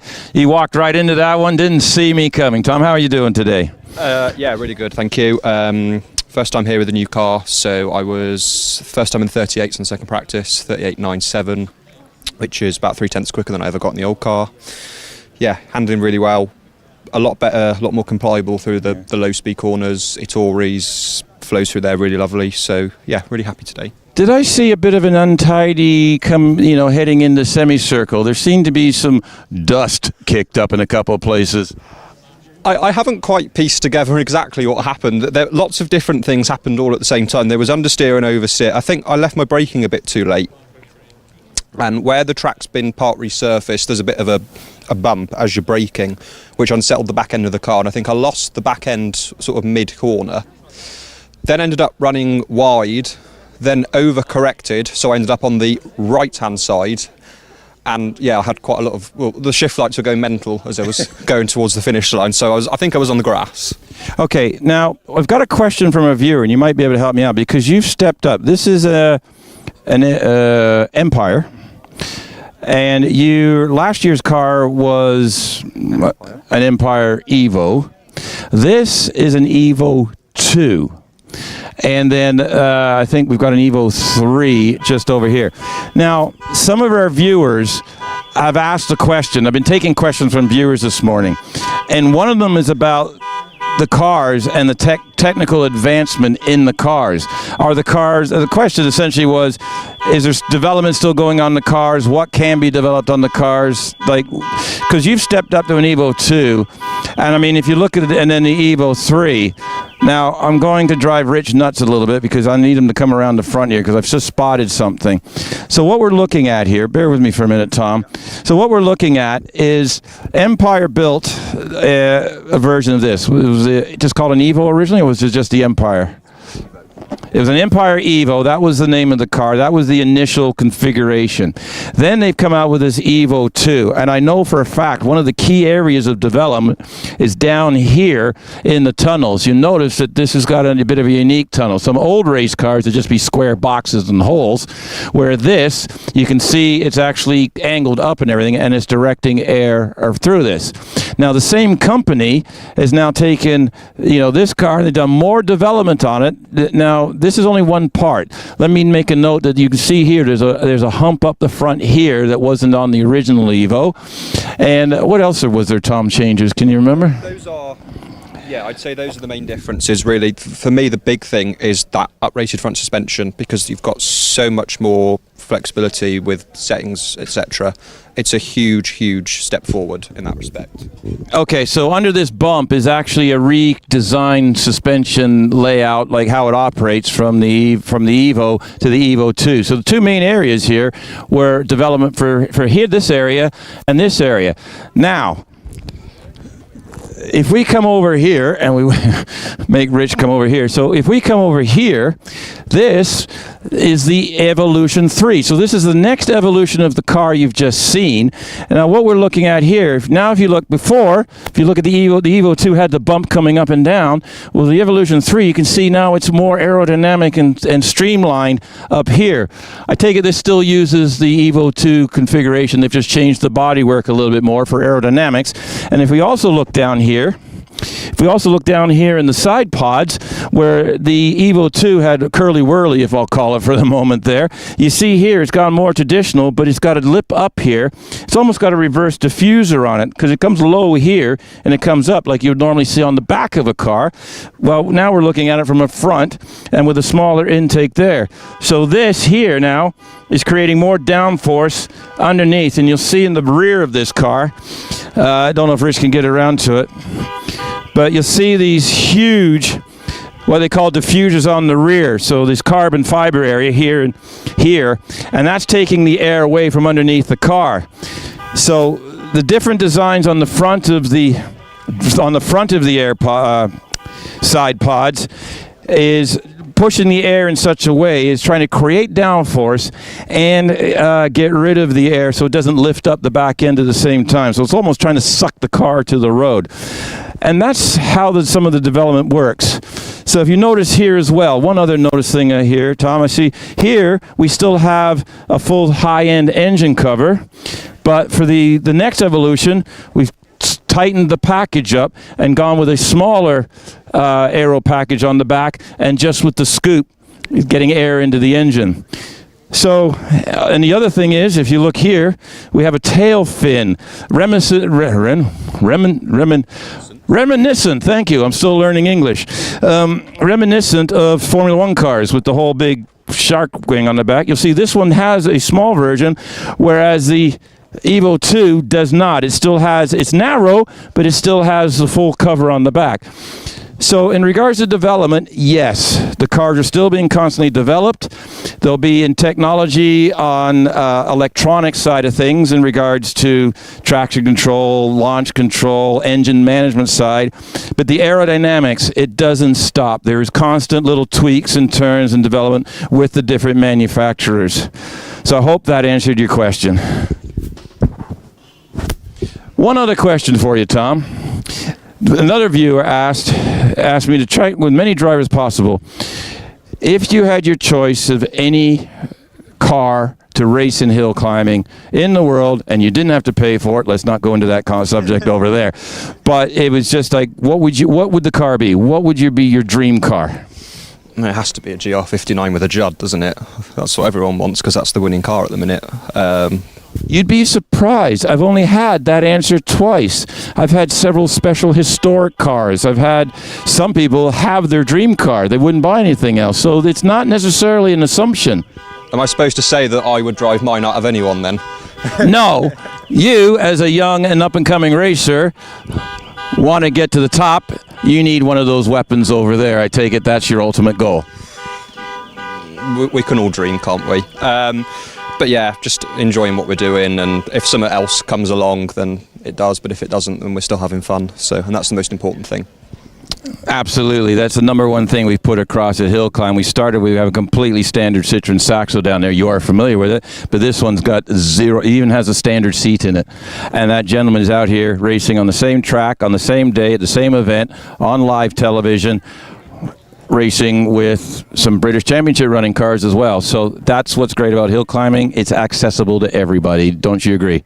Yeah, absolutely. And obviously there's the three of us racing now, although Lizzie's not here today, but she obviously has her own Saxo. And then hopefully we've still got the Formula 4 tucked away, which is what I first started in. So hopefully maybe next year for her to have a little go in that as well. So yeah, absolutely. That is one of the brilliant things. It is so accessible. Yeah, just to clarify, Tom's dad, Richard, and Tom actually shared his car. Now, Richard's got an injury and he can't drive the car at the moment, which he's grumpy about. But he will be back in the car. So Tom has moved up to this car, and his sister Lizzie is running in a road car class Citroen Saxo as a place to start, and is getting experience behind the wheel. Thank you very much for your time. I appreciate it.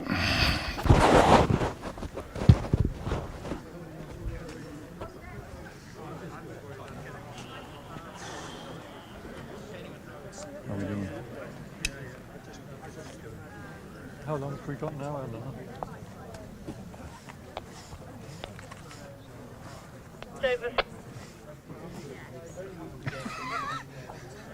Okay. I just heard over.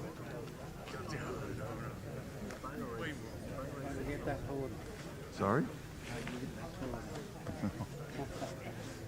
We got about 15 minutes unless we got a problem. Is this okay by the way? Yeah, good. What are you streamlining? HillClimb.TV on YouTube. On YouTube, yep. You're live right now. When you find it, you'll like it. Subscribe to it. Okay, let's take a different approach to some of the questions here. We're going to head over to a couple of historic racers, and I don't mean the drivers, I meant the cars. And it'd be interesting to see what their dream cars, because they are probably driving already. We've got this beautiful Tiga on the left, which is an old Formula 2 car, if I remember correctly, and then we've got this classic looking. This is a Repco Brabham, so Formula 2, Formula 1 in the 60s. That's what it is. Gentlemen, HillClimb.TV here. We've had some of our viewers we've took a series of questions and asked about questions like, what can I ask the drivers? And one of the questions is, if money was no object, let's say I gave you the car of your dreams for hill climbing, what would it be? So I'm gonna try and go around here. So I'll come up here first. I won't put you on mic if you don't want to, but you can tell me what would you be your dream hill climb car, sir? I think some form of MG, probably a 160 TF, modified a bit. A modified MG TF 160. Oh, okay. That is something different. There were several running here yesterday, funny enough. And you currently are involved with the Tiga. Yes, I do the tires. You do the tire. You're the tire man for the Tiga, so the MGF. Right. You must be the driver, said Tiga. We're the two drivers. You're two drivers. I can never tell the difference because you keep wearing... We're both good looking. Oh. You notice I'm not wearing either pair of my glasses at the moment. I can't see anything. Anyway, if you didn't have, what would you be your dream car? And it can be the car you've got, because two people actually have. No, this is my dream car. It took me forever to get it. What would you go with, sir? I think this is brilliant. This car, it's good. So you've got the car that you're happy to race at an age that I don't think I could be able to drive anything better. Well, forget all that. What car would you like to have in your garage to go hill climbing? Hill climbing car garage.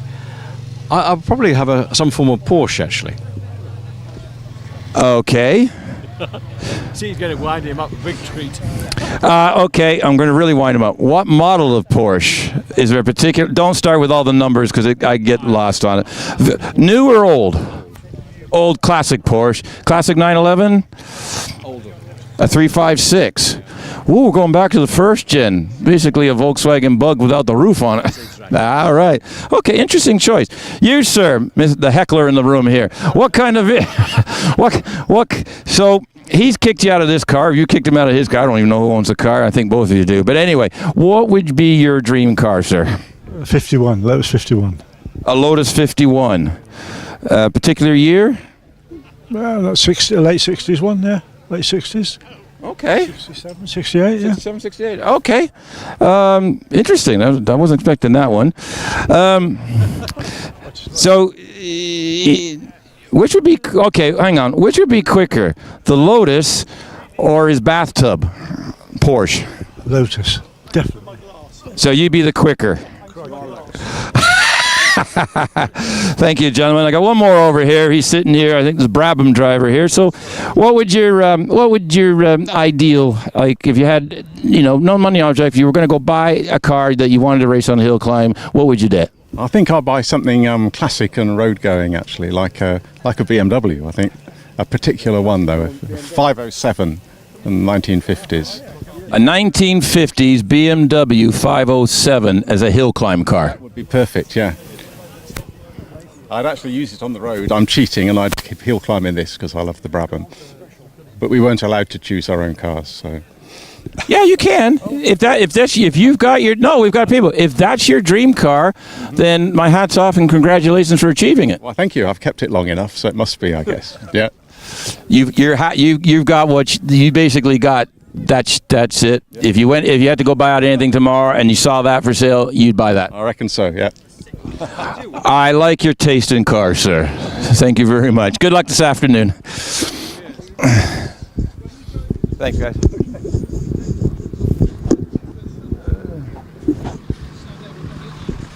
Now, just to going from one extreme to another, on camera, you actually see a Toyota Yaris GR and a Volkswagen Golf R. Now, this is where modern technology has gotten to. We've looked at historic and everything, simple, and the modified cars. But what you're looking at, this is a Toyota Yaris, which is, an economy car, but not this one. This is a special edition. There's a bunch of them running around. People have them, and they do use them. And what it is, it's a 1.6 liter. It's turbocharged. It's got 230-ish horsepower. It's four-wheel drive. It's got all the technology on it, and you can just buy this off the showroom, although I think this is a limited edition one. And this car here is pretty much unmodified completely. And then we move to this black Golf R. It's 2-liter turbocharged, four-wheel drive. This has a couple of modified on it. If you look at the front brakes, the brakes are bigger than the wheels on my rally car. And this is a heavier car than the Toyota, but it has a bit more power than the Toyota. So these two cars are actually quite instantly matched. But this is what you get. The technology is, and the technology for these cars was developed from motorsports. So all the fancy stuff from Formula One and all the engineering stuff that it came in, like you look at the top single-seater cars now, they have launch control and traction control. Now what I mean by that is when it goes off the line, it won't spin the wheels. The engine gets cut, the computer does magic things. And the traction control does the same thing when it's coming out of the corners, so they can put their foot down and it'll grab and go. But the technology that we've got on the race cars and all this type of thing, you get it off the street now. It's developed, and here these cars are two pieces of evidence from two manufacturers that show where the technology that was developed in motorsport ends up in your daily driver car, of all things. So just another example of what can show up at a hill climb.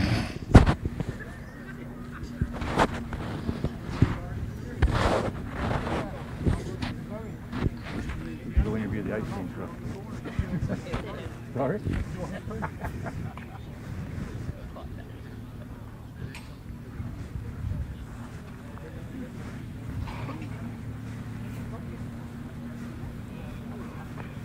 Cause a domestic dispute. I don't want to do that.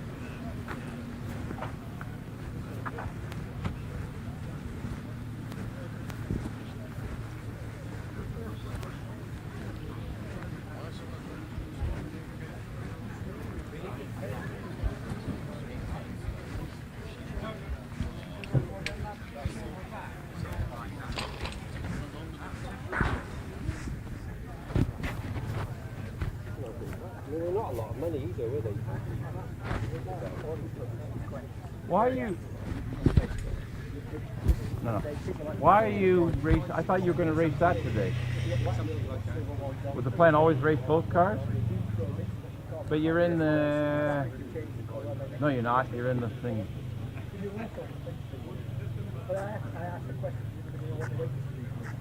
I just want to tell because we're trying. I've had a lot of questions and thingies, so I'm going to try the husband and wife thing. I won't interview you. Where's he gone? I'm just over here. They don't want to be on camera, or they are. They'll sit in the background and pretend. And I talked to it on commentary. This is Michael Thompson's car, which is a Honda S2000, and this is Zoe Sherman's car, which is a Lotus Elite Exige. Lotus Exige, I will get in trouble for it. She can't see me from a distance. Now, this is a husband and wife team. And it's like, I thought two of them driving one car to another car. Nope, they are competing against each other in their own separate cars. And they're smiling doing it. They're currently 1-2 in the class, I think, after the first time runs. But Zoe loves her Exige. Michael loves his Honda S2000. And this is where it makes a family sport. And, that thing's got a lot of tailpipes. Anyway, that's got a lot of tailpipes. Yes, that's a BMW Estate M5, and yes, it went up the hill. I talked to the viewers earlier about the fact you can run anything except commercial. So I just wanted to show you this type of thing. Michael's a mechanic. He looks after his car, and he's just rebuilt his engine, and it seems to be going well. And Zoe, but they race against each other in their own cars. So I don't know where they stack all this on the driveway. Is this your daily driver? No, that's not. I know that's not. So, but it's just to point out, it can be a family affair. That's what hill climbing is all about. You got father and son, daughter and mother and daughter. We got a mother and a son-in-law here this afternoon racing in the car. And we've got husband and wife team. Sometimes they share the car. Sometimes it's like, forget it. You're quicker than me. Go get your own car. And that's what we're kind of about. So looks like we are just starting to get prepared to return to competition. So I think we're going to end our paddock walk here. And we're going to take a short break, and then hopefully the live action will be in approximately 5 to 10 minutes, I would say. That will be back live again. So you might see just some footage of the paddock area. I'm going to sign off for now. Thank you for listening to the ramblings. I hope we answered your questions, and we'll be back on for live competition shortly.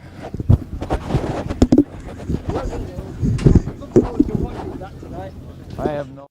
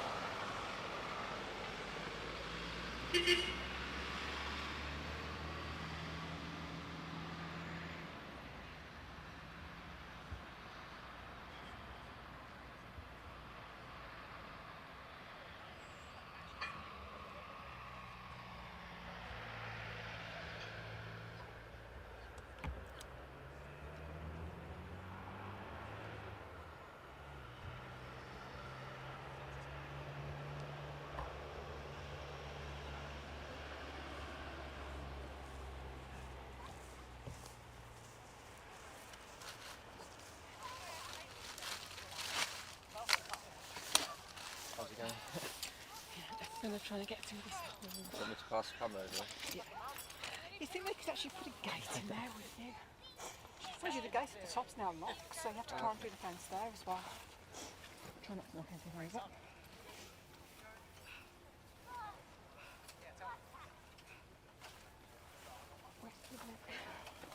Thank you. She's telling me it's very discriminatory, isn't it? It's not exactly inclusive. It just needs a, well, yeah, it needs a gate. Or a style. Yeah, or a gate. Because there's gates around, all around, isn't it? Nobody goes to them. This is the official way the photographer's supposed to go. Yeah. This isn't a shortcut, we just like decided to.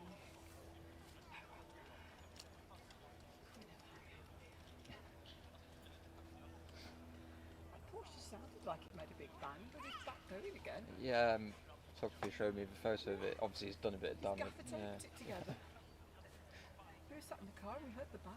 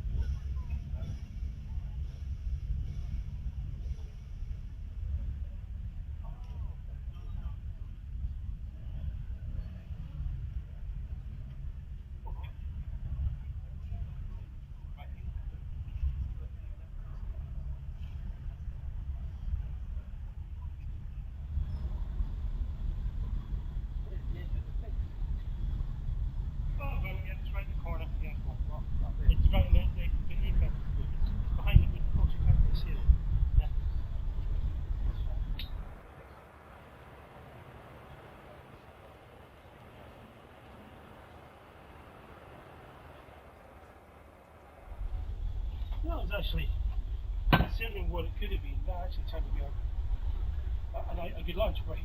Yeah. That was alright. Yeah. Where was that? You know, we went mountain biking that once and we ended up in Newton. What was that little track we went down? That was up the side of the hill, wasn't it? Private thing. Was it private? Yeah. And we were absolutely gunning it down there. Yeah. I go down.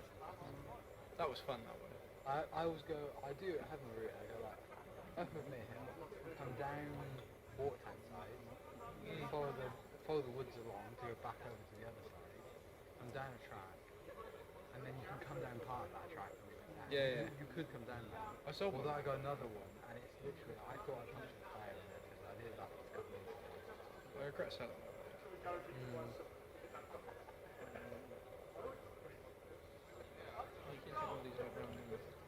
It's just the using it, because I spent £1,300. I was like, if I had a car, I'd probably go down to the mountain bike centre all the time. Yeah. Yeah, if I was back more, I'd do a lot. I'd try to take it up from Liverpool, nothing there. Too flat.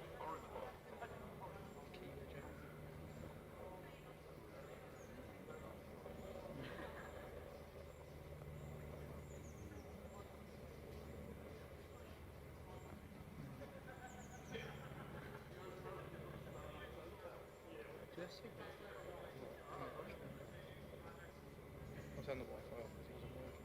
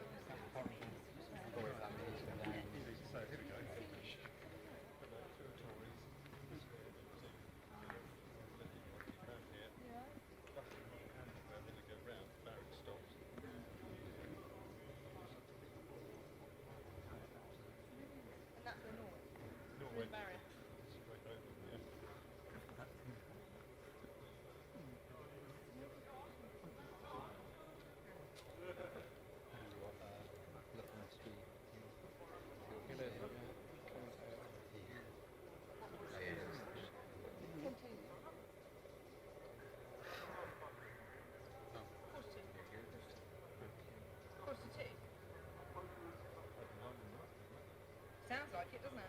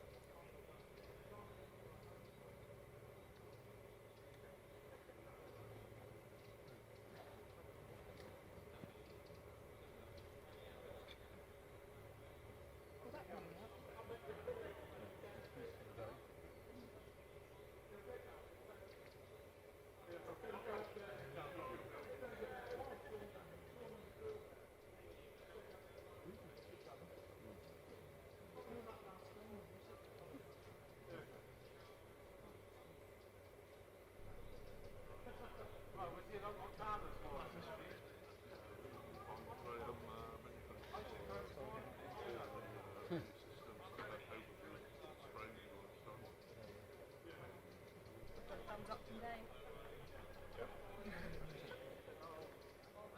I could say anything and it would get thumbs up. How was he manage that? It's pretty much the same as that.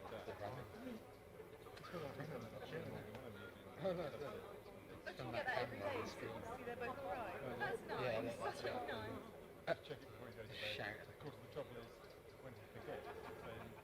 Panic station. Yeah. What literally that you can afford. Yeah. No.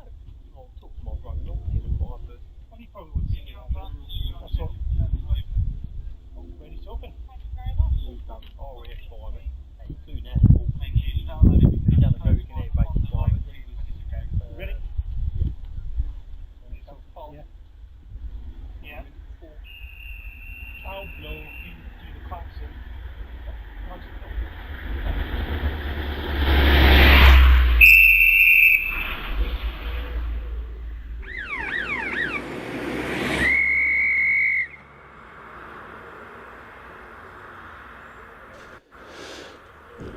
Well, good afternoon, ladies and gentlemen. We're just about ready to get back underway. Just waiting for the clerks of the course to make their way back down the hill. And then we'll be starting where we left off, as it were, after that incident earlier on. But we'll be starting with car 54. And we're in class A2 for road cars, series production cars, not serious production cars, but series production cars over 2 litres. And this is, as I say, car number 54. It's George Gwilliam in the Vauxhall Corsa VXR Club Sport 1600cc, but in the over 2 litre class because of forced induction. So he is on the line, ready to go once the clerk of the course declares the course open.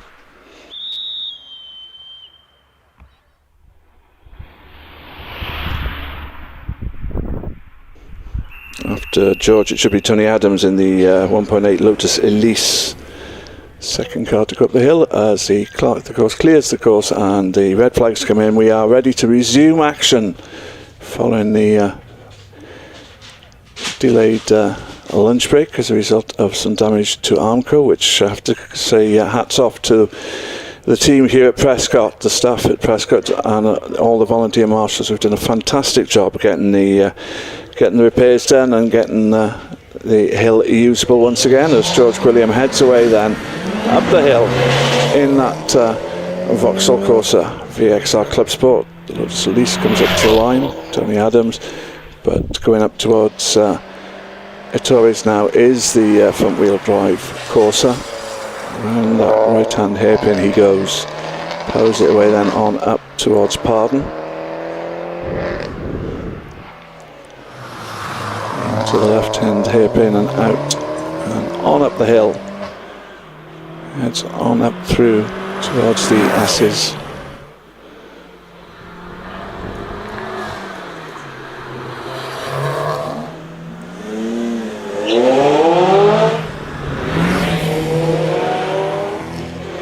Around semicircle he goes towards the line.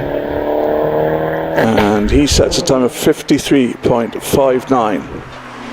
You see Tony Adams in the Lotus Elise, runs Ettores on up to Pardon. Next up will be another Elise, Robert Wilson's Elise, sitting on the line at the moment. As out of Pardon comes Tony Adams. Best time in class at the moment of 47.86 for Richard Snow.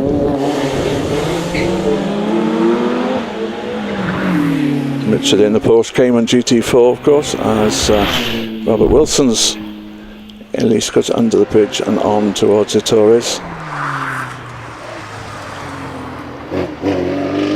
We have a 49.91 for Tony Adams, currently puts him 5th in the class, as Robert takes his Lotus through Pardon and on up.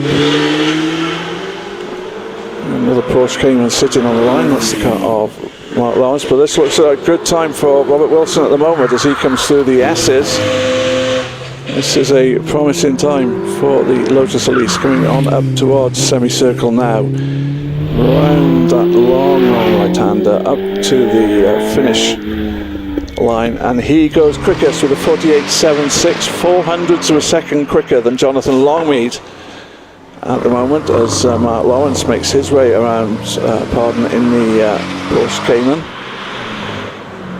Jack Butler sits on the line and heads off in the Renault Clio 182 as Mark comes through the S's. Not quite as quick at the moment as Richard Snow. He's into the semicircle on up. His time 49.04, third quickest. As Jack Butler rounds to Ettores in the Renault Clio 182 on to Pardon. Powers it away from there. James Stocks is on the hill now in the Toyota GR Yaris. Through the S's then for the Renault Clio of Jack Butler. And what can he do? He's we see the Yaris rounding Ettores. Jack Butler 51.17, 4th quickest in the class. James Stocks at the moment quickest in class in the first half of the hill as he comes out of Pardon on up. In fact, we swapped classes, in fact, so I'm doing an injustice to the other cars that have gone before him, but James in the four-wheel drive class, of course, any engine capacity. As Peter Richards gets away in his relatively new to him VW Golf R. Under the finish line goes James Stock, 53.82 then for James in the Yaris. The Golf R is rounding a Torres. Peter Richards then pressing on up towards Pardon, and looking quicker at the moment than James was.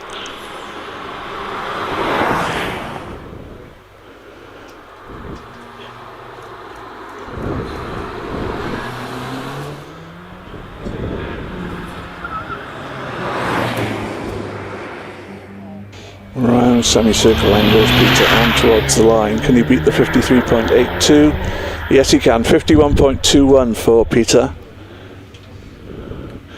Well, this is Alan Mansfield in BMW M3. He was originally entered in a Toyota GR Yaris. He's now in the M3, which, to the best of my knowledge, isn't four-wheel drive. So he may well have switched classes, I suspect. But was originally in the four-wheel drive class, of course, when he was entered in the Yaris. After him, we should be moving on to the specialist production cars, Class B of the Midland Hill Climb Championship. And away goes the BMW.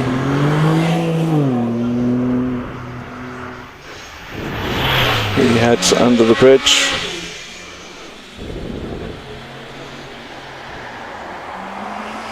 Up to Tories he goes then.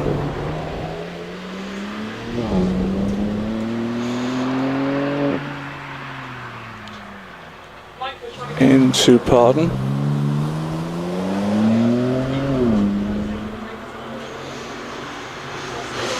Towards the S's. Simon Price gets away in his Westfield SCIW. Alan Mansfield goes to the S's in the M3.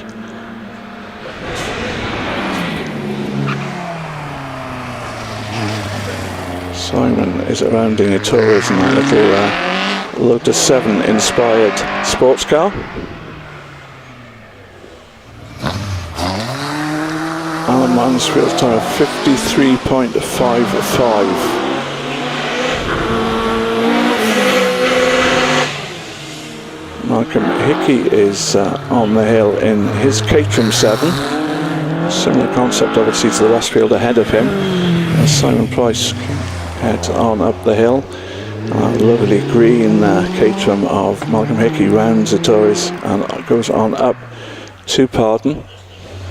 He is, I think, a little bit quicker so far than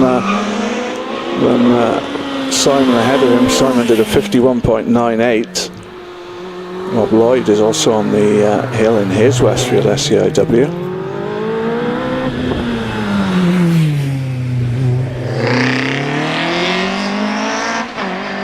Rob Lloyd then heads to Pardon as Malcolm Hickey comes towards the end and does a 48.97 to take the lead in the class, in Class B so far, but just the two cars completed the run.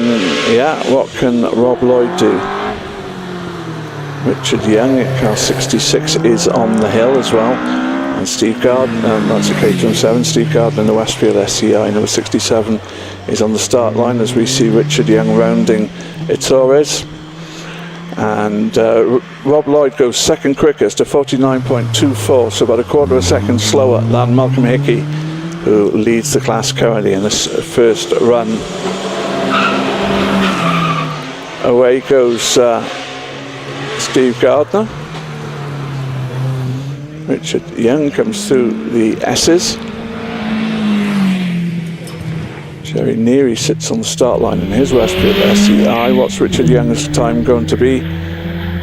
It's a 52.63, which places him fourth in class at the moment. As around Pardon goes Steve Gardner, who is setting in a quick time so far on the hill. Jerry Neary is on his way up.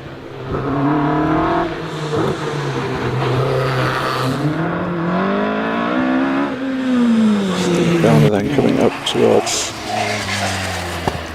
Yes, as we see Jerry Neary there at Torres. Steve Garner goes quickest in class, 47.14, well over a second quicker than anybody else at this stage.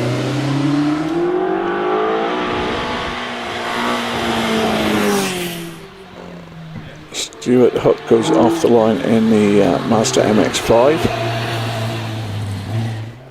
Jerry Neary through the S's. We see the Mazda of Stuart Hook coming up towards the Torres.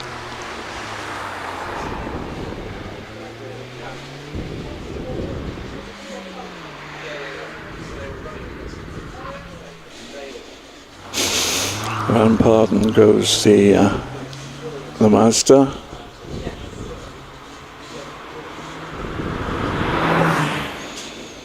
Andrew Russell sits in the line in the lovely looking Ginetta G15. Stuart Hook through the S's and on up, isn't going to better the time. Oh, the time for the top runners. He comes under the finish line with a 55.83 as Andrew Russell brings the Ginetta up towards and around the Torres. He's the only car in his class, Class C1, the modified cars, series production cars up to 1400cc, two-wheel drive. Powers it out of Pardon. As we move on to car 160, that's Mark Maynard in the Hillman M. As we see the Ginetta continuing its way up the hill and up towards the Torres goes Mark in that Hillman Imp.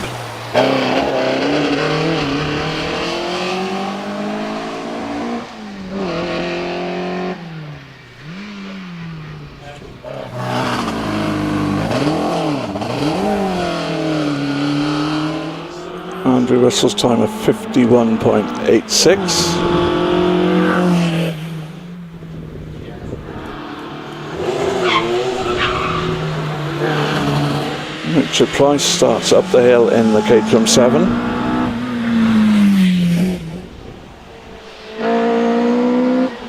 Just rounding that left-hander and into a Torres.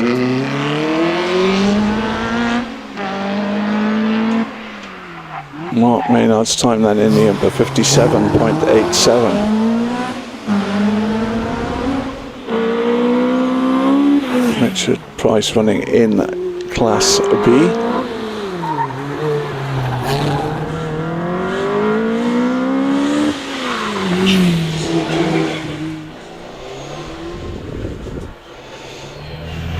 Under the bridge goes Nigel Elliott in the Triumph TR7 V8.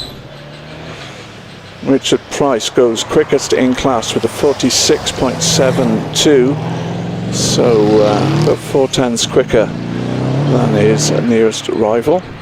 So we see Nigel Elliott going towards Pardon and into that hairpin.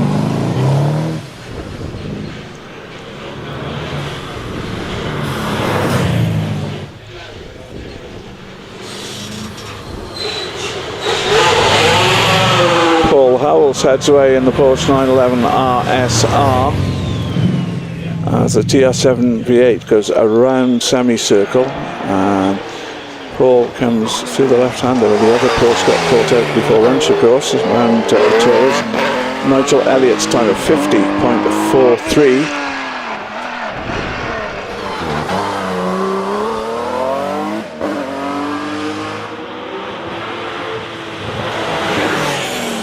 As the Porsche heads up into the S's, Stephen Moore gets his Mitsubishi Evo 6 off the line. Paul Howells going well at the moment. Setting a good time into semicircle as around Torres goes Stephen Moore in that Mitsubishi. Paul Howells time then at 56.54, so takes the class lead by about 4 seconds at this early stage. But Stephen Moore going well in the Mitsubishi. He comes up into the S's. Paul Evans goes off the line in the Westfield SEIW, but the Mitsubishi then coming towards the end of his run, round semicircle. Can he better that 56.54? I think the answer is probably yes, it is. 44.81 for the Mitsubishi Evo 6. Paul Evans goes around Torres. And on up the hill towards Pardon goes the Westfield SEIW. Another Westfield on the line, that's the SE of Phil Fisher, but Paul Evans is who we're focusing on at the moment as he comes up to the S's. Phil Fisher goes off the line. Paul Evans meanwhile coming up towards semicircle, and we see Phil Fisher then coming up towards the Tories. Paul Evans with a 51.57 puts him 5th in class on this first run. Still a few more cars in the class to go. A little bit twitchy under braking for Pardon there with Phil Fisher in the Westfield SE.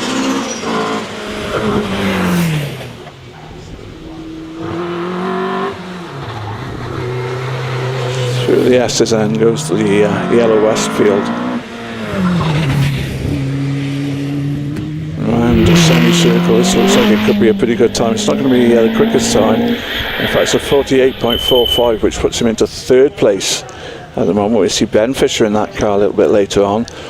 But now we see the built for rallycross Ford Fiesta of Steve Mundy popping and banging as he heads away off the line. Under the bridge he goes. On up through the left-hander to Torres. Around Torres then. That very high sitting Ford Fiesta into Pardon. He's making good time. Might not be set up perfectly for tarmac speed, of course, but he's going pretty well at the moment. Coming up towards the S's. Fiesta then goes through those S's, looking fairly well planted in fairness as he goes up there, on up towards semicircle. It's the time he can set. It is a 50.56. We should see George Harding a little bit later on challenging that in class, but now we've got Samuel Nicholson on the hill going through the S's in the Mallet Mark 20. This is Class F, the Sport Libre cars up to 2 litres, as well as sports racing cars, and he's about to go under 44.09 the time there. Meanwhile in the Radical SL1, David Bickley makes his way around Torres. Powers it on up. Radical has won a number of one-make sports racing car championships for their own cars. Into the S's then for the white Radical, David Bickley at the wheel. Can he beat that 44.09 of Samuel Nicholson? He's coming around semicircle. I don't think he's going to better that, but what time can he do? He does a 46.27 as off the line goes Alan McDonald in the Force SR4.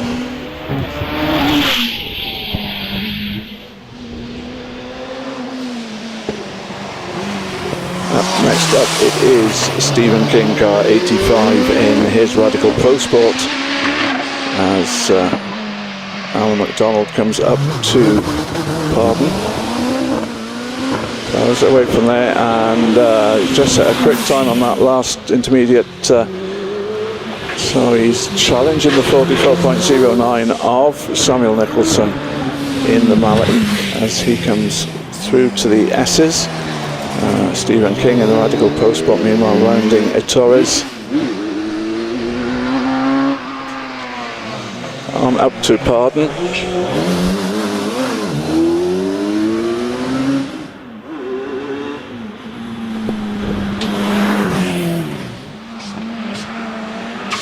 So Samuel Nicholson quickest then with a 44.09 in his class. George Harding is on the hill in the turbocharged Ford Escort 2 litre. Going on up towards Pardon at the moment. Stephen King ahead of him on the hill in the Radical Pro Sport does a 50.15, placing him 4th in class. Graham Lokes gets away in the Lola T492 as into the S's comes that Escort going well. Hanging the tail out well there through the S's, trying to challenge Steve Mundy's time in the Fiesta Rallycross car, sliding it through and continues to slide and gets very close to barriers but manages to miss them, and it's a 49.54 for George Harding, and he moves into the class lead. He is about a second quicker than Steve Mundy. Meanwhile, Graham Lokes coming through the S's in the Lola T492. That's car 88. Running alone in Sports Libras over 2 litres. He's done a 45.09. As we move on to the single-seaters, and Steve Morgan in the Empire Evo 3 comes up to the Tories, out of the hairpin, on up towards Pardon. At 1053cc machine, because this is the Class I, the racing cars over 600 up to 1100cc. He's into the S's.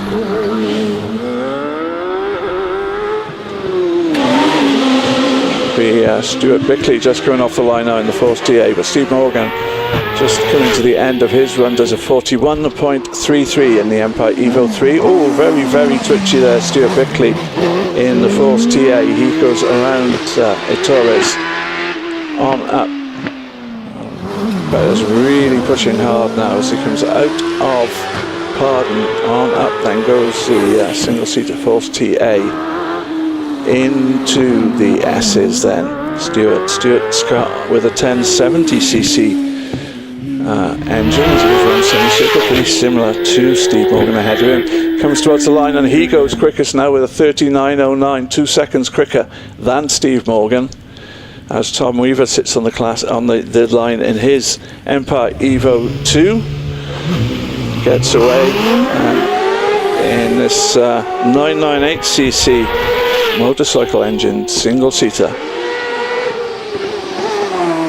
A little bit cleaner around there than Stuart Bickley was, and as he goes on up into Pardon. He's had one faster section in class, but has dropped back a little bit now as he heads up to, but he's back on pace now as he comes into the S's, continues to be quickest in class so far into semicircle. What can he do? Can he beat 39.09? Yes, he can. 38.78 for Tom Weaver, fastest in class, as Gary McLaren and the OMS 2000M rounds the Torres. Through Pardon and for the single-seater, we've got a sports car behind him, that's Ben Fisher in the Westfield SE, but Gary McLaren continuing on up into the S's, a little bit down on the cars that have gone ahead of him by the looks of it. Ben Fisher going around the Torres in the Westfield, now up into Pardon. Gary McLaren's time of 43.77 puts him into 4th place. As Les Buck heads away in the Pringett Mistral Formula Ford car, just the one car in his class. And Fisher, meanwhile, does a 40.09. Les Buck around the Tories, on up to Pardon, 47.29 in fact. That was an intermediate time before. 47.29 for Ben Fisher, which puts him in 3rd place ahead of Phil Fisher in the same car.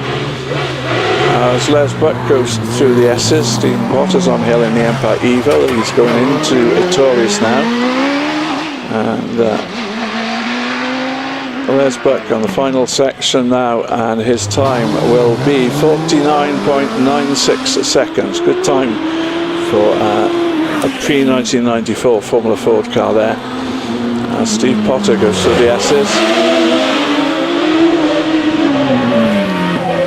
On up to semicircle then for the Empire Evo driver, and we see John Stockley in the Force PC heading up towards Torres. Steve Potter's time 41.69 seconds. Up towards Pardon goes John Stockley, and he looks to be quicker than Steve at the moment. He's heading on up towards the S's now. Through there.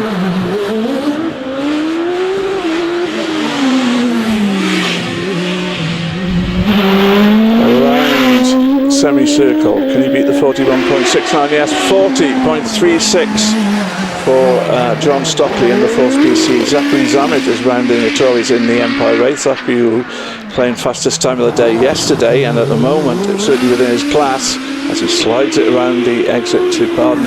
Zachary is quickest so far up the hill within his class.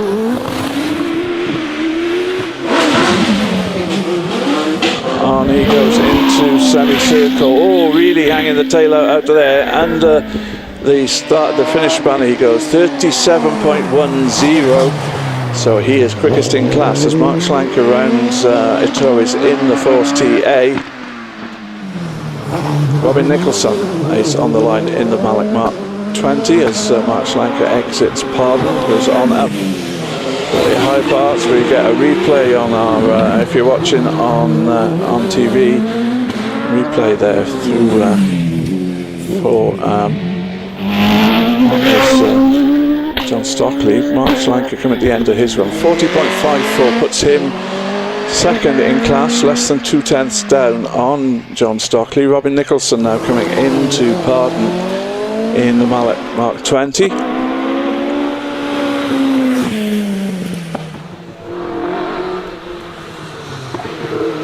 John running in Class J2 for racing cars over 1100 up to 1600 cc. And Robin's time of 44.88 puts him third in class. And we get a replay of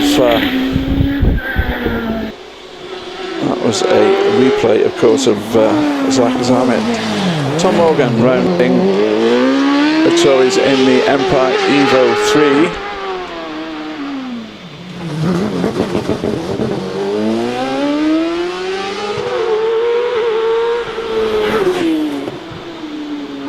He comes into the S's.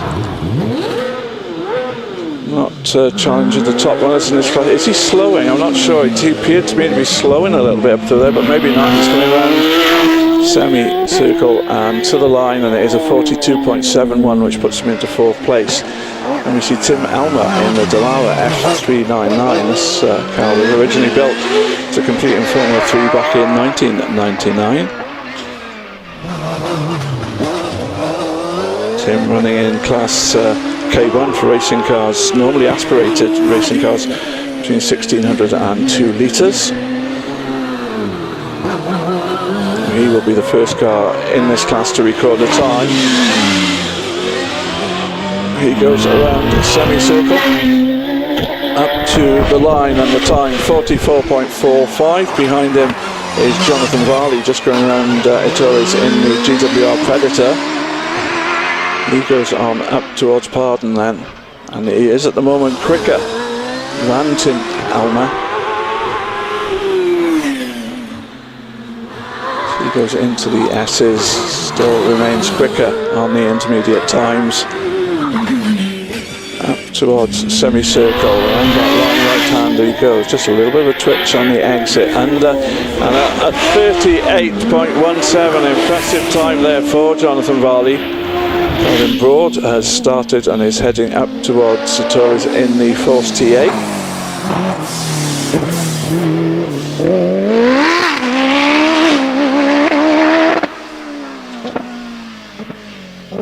Calvin in Class K2. Time to beat the 37.1 of Zach Zammit, which is a lot to ask, I suspect. He's into the S's.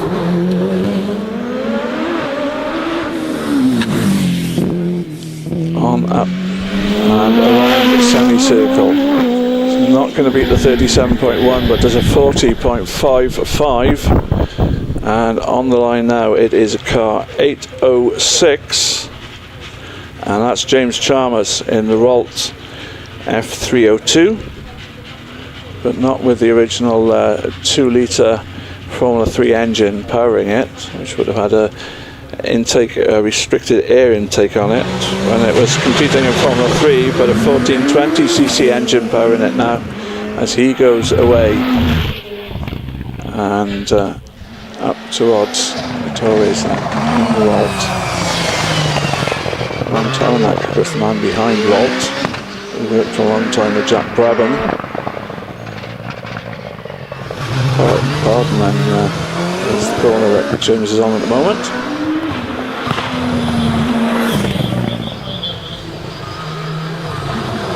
Through the S's end goes that Walt.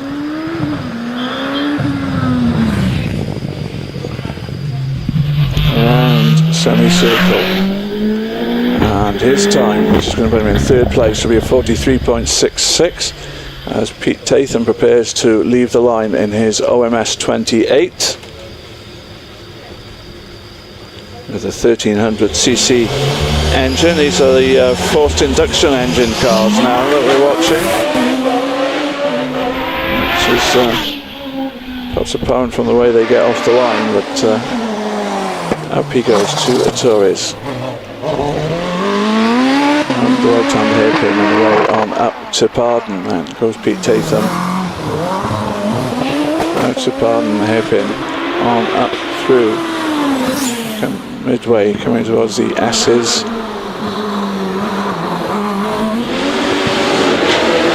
A similar car of Ian Tucker goes off the line, but Pete Tatham rounding semicircle, and we see him heading towards the line.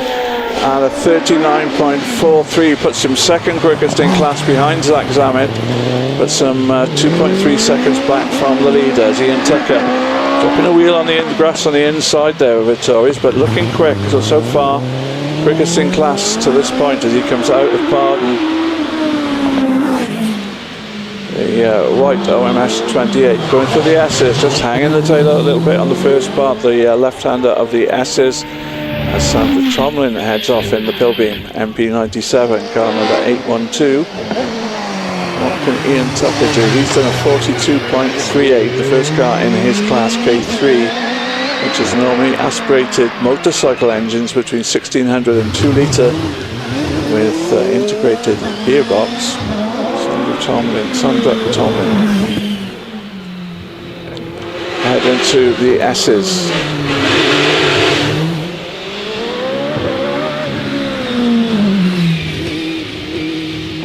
Into semicircle goes Sandra on up to the finish line, and her time of 43.93 running in Class L for racing cars over 2 litres. Gavin Wynne sits on the line in his Gould GRW 59. Sorry, Graham Wynne in the Gould GRW 59. Time to beat is that time set by Sandra Tomlin of 43.93. Don't forget, at the end of the first run, class runs, we will have the run-off, the top of 12 run-off, as away goes Graham Wynne then, in the Gould. To Torres. And away. On up to Pardon, quickest in class so far.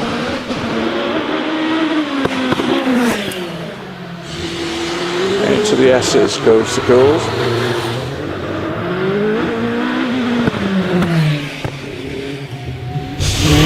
Semicircle then for Graham Wynne up to the line, and a 38.26 puts him comfortably quickest in class so far as Thomas Dewhurst takes the Bugatti Type 40 up towards Torres.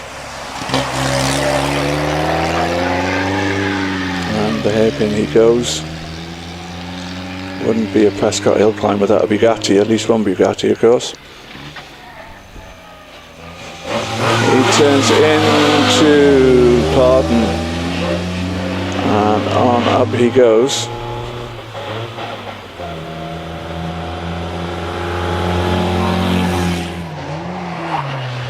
And we see another historic car, albeit a rather new one, the Brabham BT21 of Martin Jones, 1600cc single-seater.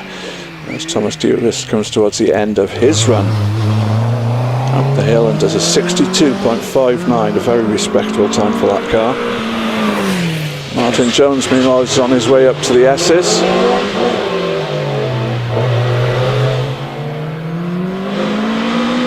Through he comes on up to semicircle. And under the finish line to set a time of 47.74 seconds.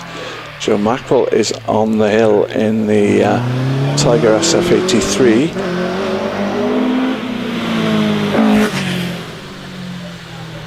He goes into the S's in that yellow single-seater. Rear winged machine. On up he goes to semicircle. 45.24 then the time for Joe Mackerel, as Ross McDonald pedals his Porsche 911 Carrera 2.7 RS replica into Ettores and around there. Lovely looking classic shape of the 911, one of the earlier 911s. This one from I think the early 70s. Is it out of pardon? Into the S's and goes that rear engine Porsche. The air-cooled engine in the back of it.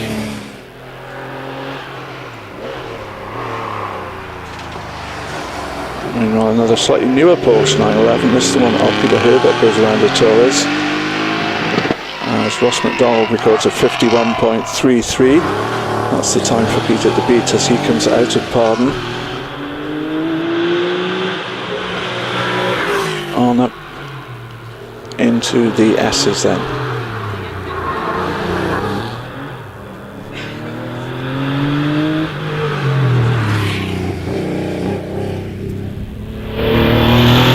It's a 3.8 litre 911 compared to the 3.3 litre one of Ross McDonald, and Peter Herbert sets the quicker time by just over a second. 50.06 the time for Ross McDonald. So next up I think we should have the Classic Marques machines, and after that it will be the first, I think, of the top 12 runoffs, the first of 2 runoffs scheduled for today. Well, welcome to Jedi Mike, who's joined the chat on online. Join in if you feel the urge. It'd be great to hear from you wherever you are in the world watching this action. When's the next event being held, do you want to know? Well, the next event is actually in 2 weeks' time. The Saab Owners Club have an event here, but well, yeah, you have all the events coming up there, and as you see, the Vintage Sports Car Club will have their short course Vintage Prescott meeting on the 3rd and the 4th of August. Then in fairly quick succession, we have 2 rounds of the British Hill Climb Championship here on the 17th and 18th of August, and then again on the 7th and 8th of September. VSCC come back with the vintage cars to use the long course on the 28th of September. On the 5th and 6th of October, we have our Hill Climb season finale with the various Bugatti Owners Club Championships coming to their final round. And then to round the year off in terms of competitive on-hill action, Rally Prescott on the 2nd of November, a very special day when we see rally cars taken to the hill in both daylight and with the lights, and it's a great day. A bit different, but thoroughly enjoyable, and I know that Bugatti Owners Club have some very special plans for that day. This will be, I think, the 3rd or possibly 4th time that the event has run, and I can thoroughly recommend. It's the 3rd time that it's run. I can thoroughly recommend it.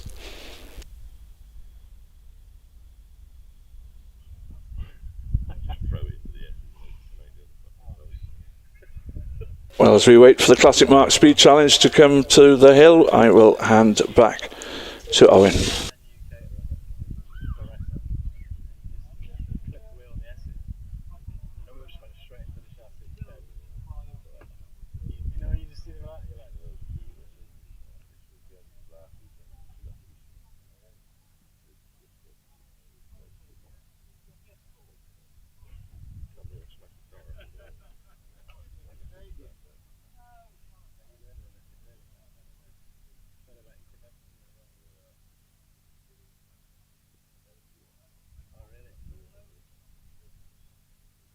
Okay, I'm back again. Thank you, Peter. So we've got 3 more single-seaters. These are double-driven cars. And some of these may end up in the top 12 runoff. The first one is coming up shortly. It just depends on how they do. So, what do we got? First up on the line. Looks like car 105, and if I'm right, yeah, this is Alex Coles. He's sharing him and Kelvin Broad are sharing this car this weekend in the Force TA 1340 cc, motorcycle powered. So Alex is on the line. It's a bit of a faff swapping drivers in a hurry sometimes, but you know, Kelvin got out of the car, Alex has got in the car, and he's just getting himself all ready to go, and off he goes. Fourth gear. Not sure if he went to fifth under the bridge, couldn't hear it, but I know he got to fourth. So already into a Tories he goes. Absolutely on it, looking for a sub 40-second run here. Not sure what he did in practice. Haven't got it in front of me at the moment, but we'll find out in a minute. Already through midway, heading out towards the S's. Quick tidy through there. Yeah, Kelvin in this car is in a 40.55, so I'd like to. I think he could do a 30. Now let's have a look. 38.84 for Alex Coles. That puts him into second in the class. John Chalmers is on the line in that Ralt 302-001. So slightly something different chassis-wise, but the Chalmers have been running this car successfully, and he goes off the line and the popping and the banging and all the other stuff with the technology to keep the tires from just ripping themselves apart. Into a Tories. A little bit of a wide entrance for a tighter exit, nice and smooth. Heads up into Pardon. In the middle, gets it rotated around. And out he goes on the line. Through the S's. So not up on the top time, but is still setting a good time. So is this going to be sub 40 seconds as well? No, not quite, but he's going to go with a 42.65, 42.65. And he's quicker by a second over James in the same car. Now we got Morgan Jenkins on the line in that Pillbeam MP97, 2013 vintage car. It's got the 4-liter Judd in the back of it, I believe. And so Morgan sharing the car. Ooh, back in, sort of drifted it into a Tory by the looks of it a little bit. Full control of it, out back up the other side, around. And the rear end came out again going into Pardon, and he is stopped. So he's on the track and everything, but it looks like the rear brake bias was just a little too far to the rear, and it locked up the rears going into the corner. So he's just stopped there. There's no problem, other than we have clumps of grass everywhere on the track. So the brooms are going to come out for a bit of a play. So, so that's going to give Morgan no time for the first timed run. So that's no chance at the top 12 runoff on that one. Got a replay for our online thing. So you see here, just coming into a Tory, you just watch the back end, just kicked out a bit under braking. He gathers it back up again. But it looks like there's a little too much rear brake bias, because as soon as he hits the brakes going into there, boom, just rotates the car around, and it's like, that's it. So he caught it, and he's back on the grass, turf everywhere, but he's not moving. They'll probably try to roll that thing back down again, but we'll just wait and see. The marshals are out there. I want to shout out to the marshals, the volunteers, the Orange Army, along with our medic crews, our officials, our recovery crews, and everybody else involved in running this. Thank you very much for your support. We can't do motorsport without you, so we appreciate you. And that's what we call them, the Orange Army, because they're all dressed in orange. In some of the other countries that are watching us today, I believe white is the choice of marshalling outfit. Some of our viewers may want to message in and clarify that for me. I know in North America it's all white, Canada and the US. So we've got a little bit of a hold here, which means, I believe, next up we're going to have the Bugatti, followed by the Classic Marques, which means we now have all the first-time runs available to decide who is qualified for the top 12 runoff. We do have a Teague on the line, but I'm not sure about that one. But Robin Johnson's on the line. We'll have to wait and see. So, yes, so we should have a good idea who's qualified for the top 12 runoff. So the timekeepers and the organizer of the Midland Hill Climb Championship are behind the scenes looking at the situation. And they'll go through everything and put that list together, and we will have that list for you shortly. In the meantime, how do you get a pill beam off the side of a hill when it still rolls and it doesn't have an emergency parking brake? So I think what they're going to try and do is to turn this around somehow and see what's going on here. So I think they're going to try and roll it down a bit, and then just checking a bit. The car did go for a bit of a clump through the grass a little bit and then landed back on its wheels again, but Morgan's still in the car. It's not a problem.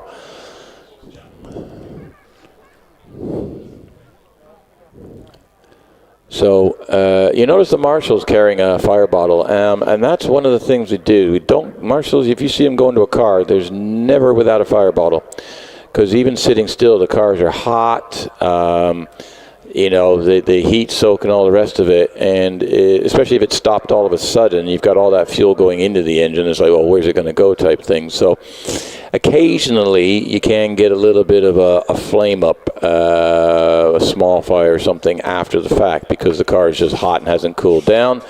So there's always a fire extinguisher somewhere near the marshal. They're just checking the front end for the steering here. I don't know if it's messed up the steering on the car or not a little bit. If it has, we're going to have to go pick the thing up. So I'm not sure what they're doing there. So the marshals don't want the car getting wrecked. See, this is the thing about the marshals as well. They care about the competitors' cars. So even though the competitors had a bit of an oopsie, they're not going to just chuck them out of the way and cause more damage to the car. So all the volunteers, they take great care in making sure the competitors' cars are not damaged any more than already the self-inflicted. Morgan's jumping out of the car to have a look at the situation, because he wants to check to make sure everything's okay. The marshal's noted something, so he's just going to double check the car. And something in the front suspension. So I don't know if it got a whack when he did get a little bit of air on the grass when it kind of kicked up and back down again.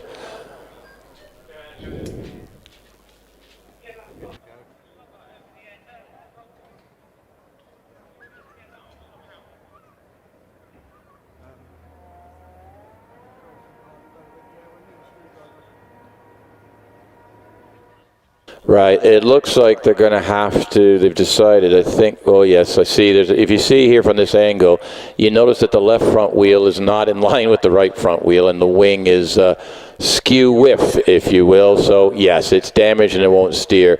So this will require our recovery truck to come out and lift the car in the air. So they'll have to remove that engine cover and lift the car up. So Tonka Toys will be there. He is. There's the I'll get it, so type of thing. The only thing is they'll probably have to get the cowl cover off just to, they'll need a screwdriver to get that. It's quick release to fasteners. They'll pull that off and then they'll be able to lift it. So they'll just get that recovered. Right, in the meantime, so while we're watching that, yep, if you're enjoying the coverage today, and I hope you are, and you haven't subscribed yet, please subscribe. We want to get to 14,000 subscribers. We're at 13,400 and something or other. So by the end of 451 to be exact. So by the end of the season, which is obviously, end of September, but we are doing Rally Prescott in November. We'd like to get about 14,000. I think that's doable, and we appreciate all the support for HillClimb.TV. And if you want to follow on Facebook as well, it's HillClimb, also HillClimb UK, and and you'll see all sorts of catch-up feeds, notifications of what's coming up next. So like, share, subscribe if you're enjoying the coverage. Another replay. Oh, right, this is right. Now this is actually a turbocharged 2-liter. There's a big old turbo in this thing, and he's absolutely flying with this thing. We got the Mark II Escort of, name fails me here. George Harding.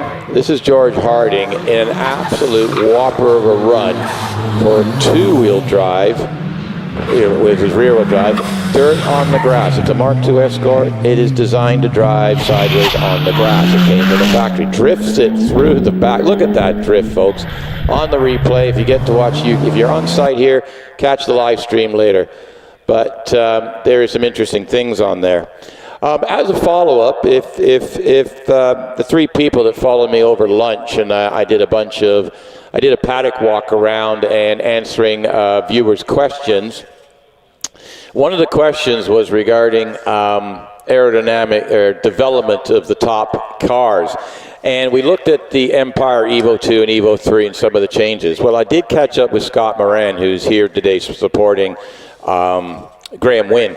And I caught up with him after the fact, and I said, developments with the Gould. He says, yeah, see, if you watch British Hill Climb Championship, you'll know that Matt Ryder is driving essentially with the factory Gould, and that car has some development parts on it. Once Sean Gould, who's the designer and builder of that thing, says their work, we're happy with it, then the other competitors with the car the parts will be made available. But Matt's car, when he drives, and he won that Harewood, a double header was that last weekend, and he won both runoffs in, that is actually the factory development car. So yes, there's ongoing development, and in Gould's case, and I think OMS as well, and Empire, they're always constantly trying things, aerodynamic, weight relocation, just trying to get the balance a little bit better within the handling. To thoroughly answer, to completely answer the question we had, is the technology development carrying on? Yes, it is. So there you go. Right, I have the top 12 runoff. In reverse order, starting 12th, Kelvin Broad. 11th qualifier, Stephen Potter. 10th qualifier, Steve Morgan. 9th qualifier, Mark Schlenker. 8th qualified, John Stockley. 7th qualified, Pete Tatum. 6th qualified, Stuart Bickley. 5th qualified, Alex Coles. 4th qualifier, Tom Weaver. 3rd qualifier, Graham Wynn. 2nd qualifier, Jonathan Varley. And number 1 qualifier, top of the pile with a 37.10, Zachary Zamet. Those are your 12 competitors for the runoff, which will be coming up shortly. And only 10 will score points in the Midland Hill Climb Championship. Currently on the Midland Hill Climb Championship standings, which I'm now looking for my 14th piece of paper up here. Where are you? Here we go. Currently, the points leader for the BMTR Motorsport Tires Midland Hill Climb Championship after round 8, which was at Loton Park. Current points leader is Jonathan Varley on 72 points. Steve Garner is second with 66 points, but he is not here this week. He is not qualified for the runoff. 55 points go to Dave Wilson, who currently is not in the runoff either. Graham Wynn is currently 5th in points, and he's got a chance to move up here.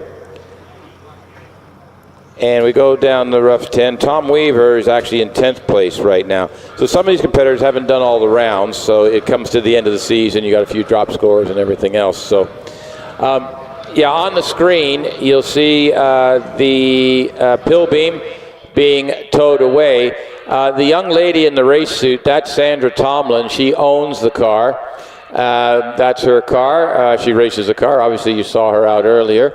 So, has a nice little car collection, a car enthusiast, but this is the only pill beam MT97 that I know of that's competing on the hills, etc. And like I said, it's a 2013 model. So Sandra's just out there making sure everything's okay, and she's probably going to walk back with her car. Very particular, Sandra is, so she just wants to make sure everything's okay. I think Morgan's jumped into the course car. and we'll get there. So the marshals have done a nice job of cleaning the track up, and we will be back running. So what we've got one more car to go in the, right, where are we at?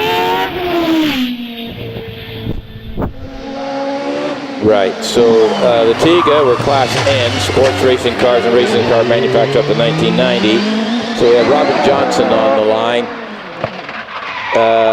in the Tiga TF, and there you can see there, they're just on a replay of Morgan having the issue, and it was just looked like, in my opinion only, nobody else's, my opinion only, it just looked like the rear brakes were were working and the front brakes weren't, or too much rear brake or something like that, but it was making the car turn when he put his foot hard in the brakes. So there's the car come back. The engine cowl is actually in the back of the safety vehicle, and you can see that heading all the way back down now. So we'll get that all cleared up. The marshals have already cleared the track up. We thank them very much for all their service, and we'll get going again. In other news, just a heads up, there's a couple of things. Graham Wynn has been supporting the Midland Air Ambulance Service, and they do cover this area. They do a great deal of work that anybody in the UK knows about our air ambulances. They're not government funded. They're charities. They're privately run. A lot of volunteers involved in that, saving lives and all the rest of it. Highly valuable thing. If you are able in any way, shape, or form to support the Midland Air Ambulance, then please do. If you come down to Graham's paddock area, he's got the sign out with the information on it, and a QR code. Also has the QR code on his car. But if you're watching from afar and like to help out, or if you're able to donate, I know it's a tough thing to do nowadays, but if you're able to donate, it's midlandairambulance.com, and there'll be a link to things through there. Appreciate that. Right, hopefully you've had your ice creams. There's good ice cream this afternoon. I have yet to get to the ice cream. I'm hoping that's my next trip once I'm out of here again. Okay, Robin Johnson has started the Tiga up, and he shares his car with Joe Mackerel. So this is going to be a double header. So Robin's first, then he'll come back down and he'll switch over. So it'll be slightly out of context, sequence, or everything else. And then we'll have the Bugatti that will run with the family. 2 runs, 2 different family members in that one. And then the Classic Marques, and then we'll get to the runoff. First runoff. So here we go.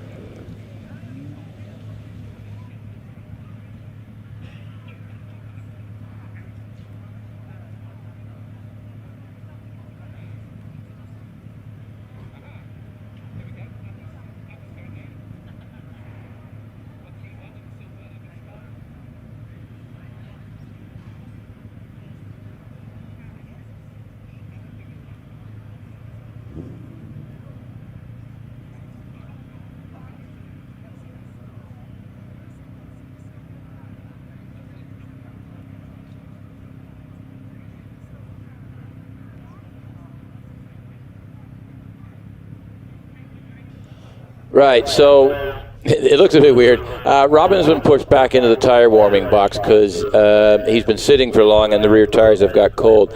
It's something unique, and at some venues we can't do it anymore. But you'll see the car sitting there, and that we have an area. You'll see it's kind of darker shade of tarmac, and that's a tire warming area. It's permitted for the. Thank you, Lloyd. You'll probably see this later. So Robin's going to clean the back tires up. The front tires usually have a helper cleaning up, so they'll get some heat into that. And yeah, if you haven't liked today's stream, please click the like button, share it. If you haven't subscribed, subscribe. It doesn't cost you anything, and it just shows us that the effort that's put into putting this on for you is worthwhile. So the more feedback we get, the more reasons do you want us to keep doing this, we need your support to do that. Right, here goes Robin. Off the line he goes. I thought he was going to do a wheelie with that thing for a minute, but there he goes. In the Tiga SF83. So this is his first time run. Been a bit of a broken, little bit of a broken afternoon, so apologies for that. And then we've got Peter Dewhurst in the Bugatti Type 40 lining up for his timed run. So hand throttled in this thing by the looks of it. Nope, pedals. I'm still learning. Right, so Robin's already up into just over the curbing on the inside of Semi. I think he lost a little bit of time there, but flat 4 out the back, 47.15 for Robin in the Tigra. Joe Mackerel still got to do his run in that car, so we'll see who's the quicker of the two. You've got Peter Dewhurst in that Bugatti Type 40, car 881. This is a double-driven car, so you'll see car 181, same car, come out shortly. So he's heading up into Pardon right now. And then on the line, we go into the Classic Marques Championship. This is the handicap championship. We have about 23 runners.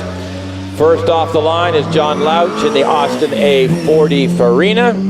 This is a father and son team, so not sure which one's in the car at the moment. John's in the car, but I forgot to figure out which one's which. So Peter Dewhurst in the Bugatti is just through the S's. He's getting into semicircle now, through semicircle, and he'll be heading out to cross the finish line. And with a time of 75.50, 75.50. John Louch is already through midway, heading into the S's in that beautiful little A40. I'll have to admit, I do like that car. I'm a bit partial for a box on wheels. Andy Johnson in his newer Mazda MX-5 and is in view of you now, coming through at Torres. So this is a handicapped championship, so all the drivers and competitors have handicaps. I tried to follow it once and got just confused. So I will be just highlighting who's the quickest out of all of these runners on straight up time. So Andy Johnson is almost all the way through. He's exited the S's, heading towards semicircle. And then Mark Hankins in that TBR 2500 Vixen. So it's got a big engine in her. He's off the line, heading then towards the Torres right now. Andy's just gone across the line with a 56.58 in the Mazda. And then I've got Kim Adams in the Lotus Elise on the line. It looks like it's a Series 1, so it'll have the Rover K Series. Bit of lockup, tire smoke from Mark Hankins going into Pardon. So we'll see what happens. And we go here. So Mark's coming through. So the Vixen's already through the S's and heading for semicircle. Kim Adams in the Lotus Elise is traveling through Torres as we speak. And Alfie Coles is on the line in a Mazda MX-5.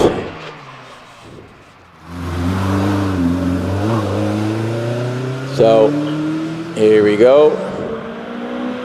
So Alfie Coles has gone off the line in Mazda MX-5. Now I apologize, the timing's not showing up on the TV screen at the moment. We will get that sorted for you in a minute so we can see the times. All right, Kim Adams is already through semicircle out the other side.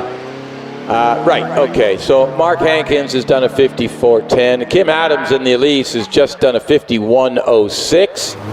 John Louch did a 55.63 in the A4. And Andy Johnson in the Mazda has just done a 56.58. Alfie Coles is just coming through midway now. Steve Thomas is just launched off the line in that TBR Vixen. 61 miles an hour under the bridge through Orchard and heading for Torres as we speak. Lining up on the line, I have Stuart Watson. And so where are we at? So there's Steve Thomas on screen in the Vixen heading up into Pardon. Alfie Coles in the Mazda, another Mazda MX-5 of 56.67. So he's a tenth of a second behind Andy Johnson's Mazda. So there's going to be a bit of an MX-5 battle going on here today. So So Steve Thomas is already through the S's and heading for semicircle. You got Stuart Watson in car 136. That's another Mazda MX-5. I think that's a Mark III, so that's the 2-liter version. The Mark 1 was a 1600, the Mark 2 was an 1800, and then 2-liter after that. Steve Thomas in the Vixen has done a 53.28, puts him second quickest currently in the non-handicap, fastest up the hill part of the competition. And Stuart Watson is already through the S's in his MX-5, and you've got Nigel Walton driving another MX-5. This is a Mark IV, so a 2-liter car again, and it's already through Torrey's and heading up towards Pardon. And then we have Miranda Gibbs in almost a team car, if you will. They come out of Tinson Motorsport. And Stuart Watson's done a 56.91 in his Mazda. So Nigel Walton is halfway there. Miranda, my ferret lady, always shows me the ferret t-shirt. So she's out there in that MX-5. And then on the line, I've got Robert Toon in a Morgan Plus 8. Robert's the father of Chris and Joe Toon, who are very rapid. Chris is running today in a modified Clio. Joe's car is done for the season, unfortunately, so whether or not he gets a double drive in something else, I'm not sure if the other two will let them play in it, because he's really quick. So Nigel Walton's done a 61.40 in his MX-5. Miranda's just coming up across the line, so she'll set a time. Well, she's not there yet, just to semicircle. Robert Toon in the Morgan Plus 8 is already through the S's and heading up towards semicircle. And that's Alan Voice in that car 141. That's the Triumph GT6. And that's heading up into Pardon. Miranda Gibbs did a 67.94. Robert Toon has just set the quickest in this group so far with a 49.73. So I know there's maybe one car that can beat that, so we'll see what happens. And he just launched off the line. That's Rob Pack in a TVR Tuscan. The Triumph GT6 is already through S's and heading for semicircle.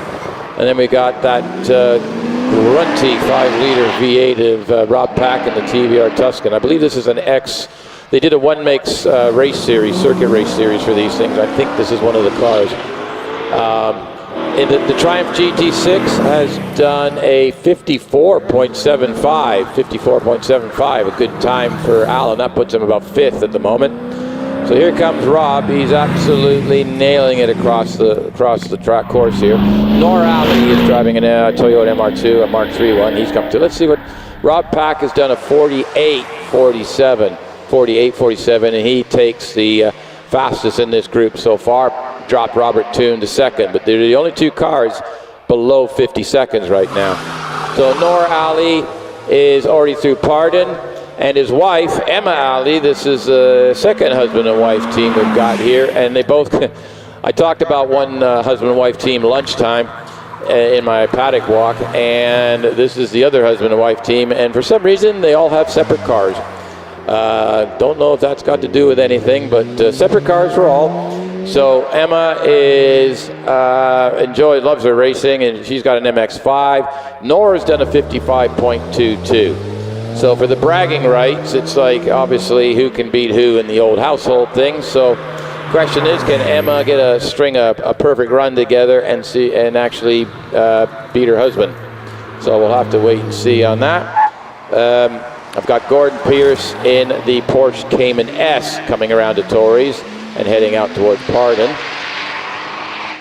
So let's see, Emma is just going across the finish line with a 57.31, so she's still got the dishwashing duties at the moment. They were closer in practice, so we'll have to wait and see on that. So Gordon, the Porsche Cayman S is already through the S's and heading up the semicircle. John Payne in a Sunbeam Imp Sport, beautiful little car there. Its launch is off the line. I mean, it's got all its weight in the back. I don't think there's anything weight over the front, possibly the driver's feet. So the Porsche Cayman did a 51.40. That puts it up in the 4th in the group, fastest on just straight time. So John Payne's just got the Imp going through Pardon. Ian Winnie has just launched off the line in the Mazda MX-5. So we got another one. So the Mazda MX-5s are floating around in the 56-second range. So we'll have to see where Ian puts that one. John Payne is already through the S's and heading for semicircle. Now this is a Mark 1 MX-5, car 146. And so it's the early model. It's only got the 1.6 liter engine, so might be down on a little bit of grunt of the other two. The Sunbeam has done a 57.22, so that's a solid time. And Peter Brown in the Reliant Scimitar has just left the line. This has a 3.1 V6 engine in it. And I said to him earlier, you look under the bonnet of that thing, I said, there's plenty of room for a V8. Matter of fact, you've probably got room for a V10 underneath that thing. There's so much front nose on it. But beautiful little car, well presented. So we'll see how Peter does. Ian Winnie is already through semicircle in his MX-5. So let's see if he can get into the range. So he's done a 61.97, but that is the 1600 version. Remember, these are all competing against their own handicap. So I'm just making an issue of it being who's fastest overall. So Peter Brown in the Scimitar is 40.88, and Michael Crutchley in his Alfa Romeo Giulia. This is a 1600cc car. Races his car quite a bit, so he's quite familiar with that car. The Reliant Scimitar, 56.05, 56.05.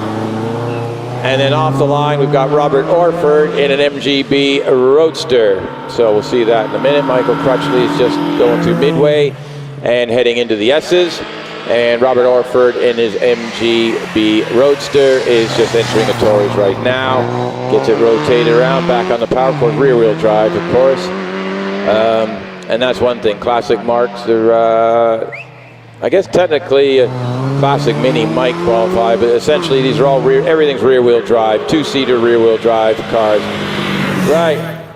Stephen Mogg in a TVR Griffith has just growled its way off a line with another V8, so we'll have to see where that goes. Right, Robert Orford is just on the three. That's Stephen Mogg in the TVR Griffith heading up towards Pardon already. Ian Benningfield in an MG Midget's on the line. And Robert Orford has done a 53.28. That MGB Roadster, a 53.28. And Ian Benningfield and either a big lockup out of the TVR. There's smoke coming out of the left rear tire there, so I'm not sure if that's a brake lockup or no, it's smoking all the way around the corner, so I'm wondering if it's a little unhappy. It's a little smoky going across the line. However, he set the 47.95, so a bit of a smoke screen there. But hopefully that's just a minor problem. They can get that sorted. But he is now the fastest in this group. Ian Benningfield in the MG Midget is already through the S's. Well, now he is. Alan Davis in a BMW Z4 is off the line and coming into a Torres now. And Paul Slade in the Jaguar E-Type is on the line. So we've got a Midget, a BMW Z4, and an original Jaguar E-Type, all in the same competition in the same group of people. So diversity does not it exists, especially in this class. So oh, I've lost track of that. Where did that go? So Alan Davis in the Z4 is up the top, and there's that Jaguar E-Type. That's the coupe version. I'm going to get in trouble for this. 53.24 for the BMW. And is it a coupe? All right. I apologize. I'm not perfect. I make mistakes sometimes. But I learn from them. So I generally don't make the same mistake twice. I can't do anything about the accent. You'll just have to live with that. Mark Everett in the Porsche Cayman is in a Torres right now, so he's got that rotated around and out. Paul Slade has just done a 55.68 in the Jaguar E-Type. And I've got John Brunner on the line with a Mazda MX-5, another fourth-gen car. So we've got all ages. We've got an MG Midget all the way up to, you know, modern things. So Classic Marques, but the MX-5's been around for a very long time. It just happens to be a new one, the new model, if you will.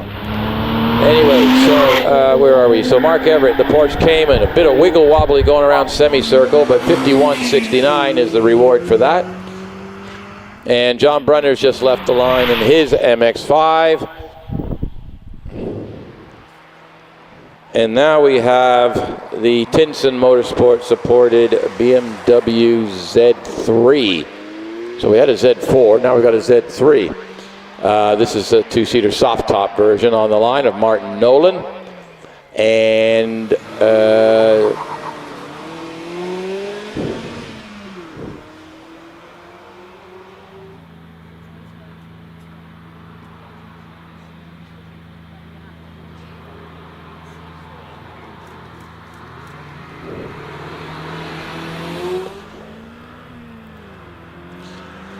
right.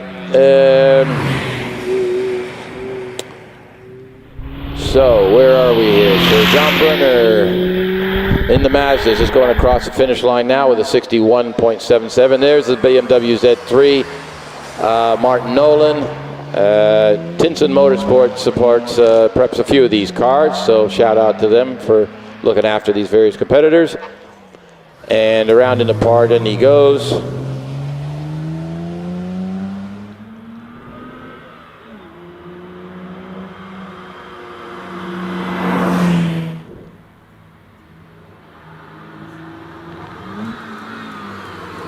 Right, so Martin Nolan in the Z3. We just got a slight delay on the start line here. We'll be back with you in a second. Right, so where are we at? So Stephen Mogg in the slightly smoky TVR Griff has got a 47.95, so he's quicker than his group. Martin Nolan in the BMW Z3 is on a 59.39. We've got a couple more cars to go, including Kara Gordon. Now, Kara, this is her first ever competition. Her parents have been racing for years. And this is their first event ever. The first practice was a learning experience. Second practice was a more learning experience, and now she's going for her first ever timed run. The goal here is to get up the hill.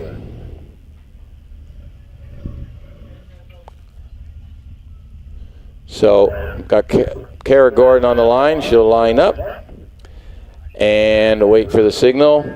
Parents have been doing this a long time. Dad's racing another one. Mom today is just being mom. So, and actually I can see her nervously on camera, so I won't say anything. And off goes Kara up the hill. Let's cheer her on. The goal here is for her to complete the run and get a time. So, and then on the line I've got Steve Louch. We've already seen John Louch in the car in the A40. So here comes Kara. She's heading to her Torres. Gets it around, heads out the other side, up into Pardon. She goes. Takes a little bit easy. That corner is deceiving. It caught her out a little bit this morning. Oh, nicely done all the way around Pardon. Off she goes down towards Midway. And Steve Louch is launched off the line in the Austin 40 Farina. These are still our Classic Marques competitors, the last two. And let's see, where are we on times here? So Kara's already through the S's, is heading for semicircle. And around she goes. John Louch in the A40 Farina is already around Pardon and heading towards Midway. And let's just wait and see. And Kara Gordon has completed her first ever timed run in hill climbing with a 72.64. Well done, Kara. Steve Louch is already around semicircle, actually chucking this thing at the scenery. It is sticking, but a 54.52. 54.52. So in the Louch competition, Steve is ahead of John. So Steve just beat John in the who's a what's it's department in that. Right. Give us a few minutes. Next up, our first runoff of the day.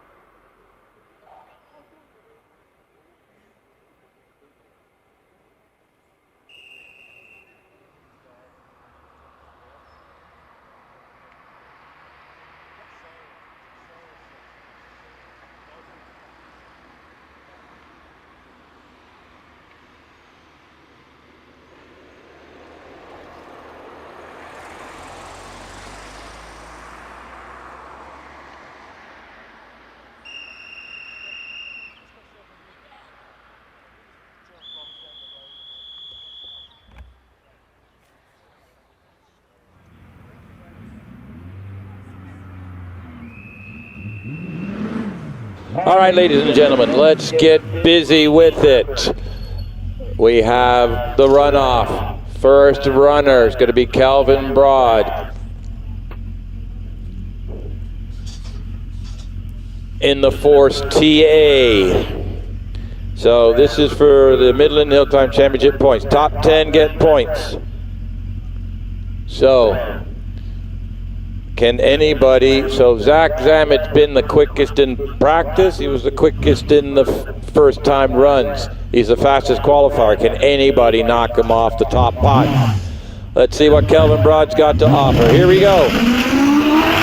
Off the line he goes. 90 miles an hour under the bridge, heading through Orchard right now. Coming into a Torrey's. Keeps it nice and neat. A little bit of wiggly under braking. And full flat on it, getting up into Pardon. Hard on the brakes, gets it rotated around. Out of Pardon, heads across in Midway, into the S's.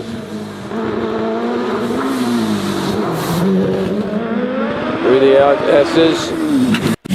Into semicircle.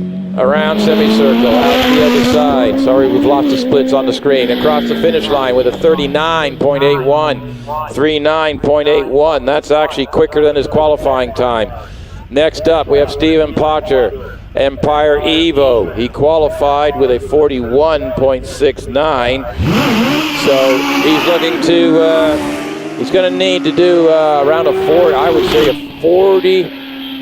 I'd say around a 40 will get you some points, so let's see what happens here. So he's quicker by 0.15 on the 64 foot, but let's see what we've got in the splits. Heads up into Pardon.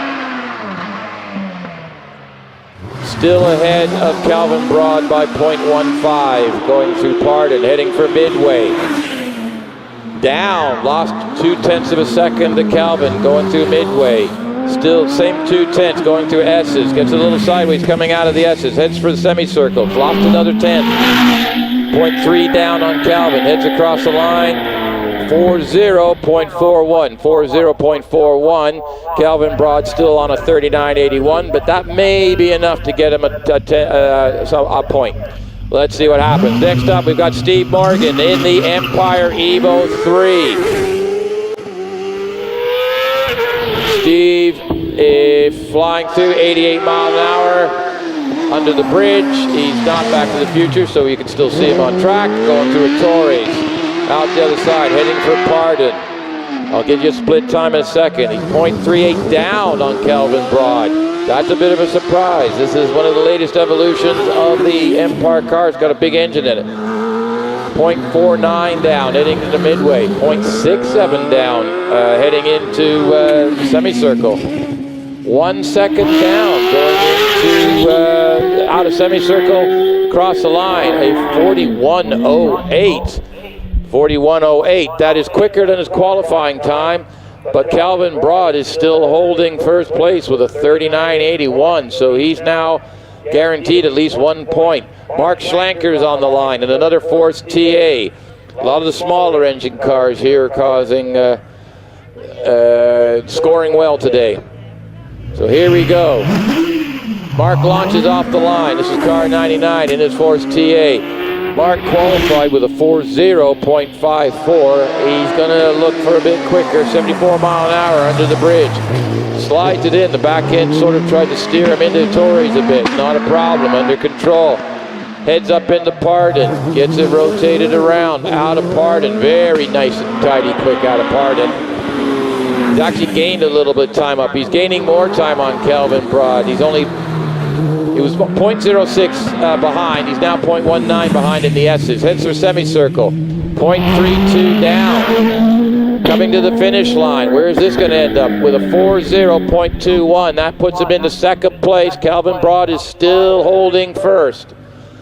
Right, next up we have John Stockley. Qualified with a 40.36. He's going to need to prove that, I think, to get anywhere some good points. So here he goes. Off the line.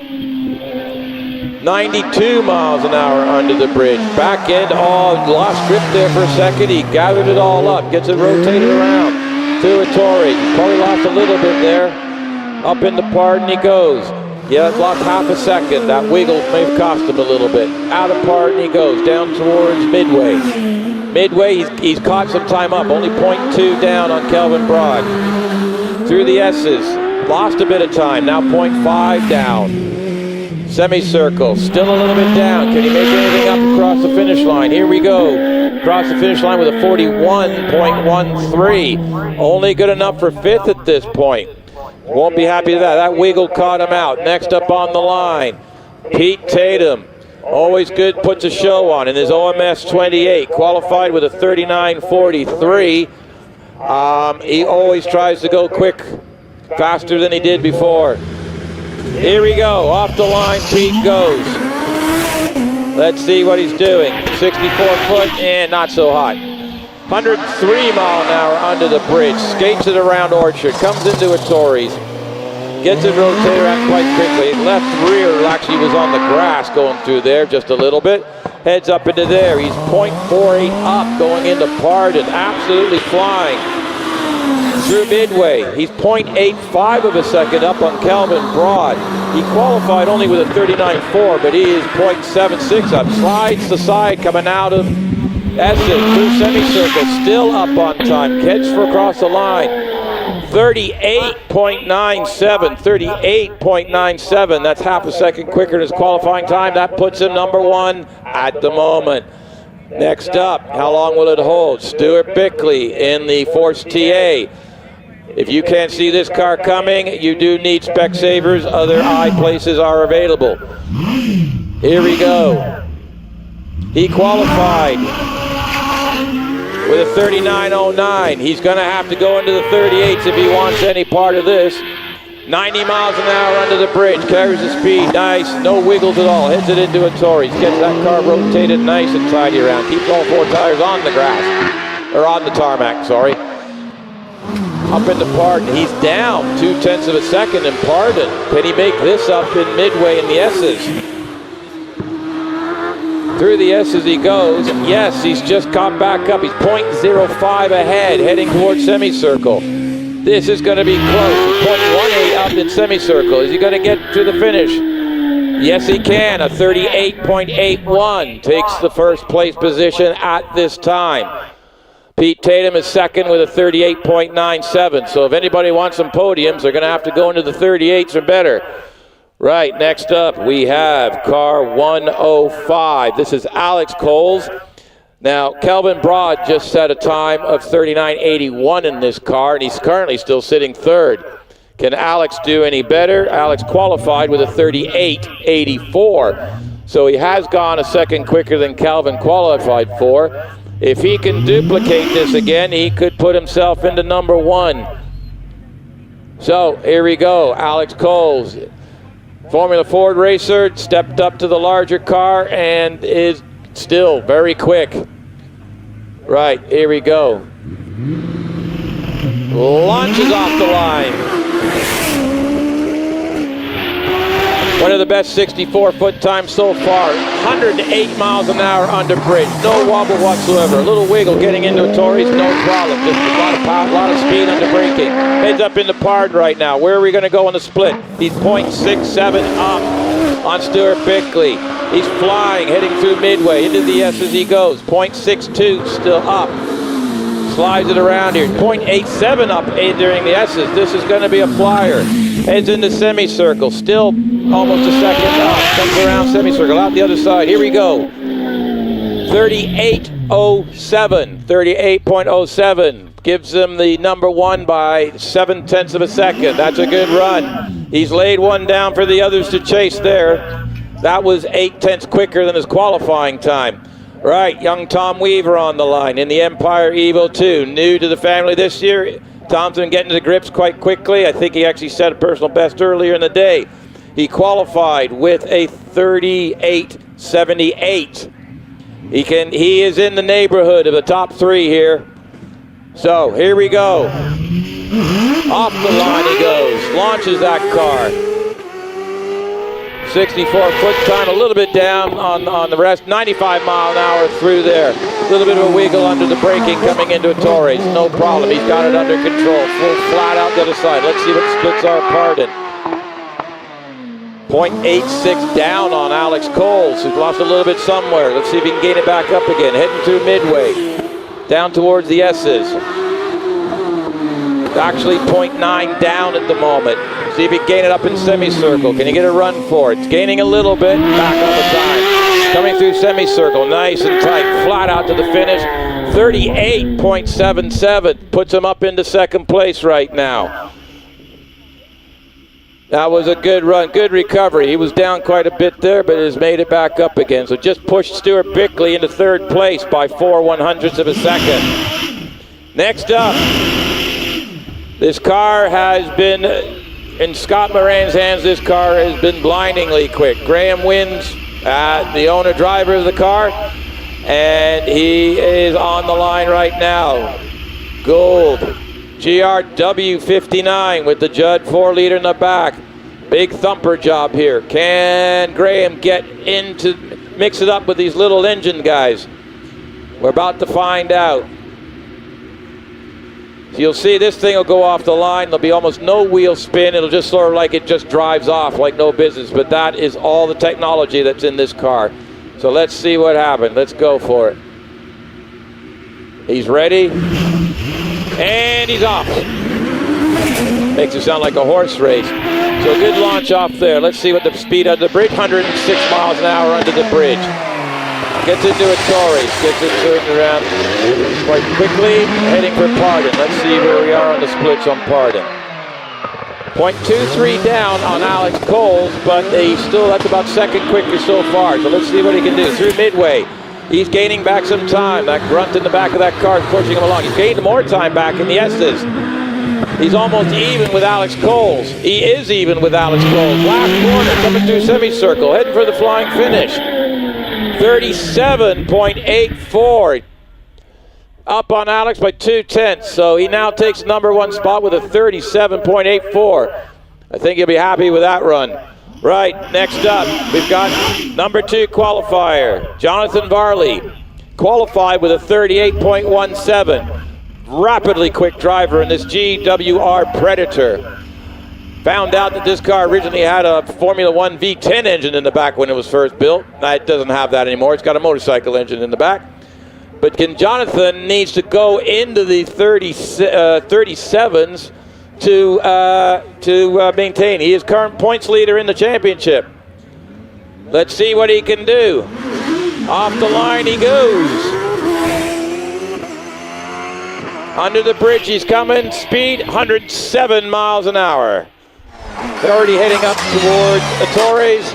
Gets it rotated around out the other side. Nice, neat, tidy around Torres. Heads up toward Park. Let's check the splits. He's 0.15 down on Graham Wynn at this moment. He's only got about half the horsepower, but he's a lighter. Oh, he's 0.02 up at midway. He's actually up. S's, he's even with Graham Wynn at the moment. Heading into semicircle. He's still even with Graham Wynn. Going into semicircle, out the other side, down across the finish. Oh! 37.85, 1/100th of a second slower than Graham Wynn. Graham has still got number one. We got one runner left. The fastest car so far this weekend, but can he put it together and take the runoff win? He's got 2 cars in his neighborhood of 37 seconds. There's 2 guys there. He's going to have to do a flyer, so let's see what he does. Zach Zammit, off he goes.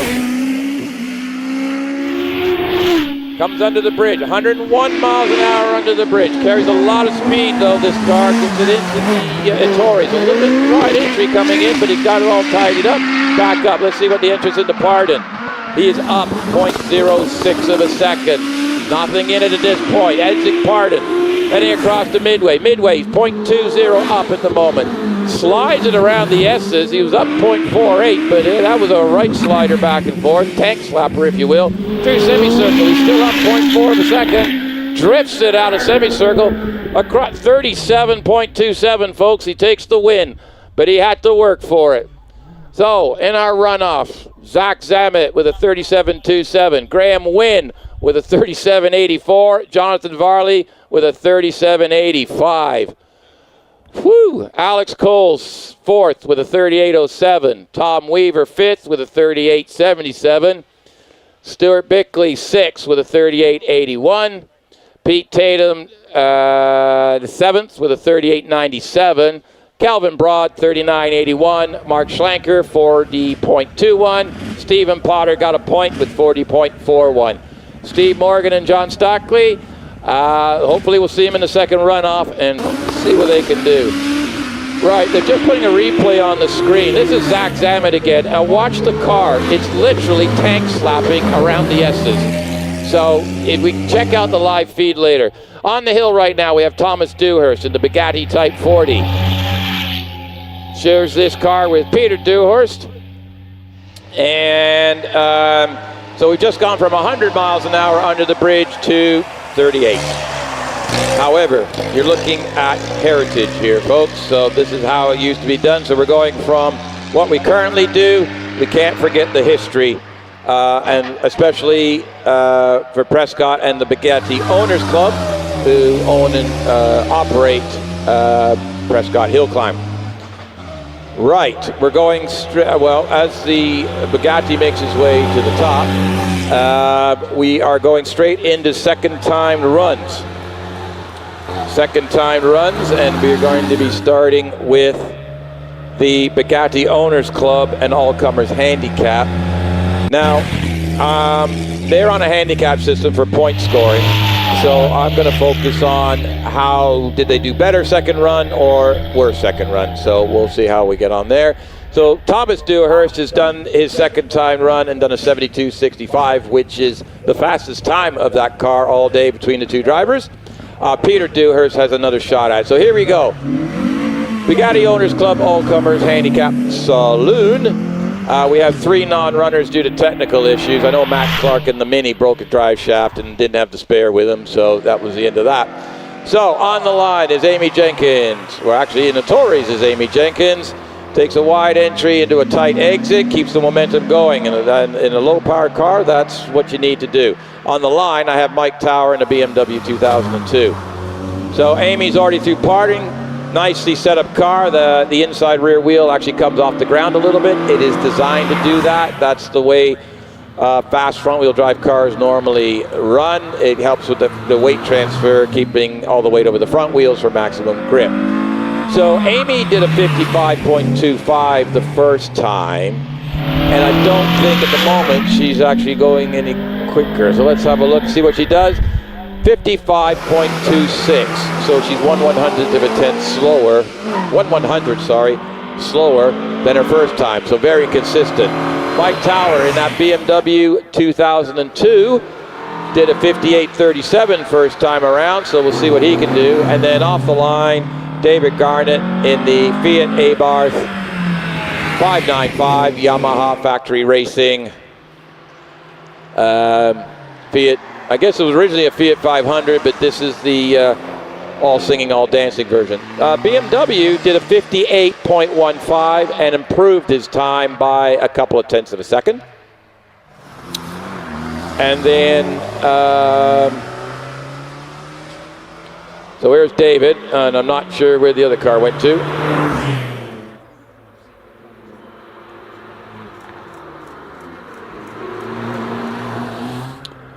Right, oh, the BMW, yeah, BMW's gone quicker. I thought there was another car here. We got a slight delay. The car on the start line is just had it just had an accident. I'll leave it at that. 55.85 for David Garnett. That's an improvement of 0.6 of a second. So he'll be happy with that. Essentially, the Peugeot 205 of Neil Brogdon just had a wee accident on our tire warming area, so we just got to get that tidied up quickly.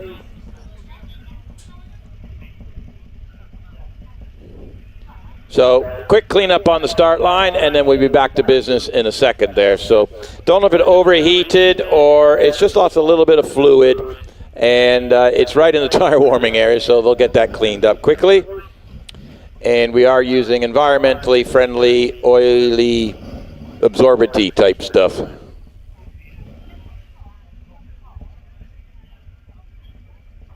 Okay, so bear with us. So if you're enjoying the coverage today, Rich, who runs HillClimb.TV and is the man sitting in the shed back there, although he does have his amazing helper in with him, unless she's run off and hidden again.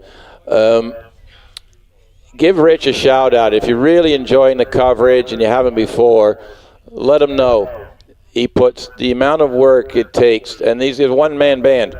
You know, you look at these production companies, and they've got like 50 people doing cameras and doing all. They got a van and all the rest of it. He's basically got stuff in the plastic boxes. Comes to the event, sets it all up, runs the cables, runs the cameras.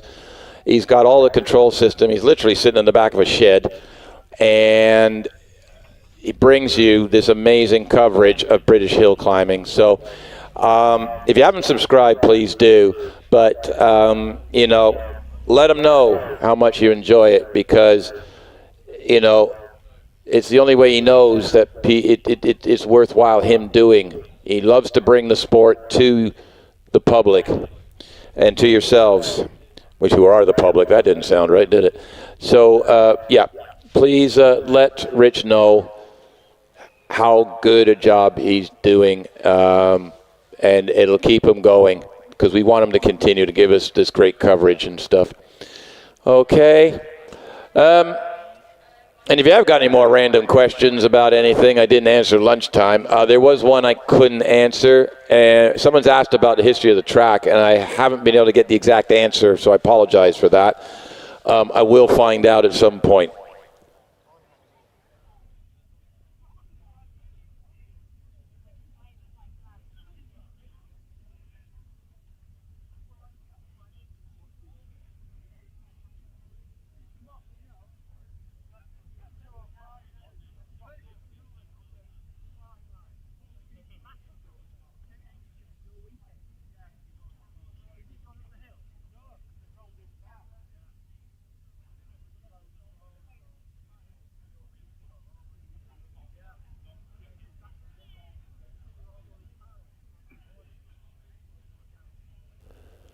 Okay, well, ask a silly question. I just didn't find the right person. We've just had a conversation.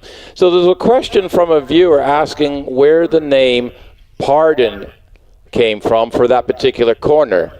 Now, I don't think a lot of people realize that this is actually a driveway to several houses. At the top of the hill, just past the finish line, there's some houses to the right that people live in, and every now and then we have to stop and let a resident in, a resident out. They just live with the fact that they've got a racetrack for a driveway. Now, at the top of Pardon, I don't know if you can see it on your camera. If you're watching on camera, the top of the Pardon, you see the marshalling post. Well, behind that is a house. Now, originally, if I'm getting this right, this is the information.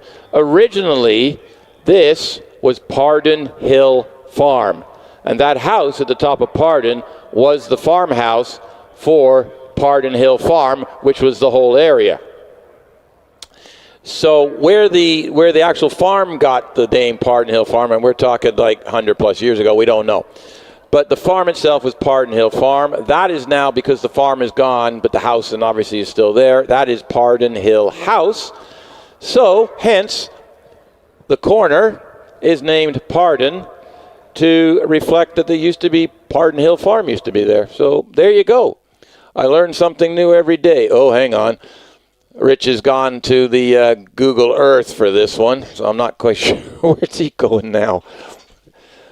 So here's where we are on Google Earth. There's the track. Now, Pardon is right at the top. Halfway up, I stand correct. No, I meant that halfway up I meant Pardon, sorry. Right, so you see where Pardon Corner is, just between Pardon and Midway Riding, just above it, you'll see there's actually a farmhouse just at the top of the picture on Google Earth here. So, yeah, so that was all a farm and everything, and it's now Pardon Hill Farm, or Pardon Hill House, sorry. But that's the name of the corner, and that's in tribute to the farm that used to be there. So there you go. And funny enough, there's the rest of the course as we are running it today. So that's what it looks like from the sky flat. And where the blue line starts, oh, that's getting a little funky. Now I'm getting motion sickness. Anyway, thanks, Rich. Apparently I'm entertaining the people sitting next door here.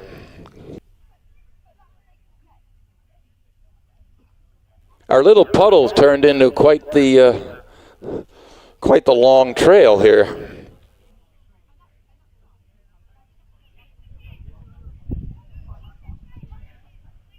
Right, I would be willing to live in a house where the driveway, yeah, daily practice. Fair enough, yeah, you're right, yeah, I know it'd be interesting.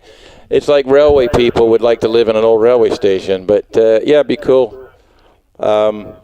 At the top, yeah, there is the return road is actually the road they go out on, exit road. It's a walkway.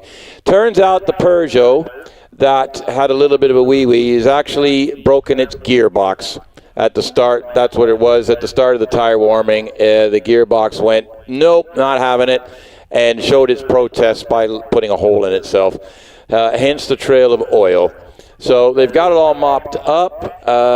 So most of the competitors will drive through it, but that stuff is environmentally friendly, oil absorbent, and it will do the job, and it won't affect the competitors too much. So, right. Here we go. Glad to be of service to my two compatriots in there. They were looking a little stressed, so they needed a good laugh. Anyway.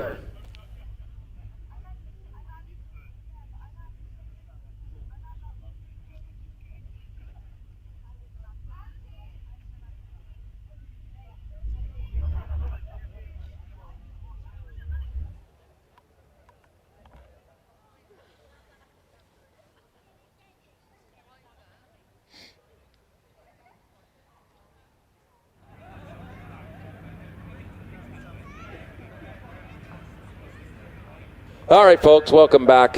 Right, so we're in the. We'll get going here. So, the Bugatti Owners Club and All Comers Handicap, saloon cars. Rob Guttridge is on the line. Now, these are all chasing handicaps, personal best, etc. But they're all grouped together, so the scorekeeper will sort that out afterwards. So they are ready to go. So Rob Guttridge on the line. As soon as I have the timings back on the screen, I'll be able to tell you if he's going to do better or worse. So here we go. Marshall's waving hi. If you're wondering, you see the Marshall on screen. He's got that rolling block. That's because we're actually going uphill. So the driver does not have to have their foot on the brake for the start. There's a wheel chock that goes behind the wheel, and that keeps the car lined up on the start line. So there's all sorts of variations of the thing, different places, different tracks, but the one you see on the camera, that's the one you see here. So that's Rob Guttridge, Renault Twingo 133. That's the performance version of it. And then Andrew Till has left the line in his Ford Fiesta ST line. So 56 miles an hour for the Fiesta under the bridge. Ooh, big understeer coming out through Orchard there. So he is giving it as much. That car is going as fast as it will go in the corners because it's starting to not steer where he wants it to go. So Rob Guttridge is heading across the finish line. He wants to improve on his 64.11, and he has a 62.73. So that's 1.4 seconds quicker. You'll be happy with that. Andrew Till's just gone through midway and heading into the S's. Andrew Cottrell in the Subaru Impreza has to touch the grass. It's a Subaru rally car, so it's got to be touching dirt at some point. He's already up in the Pardon, and he's up on times. He is actually the quickest on scratch time in this group for the saloon with a 47.93. Andrew Till in the Fiesta has done a 55.69. No improvement, almost the exact time, but a couple of hundred slower, so no improvement there. Andrew Cottrell goes through the semicircle, heads out the other side, and across the line he goes with a 47.32, and that's a 0.6 improvement. Chris Toon is absolutely pushing this thing. I said to you, a good front-wheel drive setup car, the inside rear wheel comes off the ground. Well, that's the first time I've seen it come off the ground going through Orchard. He absolutely pushing this thing. The Toon family are all very, very quick drivers in their appropriate cars. So Chris has given this Renault Clio an absolute ringing. I think he's trying to beat Andrew Cottrell in the Subaru on a flat-out, straight-up fight. Well, he's given it a good go, just not quite got the extra two-wheel drive and possibly a turbo. It's only a 2-liter, normally aspirated, but he's gone across the line slightly quicker with a 49.92, keeps him in second place. Peter Dewhurst, we're just switching to the other Bugatti driver. I said we'd see this again. Thomas Dewhurst has done a quick time of 72.65. Peter was slightly behind it on his first time run, so let's see if Peter can catch Thomas. Oh, locked the left rear wheel up under braking going into Pardon. You don't see that too often on a Bugatti, but he's making good time up the hill, so let's see if that didn't hurt him at all on the time. Right, Michael Thompson in the Honda S2000. We're moving into the handicap sports car class. We're going to end up bouncing classes a little bit here, so hang on with me. So Michael Thompson is a handicap for the sports cars. We'll get back to that on the timing screen in a minute. His wife Zoe Sherman is in the Lotus Exige. Yeah, them racing the same car never works out well. So Peter Dewhurst in the Bugatti has gone quicker. He's done a 75.10, so that's quicker than two. But Thomas takes the class, if you will, on that one. Right, going into the sports cars, Michael Thompson had a 49.07 the first time. He's trying for more, and he's not going to get it. Slower, 49.41. That opens the door for Zoe. Can she actually beat him? She's on second in this group at the moment with a 50.69. Can she get into the 49s? She will give it a darn good try, I will tell you that much, in that Exige. All the way around Pardon. She's green at the moment, so she's up on her previous times on her splits. Austin Weltman in the Lotus Elise S1 has just left the line now. But let's see what Zoe can do here. Through semicircle she goes. Out the other side, and oh, not quite. A 50.36 is an improvement in time, but not quite, so it looks like she's got dish duty tonight. Austin Weltman in this Lotus Elise. Okay, I've never seen that before. Actually got the left rear on the exit of Pardon halfway up and was spinning the left rear wheel in the grass a little bit going up the hill. So I'm thinking he may lose a little bit of time on this one. His first time run was a 57.16, so we'll have to see what the second time run brings. Through semicircle he goes. Stephen Norris, that's MGB Roadster, car 33. A little bit of an oversteer correction there. Austin Weltman's done a 56.04. He's gone 1.1 seconds quicker on his second time run, but still is in third on scratch on this group. Stephen Norris in the MGB is already through, heading for Midway. Tom Golland in the Morgan three-wheeler Aero. This is an original car. He's off and running. He did a 67.8 the first time, so he'd be looking to improve on that. 45 mile an hour for that Morgan three-wheeler under the bridge. And I'll have to say that's probably better than I would do in that car. Through a Torrey's Tom Golland goes.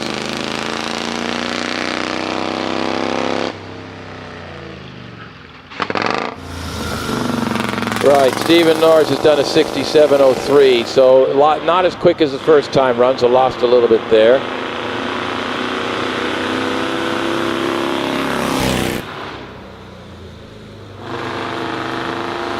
Whoa, and now the Morgan three-wheeler, you're going to have to check out that. He was actually on two wheels going through the S's. I don't know how you put a Morgan on two wheels, but he just did it. So I'm hoping one of the photographers got that shot, pointing at the S's. I'm sure one of them did, but he had that inside wheel off the ground a good foot. Does a 67.32, 0.5 of a second quicker than the first time run. Now we got a replay up on the screen. Let's see if I saw that as I saw it. Yep, I saw it just exiting the, or entering the S's. The left front wheel, he got it up off the ground. So, not for a long time, but it was for a good time. Now, if you're at the track, remember I said there are houses at the top of the hill.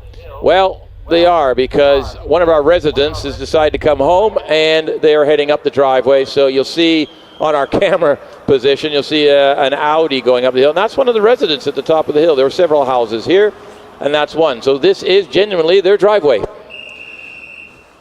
So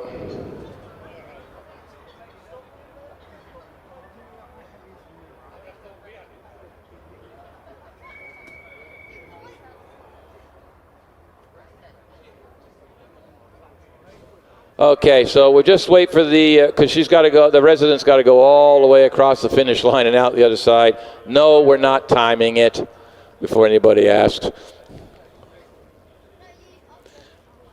All right, so next up, when we get going again, is going to be the Sylvia Riot of Martin Watts in the Bugatti Owners Club and All Comers Handicap race part, even though he actually drove this car to the event. So,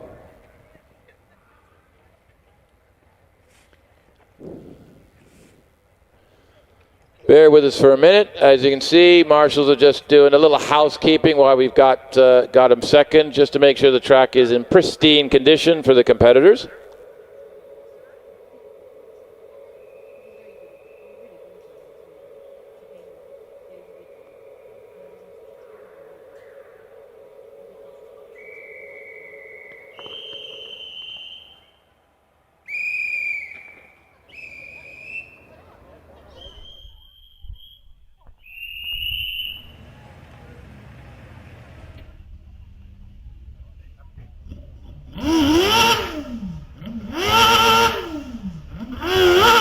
Okay, so here's Martin Watson, the Silver Riot. The number plate is genuine. It's an R1 Riot. Hence is an R1 motorcycle engine in the back of a Riot chassis car.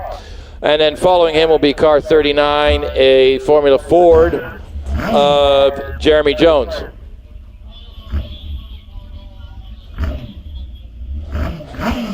So here we go. Absolutely screamer of a vehicle, this thing. It literally sounds like it's a riot to drive. I don't know how to say it any other way, different terms. 78 miles an hour under the bridge, through Orchard, through a Torrey's already. Nice low sitting position, absolutely. It's like driving a go-kart with suspension, this thing. Heads up into Pardon, is about equal on his time from the first run. Jeremy Jones, the other car in this class in the Swift Formula Ford, is on his way up the hill. And then we head into the Midland Hill Climb Championship runners, starting with Class A1, road cars up to 2 liter. We've got David Wilson first. This is a shared car, so we've got 2 drivers. David's going first. Rob will get in the car afterwards. So this should be car 740. Martin Watts has gone through the line at a 45.21. No improvement. Very, very close. A couple of hundreds in it, but no improvement over his first time run. Jeremy Jones is looking to improve on a 51.68. And then we can... so David Wilson off the line in the 2-liter production car. And Jeremy Jones, 51.75, slightly slower as well, but not by much. Okay, here we go. Class A1 in your program, page 22. After the first round, time runs, Robert Wilson led with a 48.76. David Wilson, who is currently just heading into Parson, was currently third. And he's actually up on time exiting Pardon, so he might actually move up a position here. Peter Siddle, who is currently in fifth in a shared car with Jack Butler, has just left the line. The Renault Clio. David Wilson might be setting the quickest time here. Robert Wilson holds it. David Wilson has just set, a 48.38 takes the class lead. Peter Siddle's locked up the right rear going into a Torrey's. Heads are back out towards Pardon. I think he might have going to lose a bit of time there. With these cars, low horsepower, you've got to keep the momentum up. Went a little bit deep into Pardon, so this is a bit of a sloppy run. Or not one of Peter's better runs, but usually very quick in the Clios. But he's borrowed this. He's double driving this car this weekend. And I don't think it's his car, so he's not quite used to it. Right, so Peter's heading up towards semicircle. He's looking to improve on a 51.5. We've got Bruce Aitken, this completely standard Citroen Saxo VTS. No modifications, not even a racing seat. 51.39 for Peter Siddle, so an improvement of a couple of tenths. This Saxo, if you watched my lunchtime walk around, this is the Saxo that I sort of showed. The minimum you need to go hill climb racing, and it was just basically two tow hooks, a timing strut, and a key label. Right, so here we go. Peter Siddle's gone through. Bruce Aiken's up there. Richard Pates in the MG ZR 160 is already into a Torres. Jonathan Langmead in the Lotus Elise 13R. Car 44 will be launching shortly. Bruce Aitken, a 56.07. And he's not as quick as his first time run. Half a second slower, so no improvement there. Richard Pates is currently sitting on a 62.63. Can he improve on that in his heavier than the Citroen by a couple hundred kilos is the difference between those two cars, I know from experience. So Jonathan Langmead in the Elise 135R is already up the hill into Pardon. Gets it rotated around in Pardon. Very quick driver here, very experienced with this car. It's got a lot of seat time in it. So the MG ZR goes across the line with a 61.87. That's an improvement of almost a second. Ooh, Jonathan Langmead locked up going into the S's, and has just had an ugly entrance, so I don't think he's going to improve on that time at that point. He was only 4/100ths behind second place, so I think he may not be, oh no, he has still done it, 48.66. 48.66 has moved him into second by 1/10 of a second. I think he would have been close to the quick time there. Okay, we're out of sequence here, folks. We're going to jump to the over 2-liter production cars featuring Porsches, a BMW, and an Alfa Romeo. We'll start with Robbie Birrell in the Porsche, currently fourth quickest in the Porsche Cayman. That's a 718 version. It's got the GTS. It's got the 2.5-liter turbo engine in that one. Rodney Isles, the only non-German vehicle in this particular class, is in the Alfa Romeo 4C. Rapidly quick, currently in second, held first all the way until Richard Snow put down a time that's like, where did that come from? So Rodney needs to find 8/10 to get there. So Robbie Birrell goes across the line. Yeah, that was a horrible run. He lost 5 seconds, so that's no good. So he's stuck in fourth at the moment with a 49.3. Rodney Isles, can he do anything to improve on his time? Not really. 48.63. He's 5/100ths quicker than his first. Sorry, 3/100ths quicker than his first time. Still in second. Simon Tarling wants a shot at this in his Porsche 996 GT3. 3.6-liter engine. This is about a 20-year-old car, believe it or not, already. 380 horsepower. Currently sitting in seventh with a 50.94. If you get, there's 4 cars in the 49 middle, so he's not far off mixing it with number 3 to 6 positions. So Richard Snow has just launched off the line. He is holding the class lead at the moment in his Cayman GT4. That's got the 3.8-liter in it. Simon Tarling's at a 50.91. 3/100, it's quicker, but no improvement on position. Richard Snow's current class leader with a 47.86. Can he actually go quicker than that? He was up at the Torres. He's down a little bit at Pardon, so we'll see what happens. Robert Lancaster Gaze launched off the line, the Porsche Cayman GT4. And he's going to head around semicircle out the other side. 72. Yeah, sorry, got him confused. Richard Snow's done a 47.51. That's an improvement of 0.3 of a second. He's lowered or increased the target for the others to catch him. But Robert Lancaster Gay right now is on his splits. He's the chance to get Richard Snow. So if he gets a tidy run here, he's still up. So currently in fifth, but his split times are ahead of Richard Snow. He's lost a little bit at the S's. Can he make it up again at the semicircle? No, he can't. I don't know how far off he is. Let's see what happens when he goes into the finish. Where is he going to go? Only second with a 48.16. So lost a little bit of time on the second part. Stephen Atkins in that BMW M3. The only front engine car we've got in this class. We'll go with that. I had to think of something different. Only front engine car in this class. And here's Duncan Andrews, who gave his lunch earlier. He put his scuff back on the front, found a timing thing. Unfortunately, he's kicking rubbish out from, so if you see stuff falling off it, that's actually grass and stuff from earlier. Got a big wiggle handling part. Steve Atkins in the BMW, 50.78. That's an improvement of 0.3 of a second.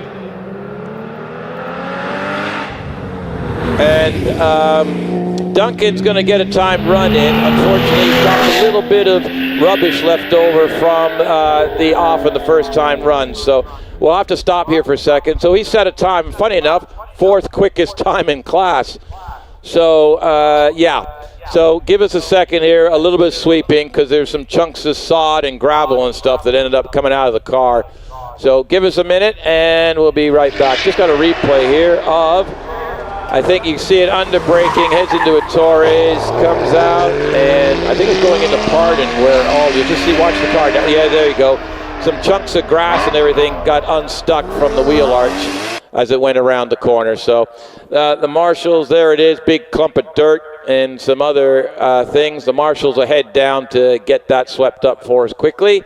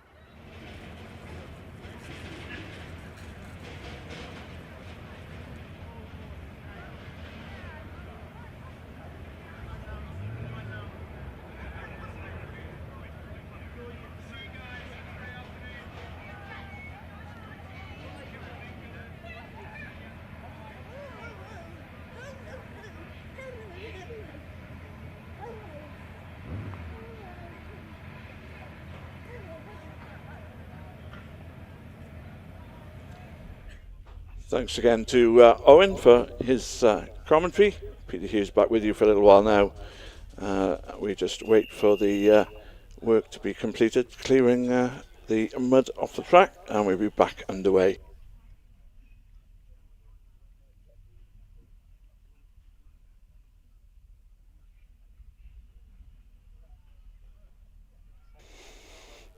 George William with car 54 waiting to go up the hill next, and I think he must be getting quite used to waiting whilst the red flags are out, because he was the first car not to be able to go up the hill before lunch after Duncan Andrews had his issue in the Porsche Cayman this morning.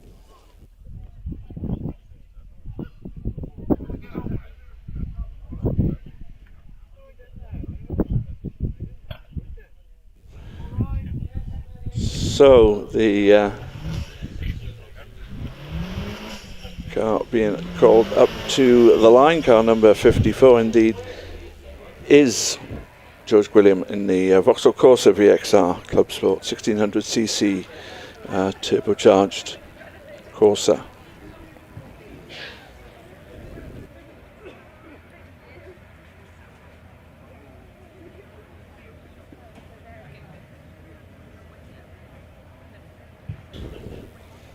So we are just about set by the looks of it to resume action on the hill.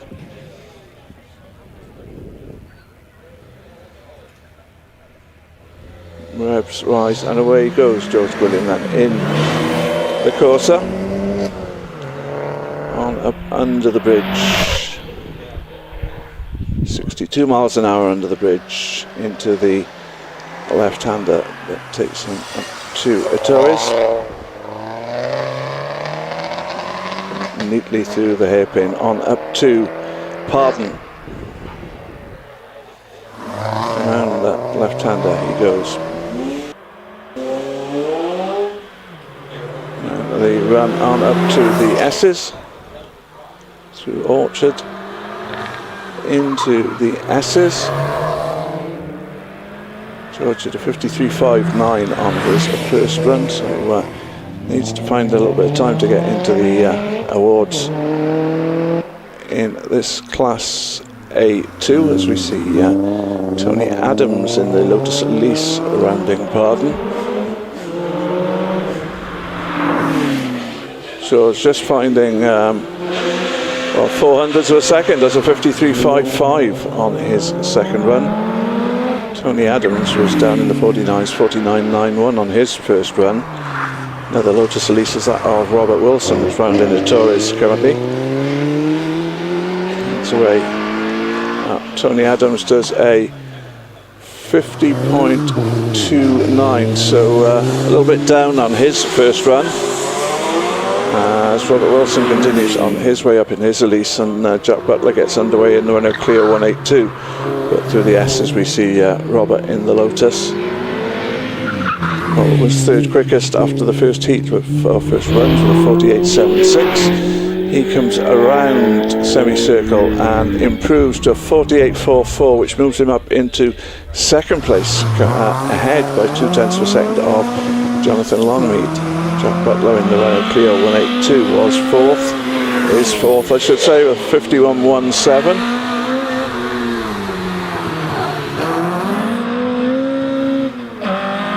It's on up to Orchard. In this class, so it looks at the moment it's David Wilson and who holds the class lead just from Robert Wilson. Jonathan Longmead's third. Jack Butler slots into fourth place with a 50.82. We switch classes. Mark Lawrence is coming out of Pardon in the Porsche Cayman.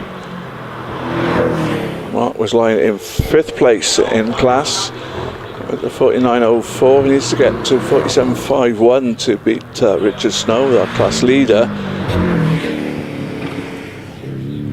He rounds semicircle.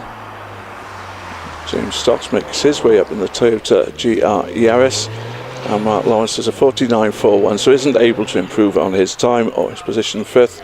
That class A2, going then to Mr. Snow. James Stocks out of Pardon in the Toyota GR Yaris.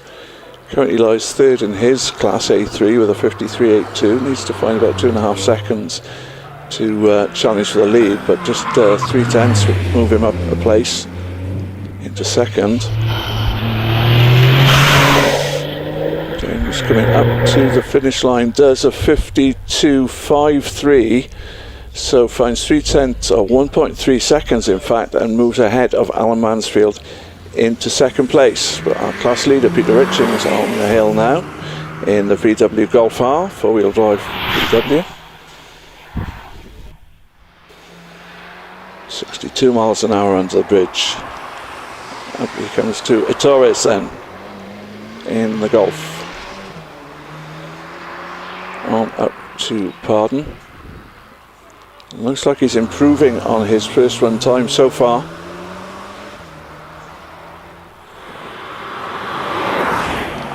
On through Orchard, on towards the S's. Still better run up to this point than on first runs for him. Into semicircle, and it's going to improve on that 51.21. Comes up towards the line and does a 50.93, so finds about 0.3 of a second as he maintains his lead in the class. Alan Mansfield now on the hill in the BMW M3. Did a 53.55 on his first run.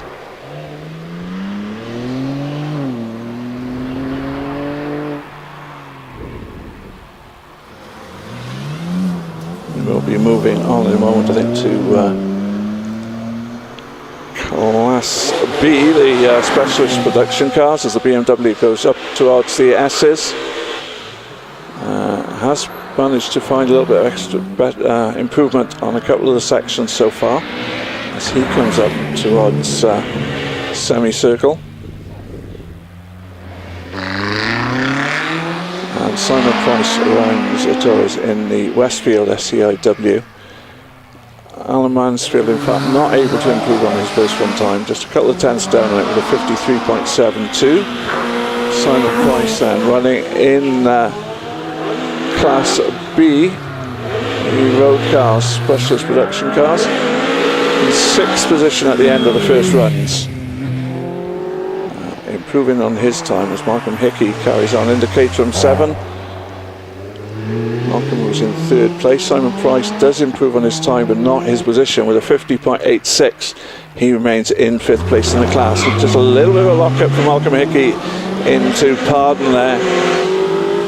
He did find a little bit of time at the Torres section of the run, but hasn't found anything more since.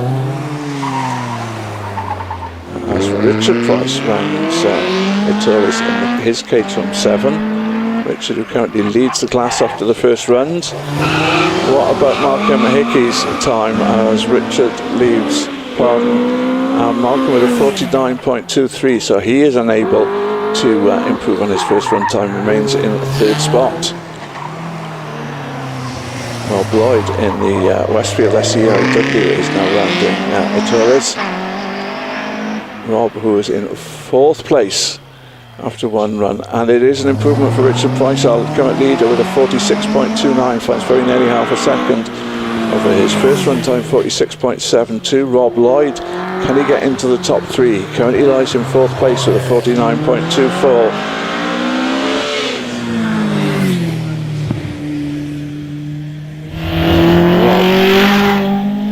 Heading up to the finish line at 48.95. Yes, he is up into 3rd place. He gets ahead of Malcolm Hickey and into a 3rd place by just 0.02 of a second.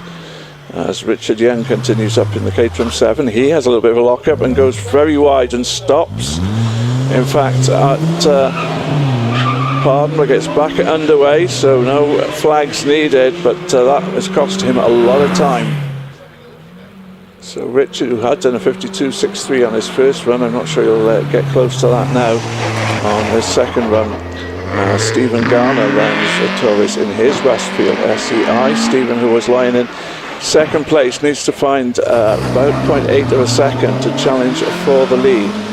So Richard Young with a 57.00, so not surprisingly after that mishap at Pardon, is down significantly on his first run time.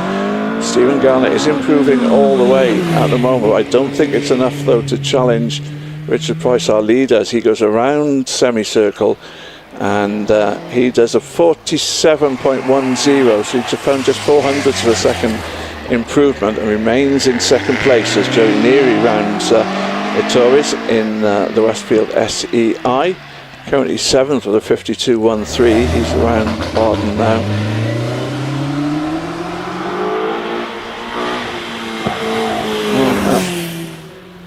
Towards the S as he goes.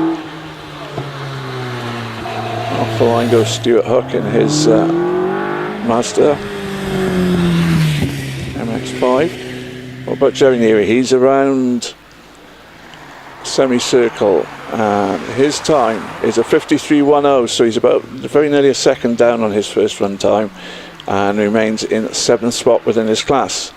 Stuart Hook there in the Mazda, rounding Pardon. Not improving so far on his first run time, which was a 55.83. Into the S's then goes the Mazda. So off the start line goes the Ginetta G15 of Andrew Russell, car 72. He goes under the bridge.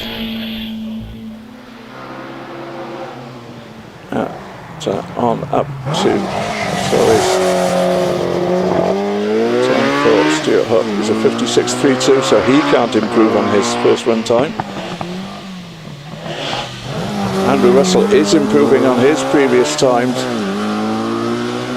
He currently comfortably leads the class anyway with his first run 51.86, as his only rival in class, Mark Maynard, gets away in the Hillman Im. Andrew Russell still quicker than his first run as he goes into semicircle and on towards the finish line. Looks like he's going to better that 51.86, and he does with a 51.55, so 0.3 of a second found for Andrew Russell. Mark Maynard, meanwhile, is on his way up to Pardon, left-hander in the Hillman Imp. The rumble you may hear in the background is the TR7 V8 and Nigel Elliott getting underway as Mark Maynard heads through the S's.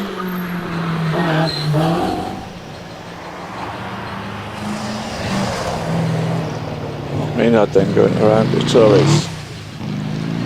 Sorry, that's Nigel Elliott who goes going around Ettores. What's Mark Maynard's time going to be? Can he better? Yes, he has bettered the first run time from 57.87 to a 56.11, but remains second in Class C1. As Nigel Elliott takes the TR7 V8 through the S's, Paul Howells in the Porsche 911 RSR is on his way up the hill.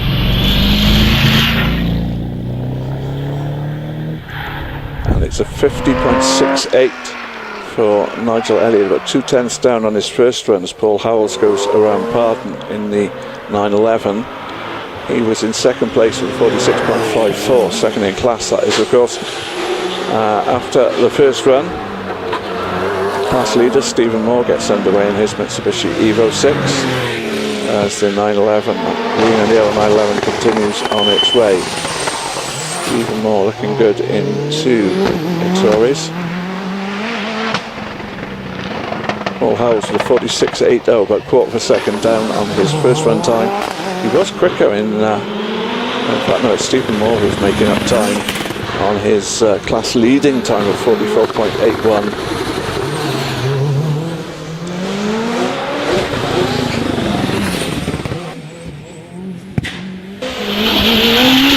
Stephen Moore then around semicircle. He's going to better his time of 44.69, so he finds another 10th and a bit on his first run time and continues to top the class.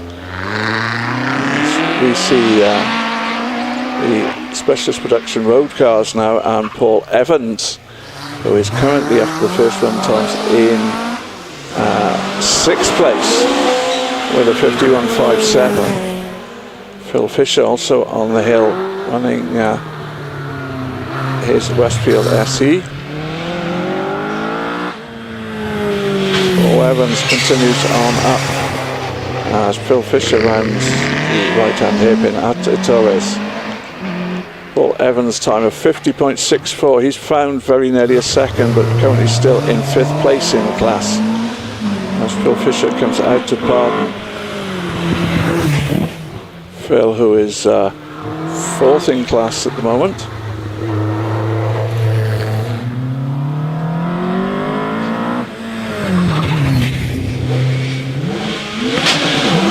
As away goes Steve Mundy in that rallycross prepared Ford Fiesta. Phil Fisher then not able to improve on his first run time, does a 50.22 compared to his first run of 48.45.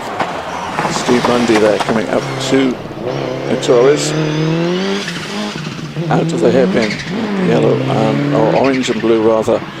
Fiesta taking to the grass a little bit in between Ettores and Pardon, carries on up to the left-hand hairpin, and I think there might be some grass sweeping to be done before we can see any more cars going up the hill.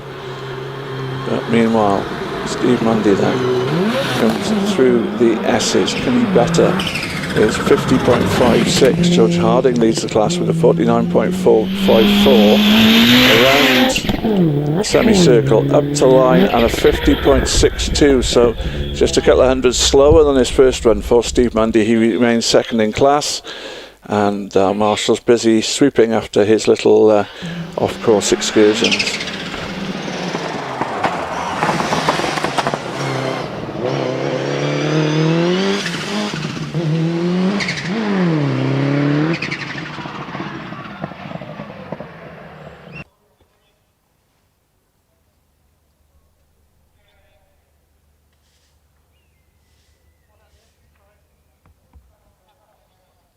So the Marshals, I think, just about finished their sweeping.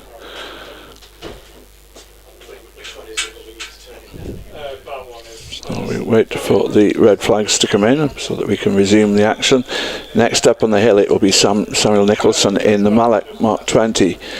Currently leads his class by just 100th of a second from Alan MacDonald in second place, so plenty of incentive for Samuel to reinforce his lead by finding a bit more time. This is Class F, the Sports Libre cars up to 2000cc and sports racing cars.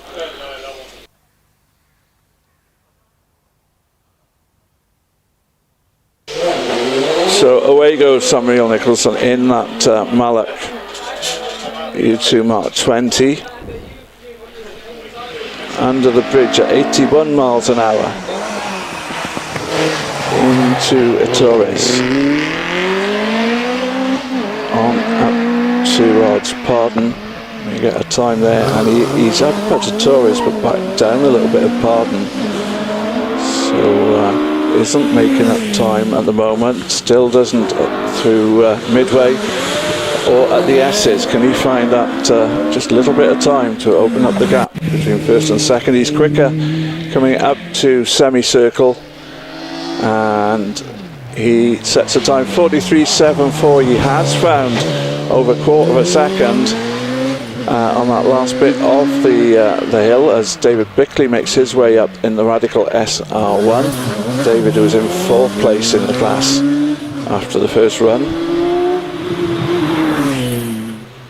Next onto the hill will be the Samuel Nicholson's rival for the class.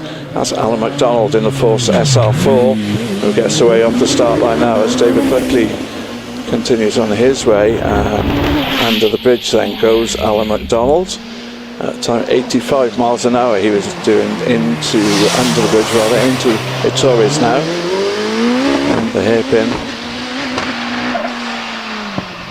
David Bickley's 46.896 down on his first run time. Alan MacDonald after Pardon he was the quickest through Pardon. He's quickest at Midway as well. He could yet snatch the class lead from Samuel Nicholson. Still showing as quickest as he goes into semicircle. The time to beat 43.74. What can he do? 43.77, so he misses out on the class by 300ths of a second, and Samuel Nicholson hangs on to the class lead. Stephen King on the hill in the Radical Pro Sport at the moment. Stephen, who lies in 5th position.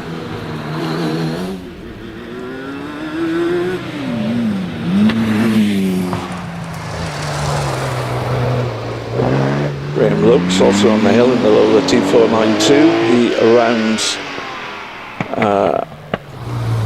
Ettores, and Stephen Kingston at 49.60 improves on his first run time by about half a second, but still stays in 5th place. Graham Lokes then alone, I think, in the Sports Libre over 2 litre and sports racing car category. Did a 45.09 on his first run. Steve Morgan first of the single seaters on the hill for these second runs. The Empire Evo 3. Graham Lokes' time of 45.45, so down just a little bit on his first run time. Steve Morgan lying in 3rd with a 41.33 after the first run. 38.78 the time he needs to better to take the class lead.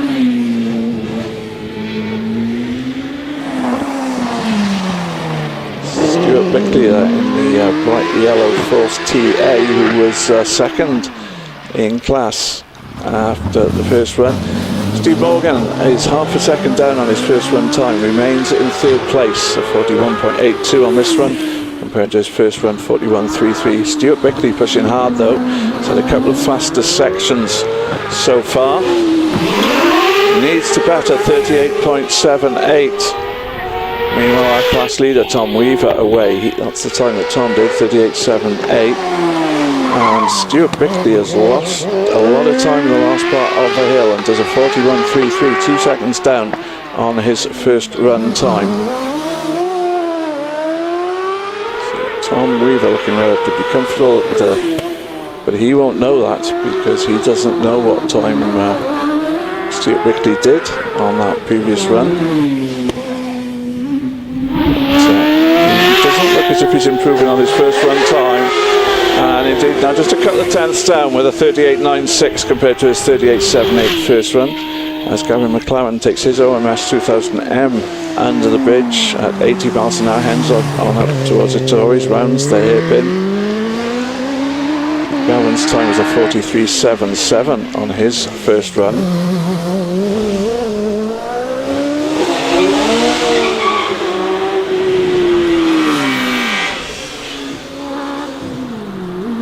Gavin then through the S's in that OMS. A little bit wide on the last bit of the S's, but carries on. We see Ben Fisher in the Westfield SE as well. Gavin McLaren's time 43.87, a tenth down on his first run.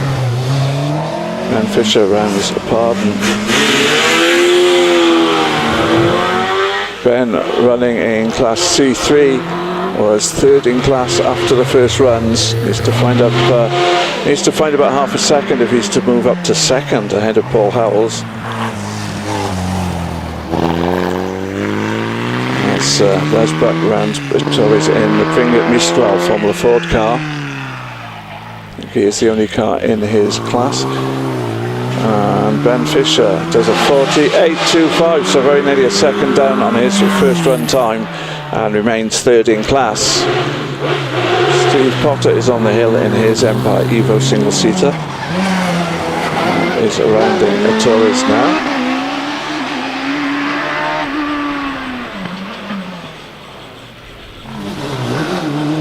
So Les Buck doing a 50.58, so just over half a second down on his first run time, but he is the only car in his class. Steve Potter was quickest through Tories and Pardon, but looks to have dropped a little bit of time at the moment. He was third in class after that first run, but he does a 40.32 in fact, and he goes into the lead over John Stockley, who was just heading up to Pardon, and is now 0.04 of a second back from Steve Potter. Doesn't look as if he's making up that time as he goes to the S's at the moment.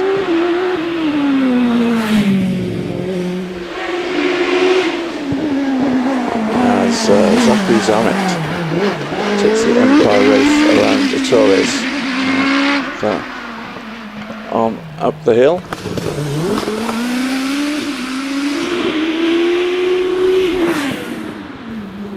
Zachary improving on his first run time, which was a 37.10. So Mark Schlanker heads away in the 4th TA. But what can Zachary Zammit do? He goes under the line with a 36.80. So the first car under the 37s, I think. 3/10 better than his first run as Mark Schlanker goes around the Tories in the 4th TA.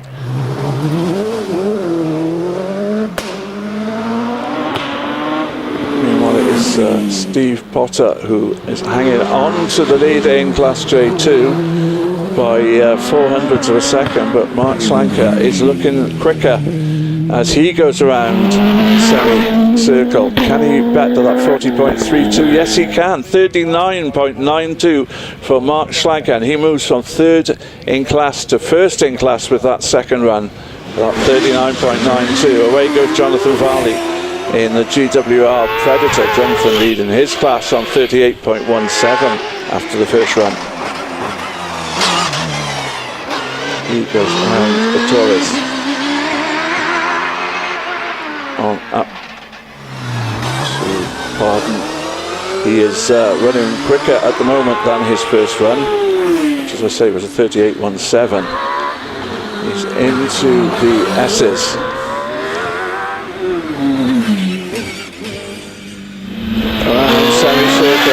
Looks like he's going to improve on his 38.17. In fact, no, he misses out by 0.02 of a second on his first run. He does a 38.19, but that is consistency, to say the least. Kevin Broad now in the 4th TA, running 4th in class after the first run.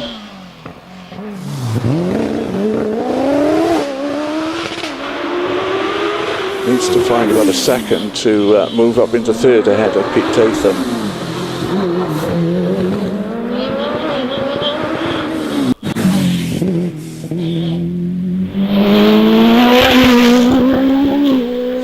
over the line, and it's a 40.20. He improves by 0.3, but it's not enough to move up. He remains in 4th place.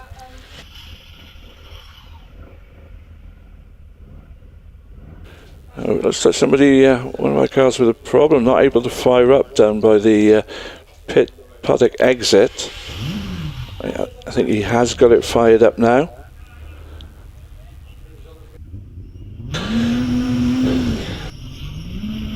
And so, yeah, it is car 806 that comes up to the line after just for a moment or two it seemed a little bit reluctant to fire. So James Chalmers is ready now in the Rolt F302.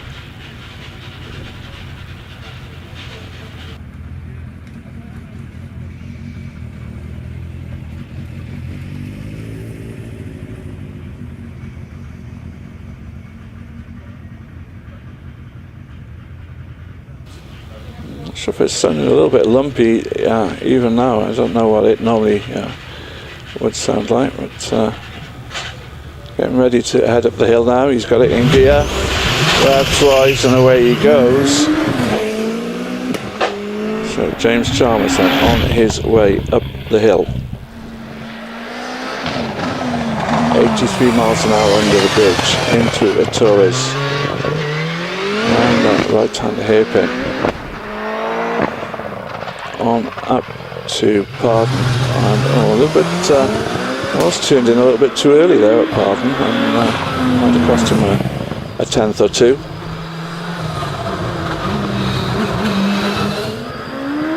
James, who was 6th in class with a 43.66. This is a very, very competitive class.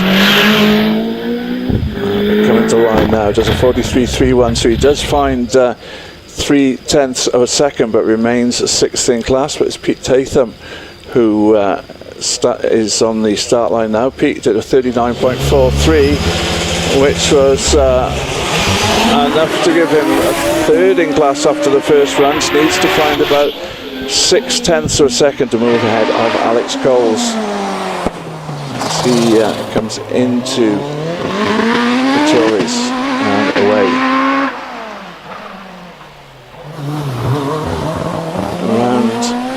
Pardon, he goes. A little bit of a twitch on the way out, but everything under control. Midway on up towards the S's. Isn't improving on his first run time Elliott at the moment as he comes up to the finish line. Does a 39.34. In fact, he does improve by just a 10th of a second and remains in 3rd place. Robin Nicholson in the Mallet Mark 20 is rounding a Torres. Robin, who lies in 3rd place after the first run, but has to find very nearly, well, just over, in fact, a second to challenge Samuel Nicholson. And also Alan McDonald, because there's only 0.03 of a second separating 1st and 2nd, with Robin lying in 3rd. And that's Ian Tucker in the RMS 28 rounds a Torres. Robin, in fact, can't improve, a 48.97. He stays 3rd in class. Ian Tucker is going quickly.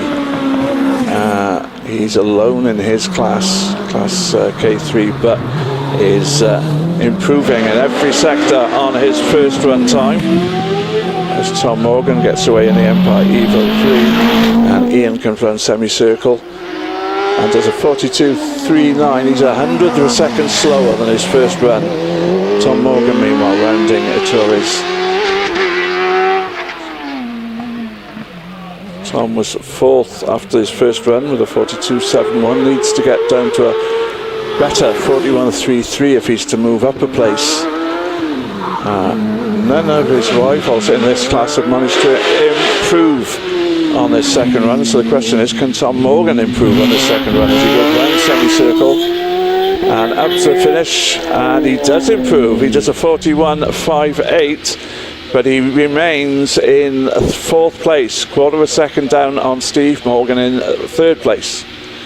Graham Wynn is on the line. He leads his class currently in the Gould GRW59 with a 38.26 on his first run.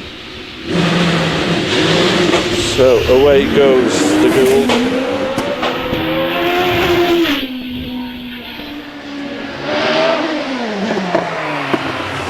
104 miles an hour under the bridge. And Vittori's on up, really pushing hard by the looks of it, and is quickest, improving on his first run time all the way so far. Really trying hard. Graham in that 4 litre GRW59. Around semicircle, looks like a good time. He did a 38.26, he's just done a 37.85 in the second run, so improving on his first run time, obviously remains in the lead of the class.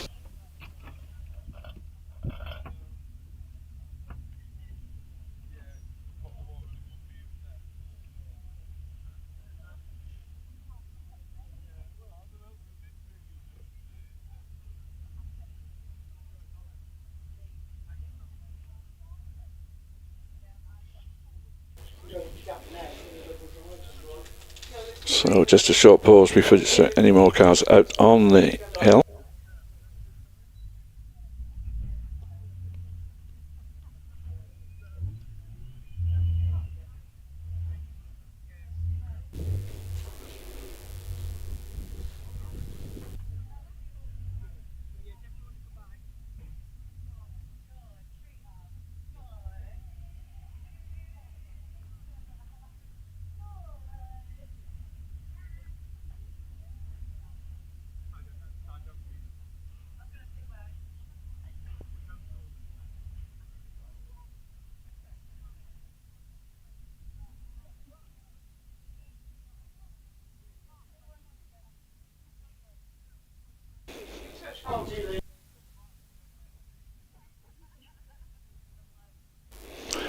So no cars heading towards the line at the moment. I'm not quite sure what's happening currently.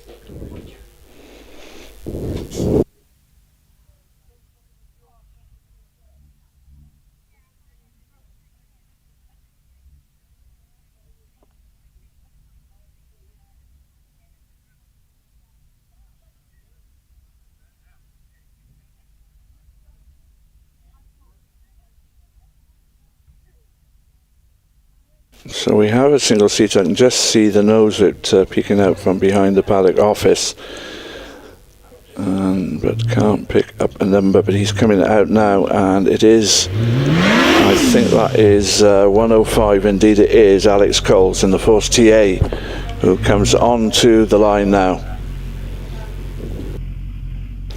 Running in Class K2, the forced induction engines over 1600 up to 2000 cc.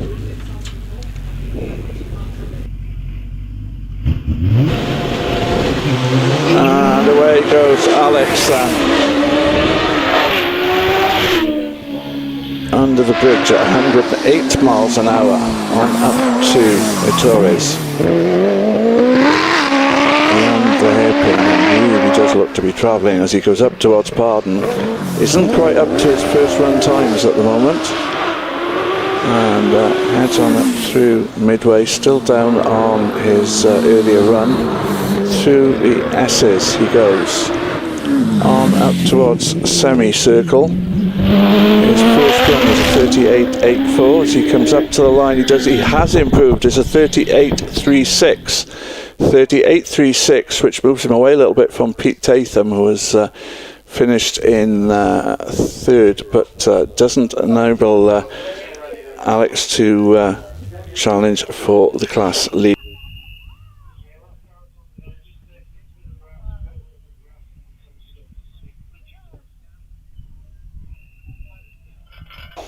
So another single seater about to come out, again hiding away from us. We've got the paddock building between us and the all-important number on the car.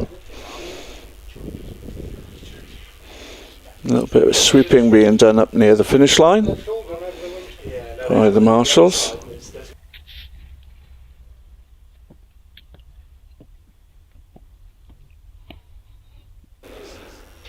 So, our missing car coming out onto the line now is car 106, John Chalmers, in the Rolt F302. We've seen this Rolt take its second run in the hands of James Chalmers, of course. We get the all clear from the marshals. The red flags have come in. So John will be able to start his run very, very shortly.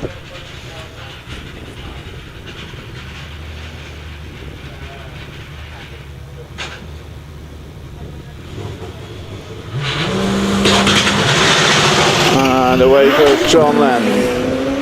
Heads up towards the bridge. Under the bridge at 98 miles an hour. Into a Torres. Around that hairpin, on up the hill he goes. Into the left-hander.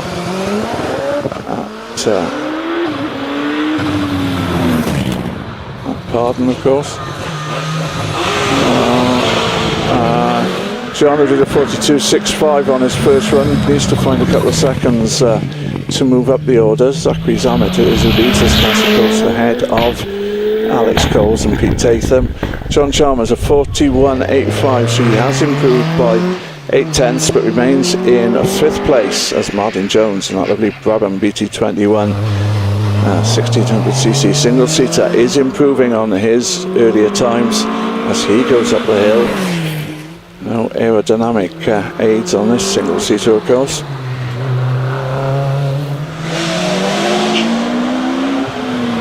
Still up on his earlier time. He's around semicircle, heads towards the line and does a 47.12 and finds over half a second on his first run time.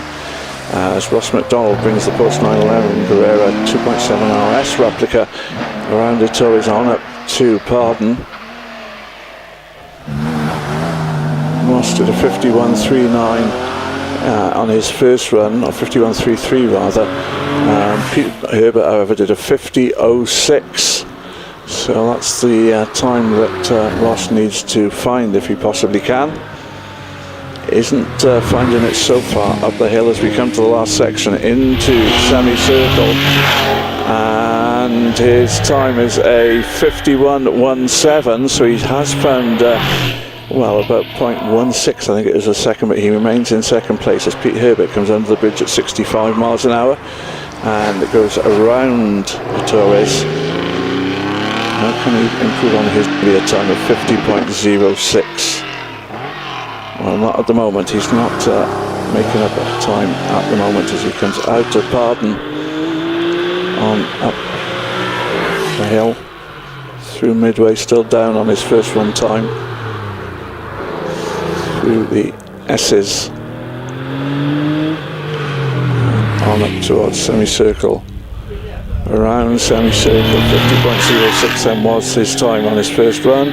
This run is a 51.01, so he's nearly a second down on his first run time as we get the first of our Classic Marques Speed Challenge cars, the Austin A40 Farina of John Louch, car number 130.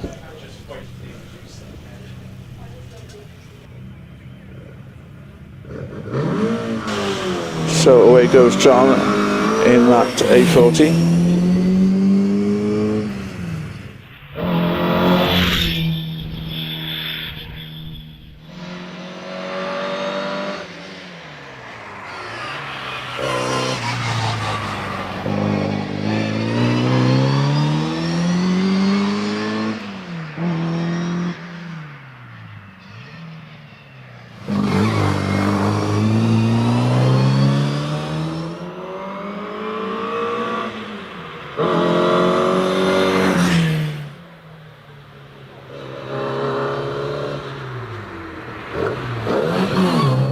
Okay, I'll just back on. Thanks, Pete. Pete will be back for the runoff. In the meantime, we've got the Classic Marques round 2. And we've just, John Louch has just got hello. I forgot how to talk. 55.05 for John Louch, so that's an improvement of half a second. Mark Hankins Andy Johnson in his MX-5 is already through Pardon. Through Pardon and out the other side towards so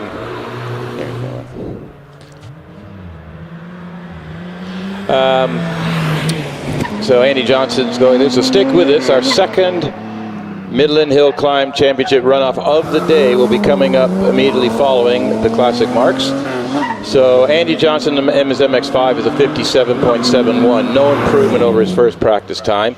Mark Hankins is absolutely trucking it with that TVR 2500 Vixen.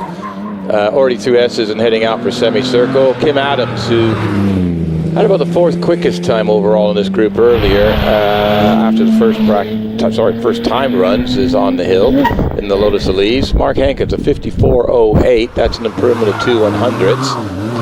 And Kim Adams is up on their times from the first time run a little bit, so is hopefully looking to go quicker. Did a 51.06 first time, so probably looking to try and get a 5.0 number. That would end the day on a high point. And through semicircle, the Elise Stairs comes out the other side. I got Alfie Coles waiting on the line with the MX-5. And Kim does a 50.84, so got the 5.0, a little bit quicker by a couple of tenths, so that's an improvement. Alfie Coles and his Mazda MX-5 is now coming around Orchard, heading towards the Torreys. Hard on the brakes coming in. This is the Mark 1 variety of MX-5, so that's got the 1.6 liter engine in it. And he's heading up towards Pardon right now. Locks up the left front wheel going through Pardon, out the other side. And heading down into midway through the S's. And Steve Thomas in the TVR Vixen is just launched off the line. Apparently some of the PA system stopped working partway through the first runoff, while I was sitting there just getting too excited by myself. That was my fault, and I do apologize for you guys losing the feed. However, if you check out HillClimb.TV, you can watch the whole thing in replay and listen to me yell all the way through it. Right, moving back there. So left front lockup for the TVR Vixen going through Pardon. Stuart Watson in the MX-5 has just left the line now and is heading under the bridge already. So with a speed of 58 miles an hour, coming around Orchard and heading into Torres. The Vixen's just coming through semicircle, coming out the other side. Stewart in that beautiful maroon. That's a Mark III MX-5. That's got the 2 liter version in it. 53.23 for Steve Thomas. 5 100ths quicker in his first time run. Keeps him, it's a handicap class. So they're all chasing their own personal best handicap for points, but we're just going to play with a who's the fastest overall type thing. And that keeps Steve in 7th place at the moment.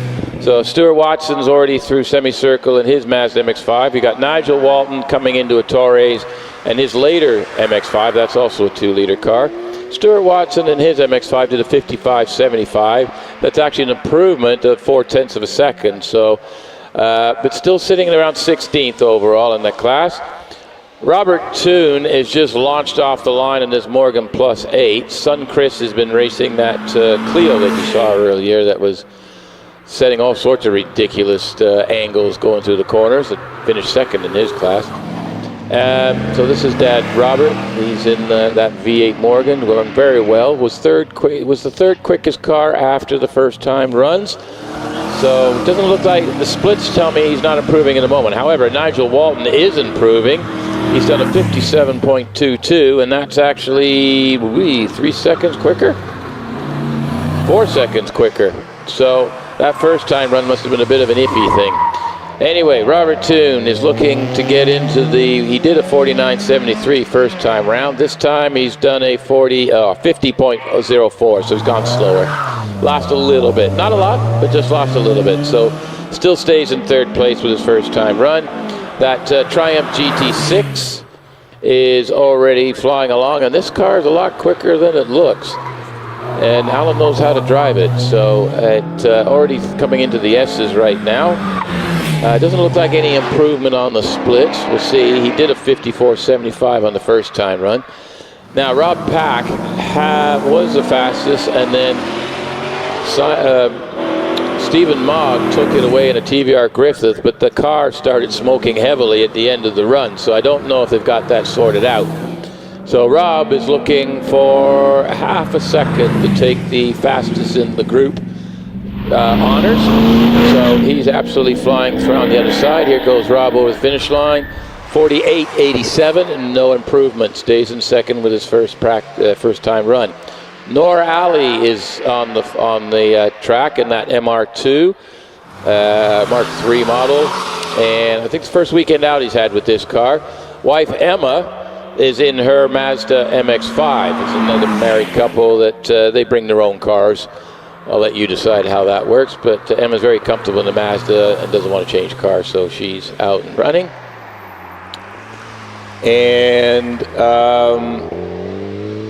so Emma is actually fighting a little bit of a disability, but won't let that disability stop her from doing what she loves to do, which is why she's still out here racing. So it takes a little bit of effort to overcome it, but she is doing it. So well done to Emma. Right, Noor has gone, where is he gone? Noor did a 54.79, so he's actually gone quicker by 0.4 of a second. So let's see if Emma can go quicker as well. A little bit wide in semicircle. And let's see if she heads across the line. And she's done a 54.82, and that's 3 seconds quicker than her first time run.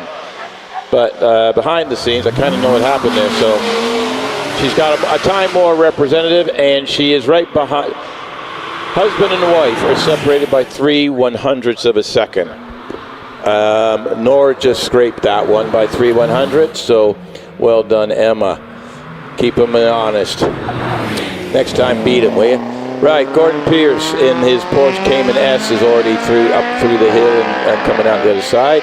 John Payne in the Sunbeam Imp Sport is just heading to Parton. A little bit wide on the exit there, so I'm not sure he's going to gain anything there. He might have lost a little bit. I'm just checking here. No, shows him he's still up a little bit on his old time. And then I got Ian Winnie on the start line in an MX-5. This is the Mark I. So the 1600 car. So let's see what John does. He did a 57.22 the first time. He's just gone into semicircle now. So this might be, is he going to get there? Yeah, 56.77, so an improvement of half a second, and actually bumped him a position as well in the overall standings of things. So Ian Winnie, that's a 1600 MX-5, Mark I. And then I've got on the line Peter Brown in the Reliant Scimitar. That's got a 3.1 liter V6.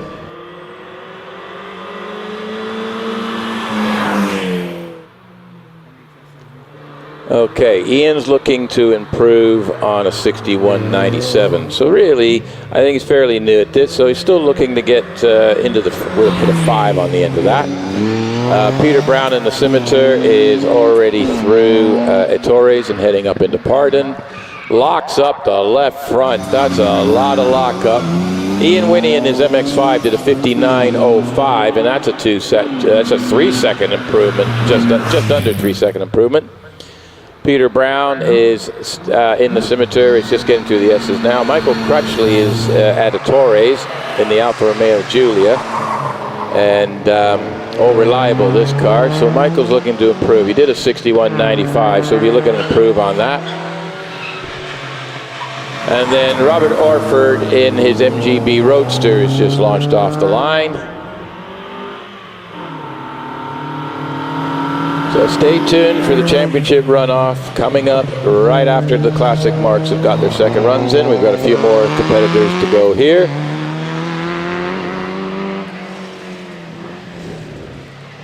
All right, Michael Crutchley is looking to improve on a 61.95. I think he might just do this here. Let's see what he does. Ooh, yeah, he did, 61.57, so 0.4 of an improvement there. Robert Orford in his MGB Roadster is already through midway in the S's and heading for semicircle. Stephen Mogg Still smoking, but he's still holding the fastest position. Nobody got near him, but can he actually go quicker? He did a 47.95, and he's absolutely flying with this thing. I'm not sure where the smoke is coming from at the moment, but it doesn't seem to be affecting the car or slowing it down any. Matter of fact, these purple sectors all the way up, so this is going to be quicker than his first run. Through semicircle, actually he's lost a little bit, so let's get out of the semicircle. Is he going to put it down? 48.41, so now he lost half a second, so but he's still fastest in the group for the day. Ian Benningfield and his MG Midget is just coming through into the S's now. Been getting awful slippery, the entry to those S's, as people have been all sorts of doing some weird trajectory with their vehicles, but no major problems, just a bit entertaining for you to watch, online anyway. Alan Davis in his BMW Z4 is there. Ian Benningfield in the midget, a 55.99, and that's actually an improvement of over half a second, so a good improvement there. Alan Davis is just coming through S's and heading for semicircle. Paul Slade in the Jaguar E-Type is coming around. Now that E-Type is not the slowest thing out here, and you expect it not to. I mean, that's what it was, but it just doesn't look like it should go as quick as it does. Alan Davis in the BMW did a 52.77, and that's an improvement of half a second. And that actually bumps him up to 7th place, funny enough. And then, so where are we at? Paul Slade in the Jaguar is just coming into the S's. Mark Everett and his Porsche Cayman, 64 miles an hour under the bridge. And he's heading around into the, yeah, I'll get it. It's coming. Porsche Cayman is entering Pardon as we speak. There he goes, out through Pardon. Paul Slade in the Jaguar E-Type, a 56.27. No improvement, half a second down on the early run. The Cayman is already through the S's and heading up in towards semicircle. John Brunner in the MX-5 is, well, somewhere near Pardon. Oh, there he is, coming out of it, He's heading for Pardon. I was getting close. Mark Everett in that Porsche did a 51.54, and that's an improvement of 1/10 of a second. Keeps him in 6th place overall on scratch time. So,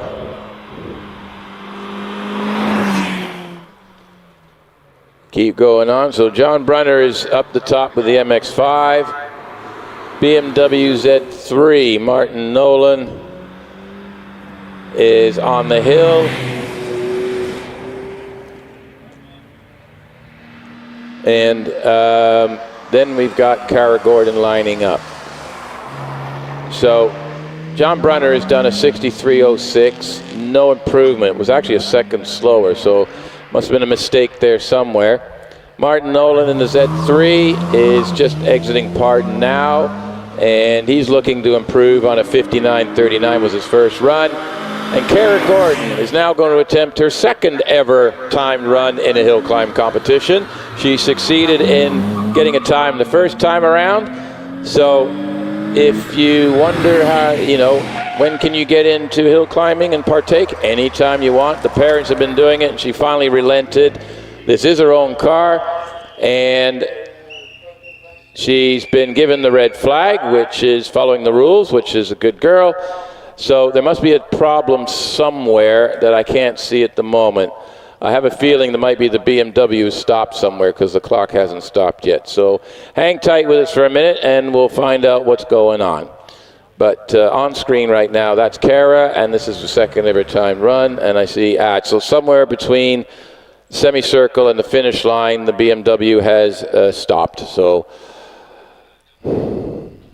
we'll find out shortly exactly what's happened, but we will, so Cara is getting the full experience today. She started off in the gravel trap to see what that was like. Didn't like that, so she stayed away from that. Then she did a practice run going, oh, okay, that's where the hill goes. Then it's like, well, I got to do a timed run. So now she's done a timed run.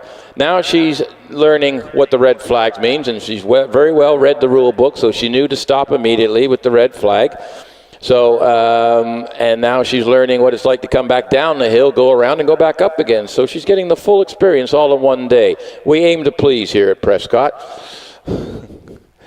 So, yeah. So we'll just wait to see what's going on, where that car is stopped, and to see what the delay is.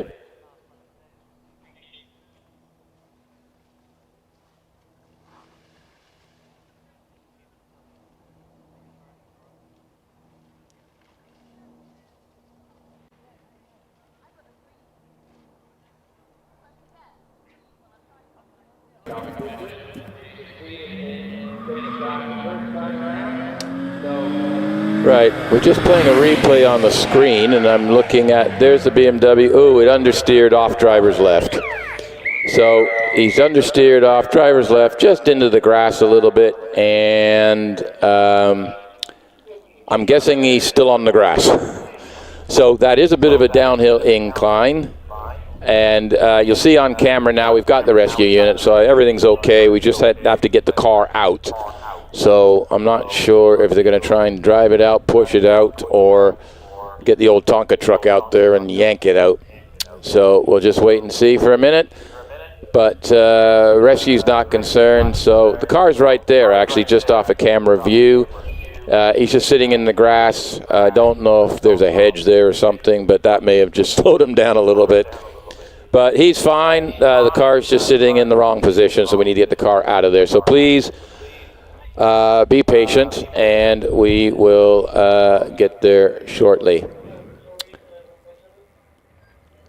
So if you're hanging about wanting to watch the second runoff, I highly recommend jumping onto HillClimb.TV for that. You'll be able to see the splits and the car going all the way up the hill, bottom to top. Peter's going to take that one on. I've blown up enough audio equipment today for my day, so it's his turn to blow something up.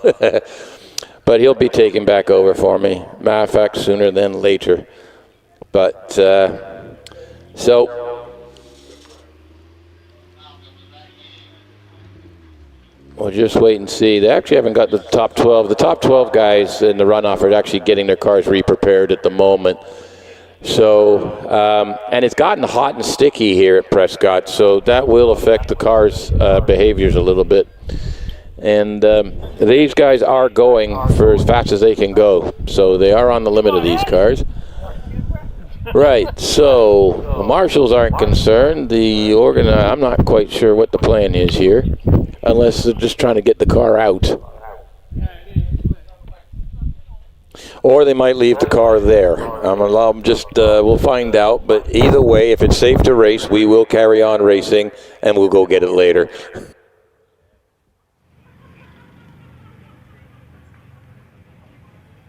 Oh, okay, that's a new one. There's actually the bank at Semicircle. It's grass and everything, but there's actually a gate at the bottom of it. And the car, they've just said, okay, just drive down the bank and out the gate and down the return road. So we are ready to go, ish. Right, so we've got the last Classic Marques car, and then we've got Cara doing a rerun. So we got two more left in the Classic Marques department. Although I think we need to get the Clerk of the Courts car off the track.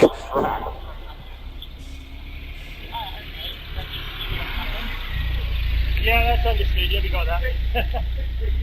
Yeah. Got you, mate, good day.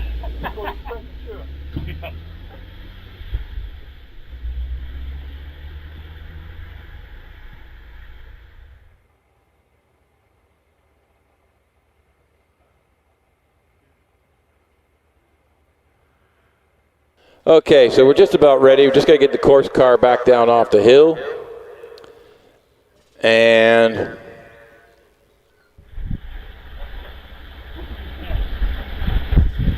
so we just got we got to get the rescue back in position as well. So everybody's turning around and doing things and all the rest of it.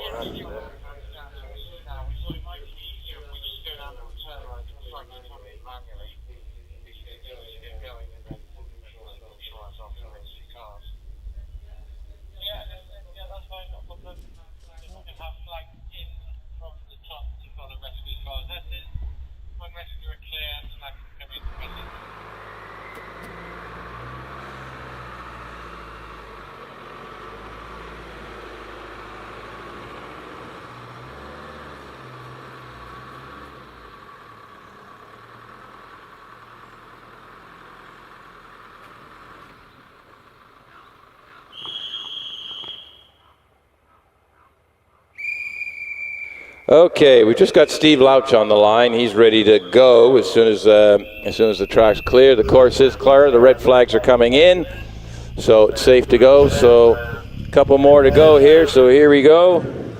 Steve Louch, second last classic car match. Now he's been beat. The Louch father and son team have been one-upping themselves all weekend here. They were here yesterday as well. And not afraid to use it. I don't have timing on my screen right now, so it looks good. There we go. So Steve is actually, let's see, on the Louch fight. Actually, Steve's already leading John. John went quicker by half a second, but Steve's just that little bit quicker. He did a 54.5, so can he actually lower that time? And here goes Cara Gordon. She is determined to finish off today's experience with a second timed run completed. Steve is actually pushing the A4. It actually tail came out on it coming out of the S's, so a bit of a waggle there. Nope, you can't patent that. Anyway, across the line with a 54.52, an identical time to his first timed run. He has 2 identical times. Now, hold on. Ooh.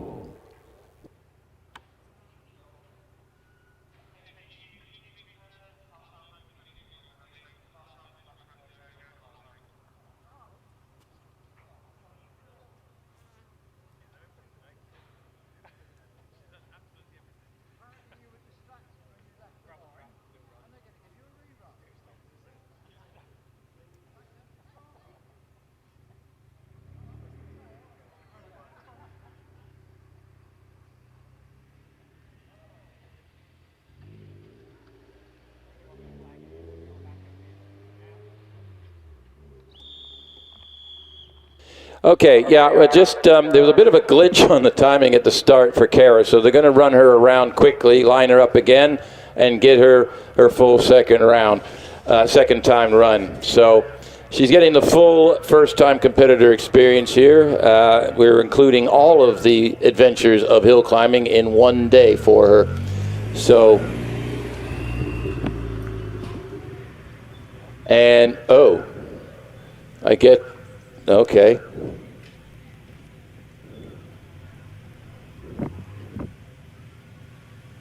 Right, so I think they're going to get her turned around and put back up.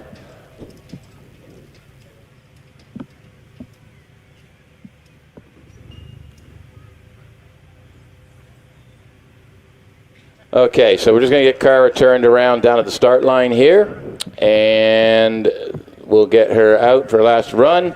And I'm just checking, the top 12 runoff cars haven't started lining up yet, so there will be a few minutes while we get that organized. We do have the list.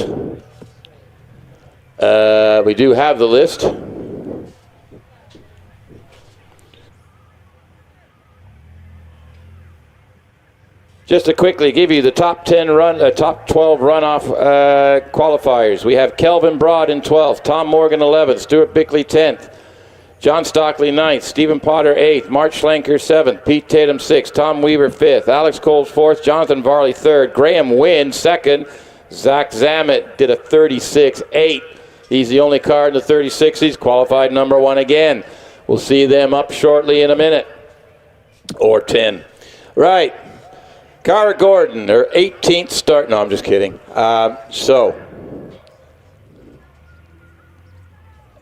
Here we go. So Cara, this is her second ever timed run. The goal is to get to the top. She's had every other adventure today, so complete learning experience. First time competing. Dad was racing his car in the Classic Marques. Mom usually races as well, but decided to play Mom today and do the whole chewing the teeth while the child is racing. So here she goes. She's got the whole track to herself. The camera's going to be on her the whole time. No pressure. Hope she's not camera shy. Gets through her Torres very nicely. Is heading up towards Pardon, her nemesis from this morning. So it's just going to be smart. Learn the lines. Learn the course. Gets a little bit wide coming through. Keeps the power on. Exiting out of Pardon. Heads up towards Midway. First time she did a 72 and change. Already through Midway and is heading for the S's. They do look tighter than they are on camera, by the way, so you'll see some shenanigans there, but nothing from Kara. She's going to go bottom to top. She's up to semicircle. Coming around semicircle now. Knows that the grass is not the place to be. She's done a 72.64, and well done, Kara, 67.49. A 67.49, that is a 5-second improvement. Well done, young lady. Hope you enjoyed that and come back again. And remember, you learned all about hill climbing today. Right, and on that note, because I keep blowing the PA speakers out, and just to give you guys a break of my noise, I'm going to hand over to Peter for the final runoff of the weekend. From myself, thank you very much for listening and putting up with me today. Until next time from me, Peter will be up now.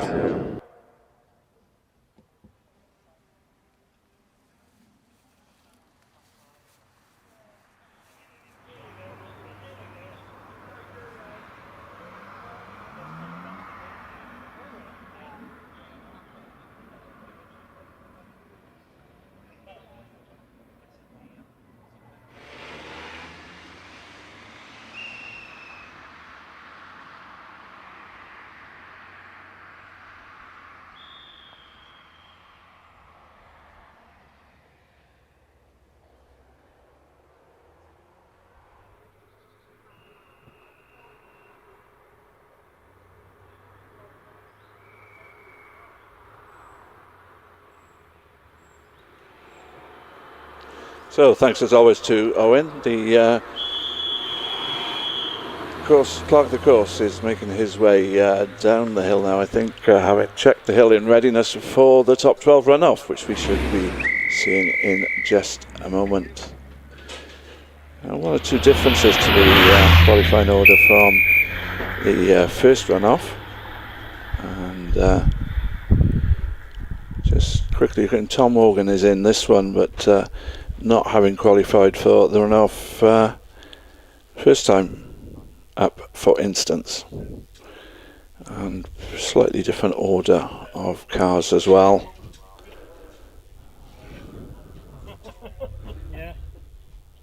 Alex Coles, for instance, qualified 5th for this morning's runoff, or the early runoff I should say, and 4th for this runoff about to begin.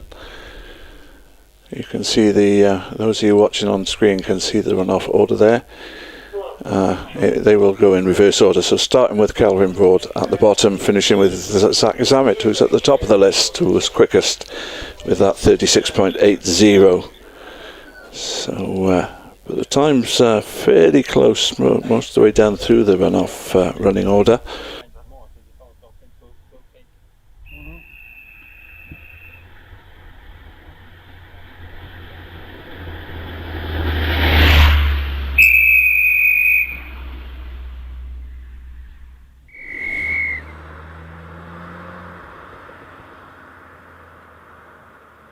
Zach Zammit with that 36.80, that's 3/10 quicker than he was in qualifying for the earlier runoff.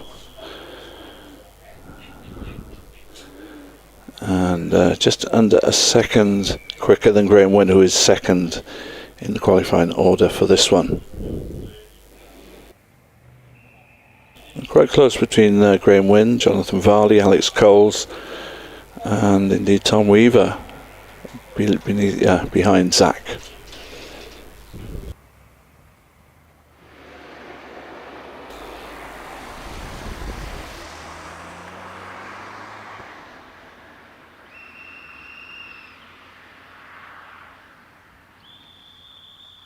I think it is Zach who currently holds FTD for fastest time of the day so far.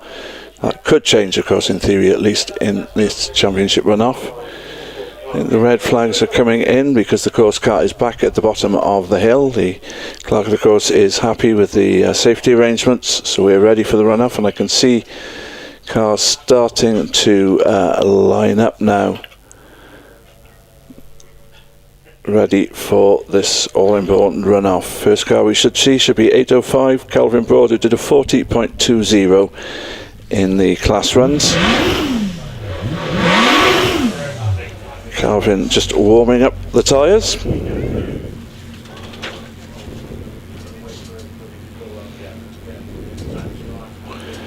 Calvin in that Force TA with 1340cc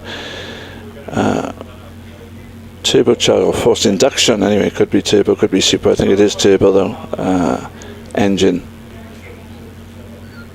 in the back of the car. So he is in position. We're about to get the final run-off of the day, the final 12 runs up the hill underway with 8:05 Calvin Broad.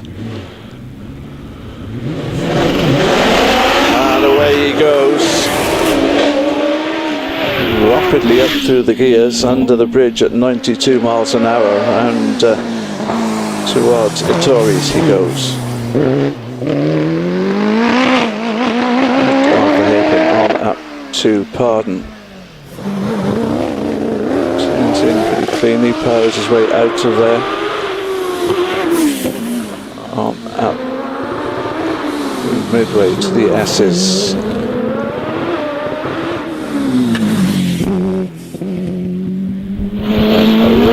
Semicircle, and his time 40.00, so he's found 0.2 of a second on his class run. 40 seconds exactly his time. As up to the line now comes 7:89 Tom Morgan.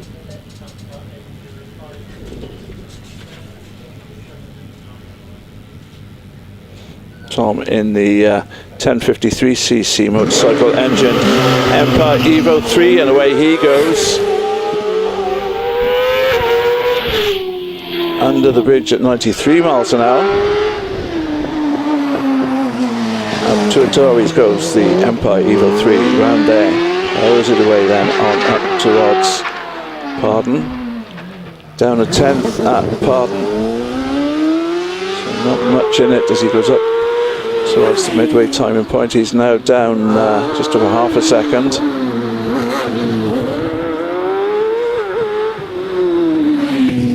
Continues to drop time, drops another 10th at next interval point, and up towards the finish to the 40.72, so just under 3/4 of a second down on Calvin Broad, who currently holds the lead with just the two cars going up the hill. Now we get Stuart Bickley, did a 41.33 on his run.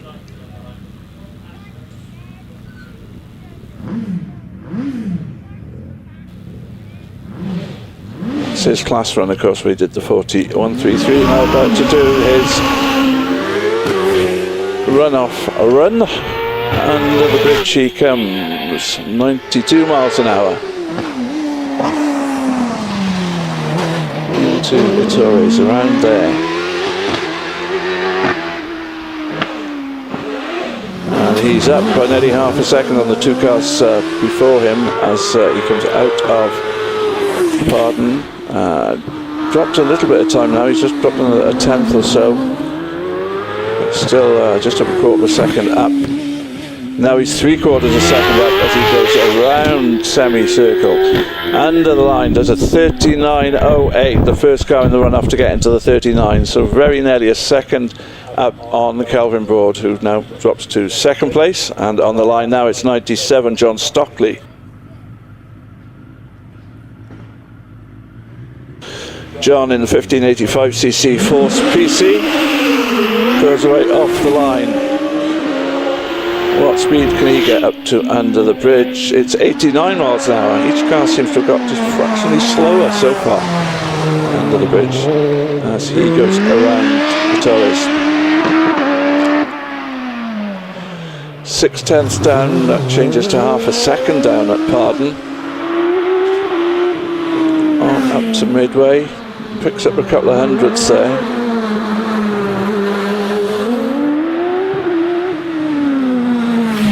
Comes to semicircle, he's now over a second down in fact, and going around semicircle, and his time 40.83, so fourth quickest of the four cars that have gone so far, just a 10th down on Tom Morgan's time in third place.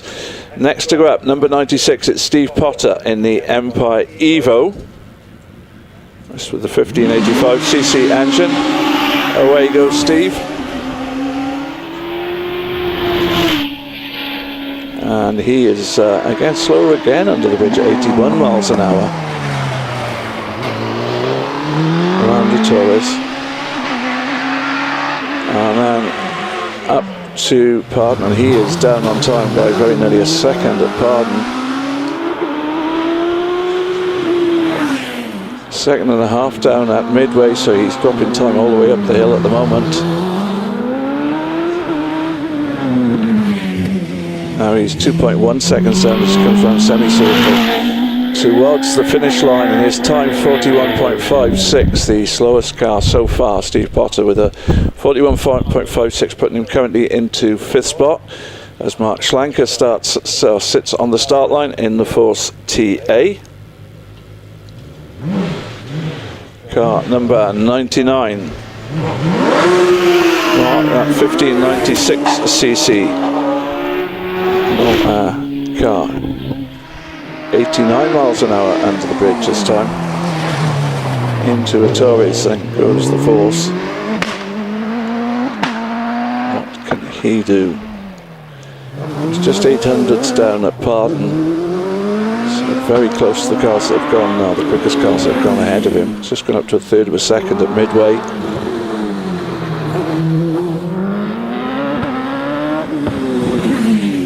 And at semicircle it's up to nearly 3/4 of a second. He's coming up now to the finish line, does a 40.01, which moves him up to 3rd place, just 1/100th of a second slower than Calvin Broad, who currently lies in 2nd place.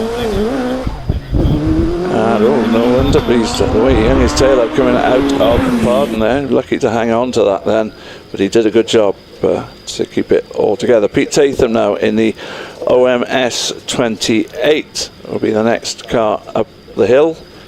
Car 108. 1300cc turbocharged engine. Under the bridge he goes, 101 miles an hour. He's the first car to get into 3 figures under the bridge. Around the Torres he goes on up the hill. What's he going to be at the first interval? He's half a second, or very nearly half a second up at Pardon. Midway, very nearly 3/4 of a second up when he gets to Midway. A little bit twitchy through semicircle there, and there's lost time. He's down to half a second advantage now. He's coming around the semicircle, under the line, 38.82, so by about 1/4 of a second he goes quickest of the 7 cars that we've seen so far. It is Pete Tatham with that 38.82, currently holds the lead. As up to the line now we see car 91. And that should be, and indeed is, Tom Weaver in the Empire Evo 2 with a 998cc motorcycle engine power in that. And away he goes. And he's up to 95 miles an hour as he goes under the bridge. Moving to the right he swings then at Torres. Pulls it away on up towards Pardon. He's about a third of a second down at Pardon on Pete Tatham's time. 4/10ths down. So just lost 200ths on that last section. And he's up now by 0.16 at semicircle. He's coming around semi, underline. Can he better that 38.82? Yes, he can. 38.43 for Tom Weaver, and he moves into the lead now with 8 cars gone, 4 still to go. It is Tom Weaver who holds the lead with that 38.43. And now we see car 105 out on the line. Alex Coles then in the 1340cc turbocharged Force TA. It's time to beat 38.43, just set by Tom Weaver. And away he goes. Looks like a pretty rapid start, 108 miles an hour. And oh, and he's off. He's off. He's gone down the escape road the wrong way around to Torres. Hasn't touched anything, but that is the end of his run, I'm afraid. Just got it all wrong at the left-hander before Torres, and his run is over. It's a fail for Alex Coles. So there's a replay showing on screen now. Clearly away. under the bridge, fine, but then just as he goes into the left-hander, he gets it very sideways onto the grass. Unlike the Porsche Cayman that earlier, it didn't make contact with anything, but he got back onto the track, having effectively missed out the Ettores loop, so heading in the wrong direction down towards the Ettores hairpin. And his run, he did well not to hit anything, but his run is over.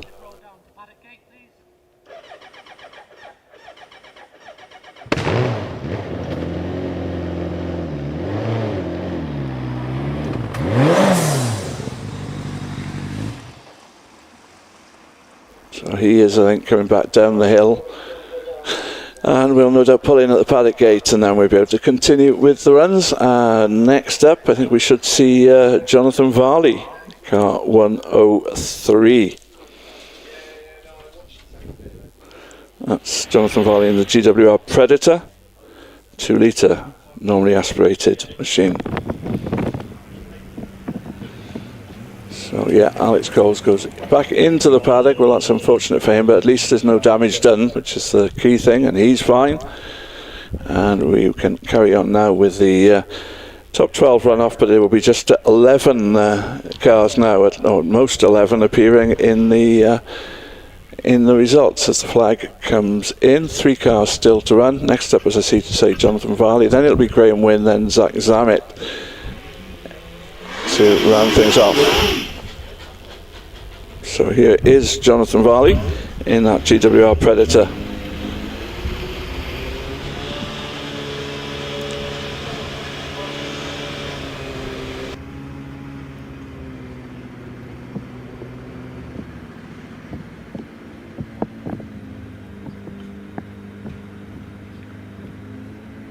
So just checking his visor and so on, ready to get his run started. Puts it into gear by the sounds of it, the revs start to rise, and away he goes. And under the bridge at 104 miles an hour, he is pretty cleanly through the left-hander this time round to the right at the Torres. And up the hill he goes. What will be the interval? He's a tenth, a little over a tenth up at Pardon. As he comes around that left-hander and out. On up to midway, where he's a quarter of a second up on Tom Weaver. And at semicircle, he's half a second up.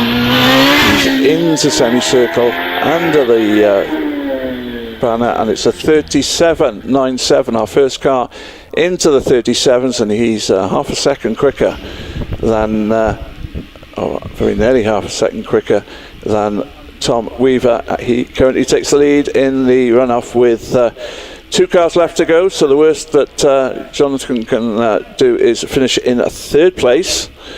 Next up, it should be Graham Wynn.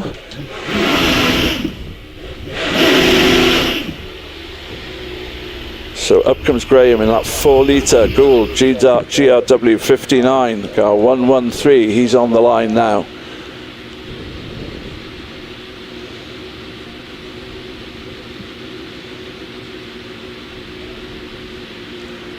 Needs to pull his visor down if he's to freehand. He does now, ready to start his run. So our penultimate run of the day, and the car stops, unfortunately. So his pit crew rushing up to help him refire the car by the looks of it. He hadn't gone over the line, so he should be okay if they can get it restarted.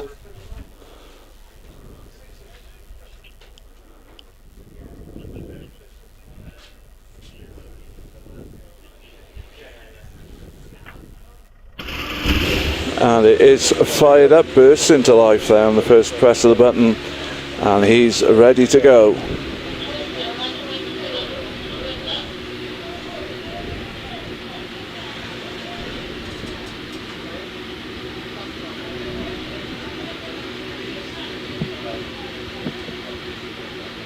I think he's happy the visor goes back down. The revs rise, and away he goes. Possibly not the cleanest getaway ever, popping and banging a bit as he goes under the bridge at 103 miles an hour, round to the left, into the Tories it goes, in the 4-litre engined gold. Up the hill, his time, he's a third of a second up at Pardon. Hanging the tail out a little bit on the exit to Pardon there, but he's now 2/10. He did lose a bit of time through there. He's 2/10 up now. In towards semi he comes. Again, just a little bit ragged, and he is exactly the same time as Jonathan Varley through there as he comes in and under the line. It's a 37.72, so he goes quickest by 0.25, a quarter of a second advantage then for Graham Wynne with just one car left to go.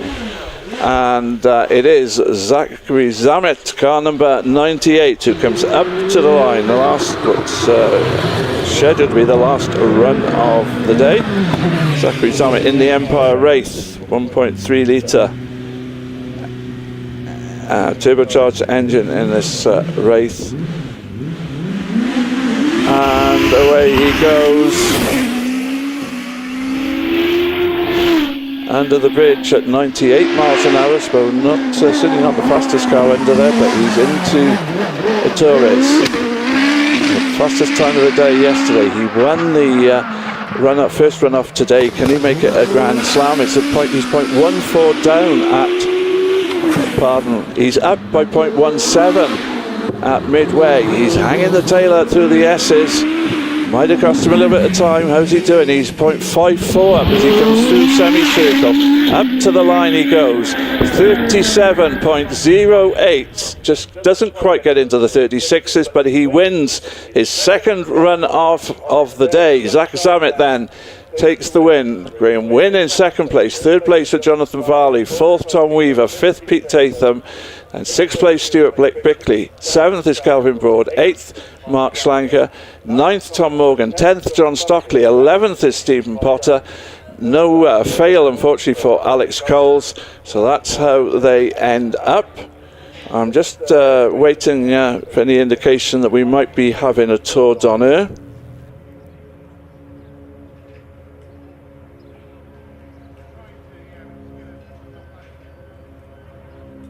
Well, they're hoping that when Zach comes back, he will go back up the hill once more, this time at a slightly slower pace for Tour d'Honneur, so that all the spectators can show his appreciation. As it says on the screen, big thank you to everyone supporting HillClimb.TV, liking and sharing the videos or just watching. Join if you can. It'd be great to see you joining. The numbers continuing to go up. Event upon event, and plenty more events to come on TV this season. So it'd be great to see you joining in for that. So just waiting for Zach to come down the hill. Well, it's on screen, but if you're not watching the screen, then remind you that 3rd and 4th of August here at Prescott, it is the Vintage Short Course meeting. Then on the 17th and 18th of August, it's the British Hill Climb Championship, and they return again on the 7th and 8th of September. On the 28th of September, it's the Vintage Long Course meeting, just the one-day meeting that. And then the Hill Climb season finale with all the concluding rounds of the various Bugatti Owners Club events on the 5th and 6th of October. And a date for your diary, but then I'm biased because I like rallying. The 2nd of November, Rally Prescott. It really is a terrific event. And if you have any interest in cars at all, you will enjoy yourself at Rally Prescott, as the cars take runs in both daylight and dark, all rally-orientated machinery. Thoroughly recommend that. I can thoroughly recommend any event that happens here at Prescott. It really is a great venue, and it's been a really enjoyable weekend once again. We're still waiting. I think Zach is back down now. I'm just waiting to see if he's going to do his Tour d'Honneur.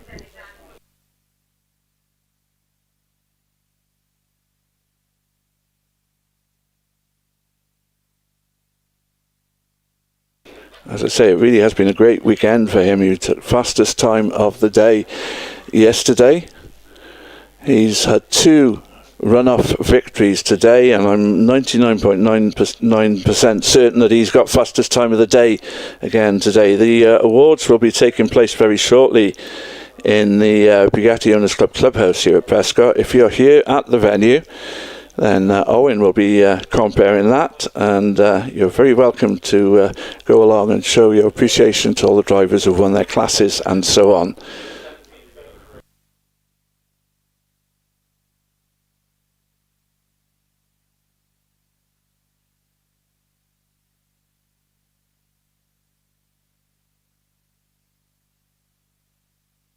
So they appear to be doing just a little bit of tweaking on the engine of Zach's Empire Wraith, but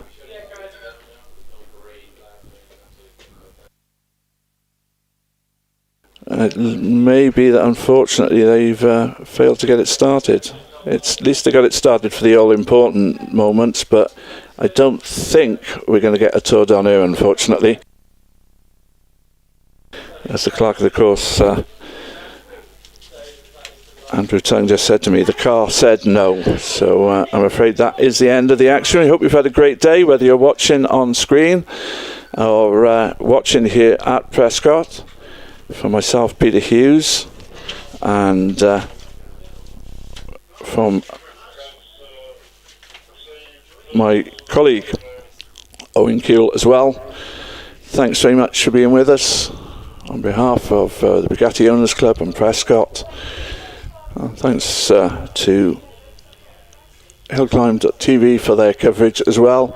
I say, hope you've had a great day, and we look forward to you joining us, either in person or virtually in the very near future. But for now, it's a very good evening from Prescott.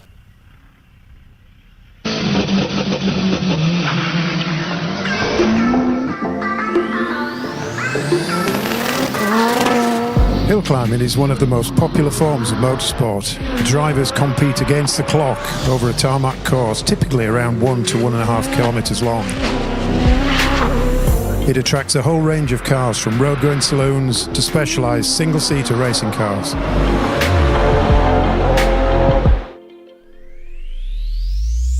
The British Hill Climb Championship is the pinnacle of the sport, with over 150 drivers tackling 14 events around the UK, including Northern Ireland and the Channel Islands.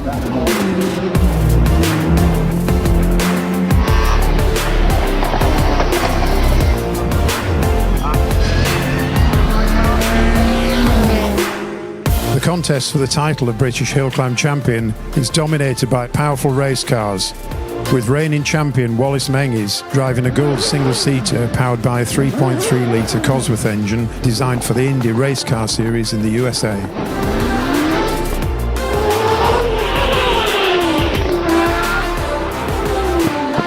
The BHC Cup runs alongside the main championship and is fought out between a wide range of cars, all running in classes of similar type of vehicles, from road-going saloons all the way through to specialised single-seater race cars.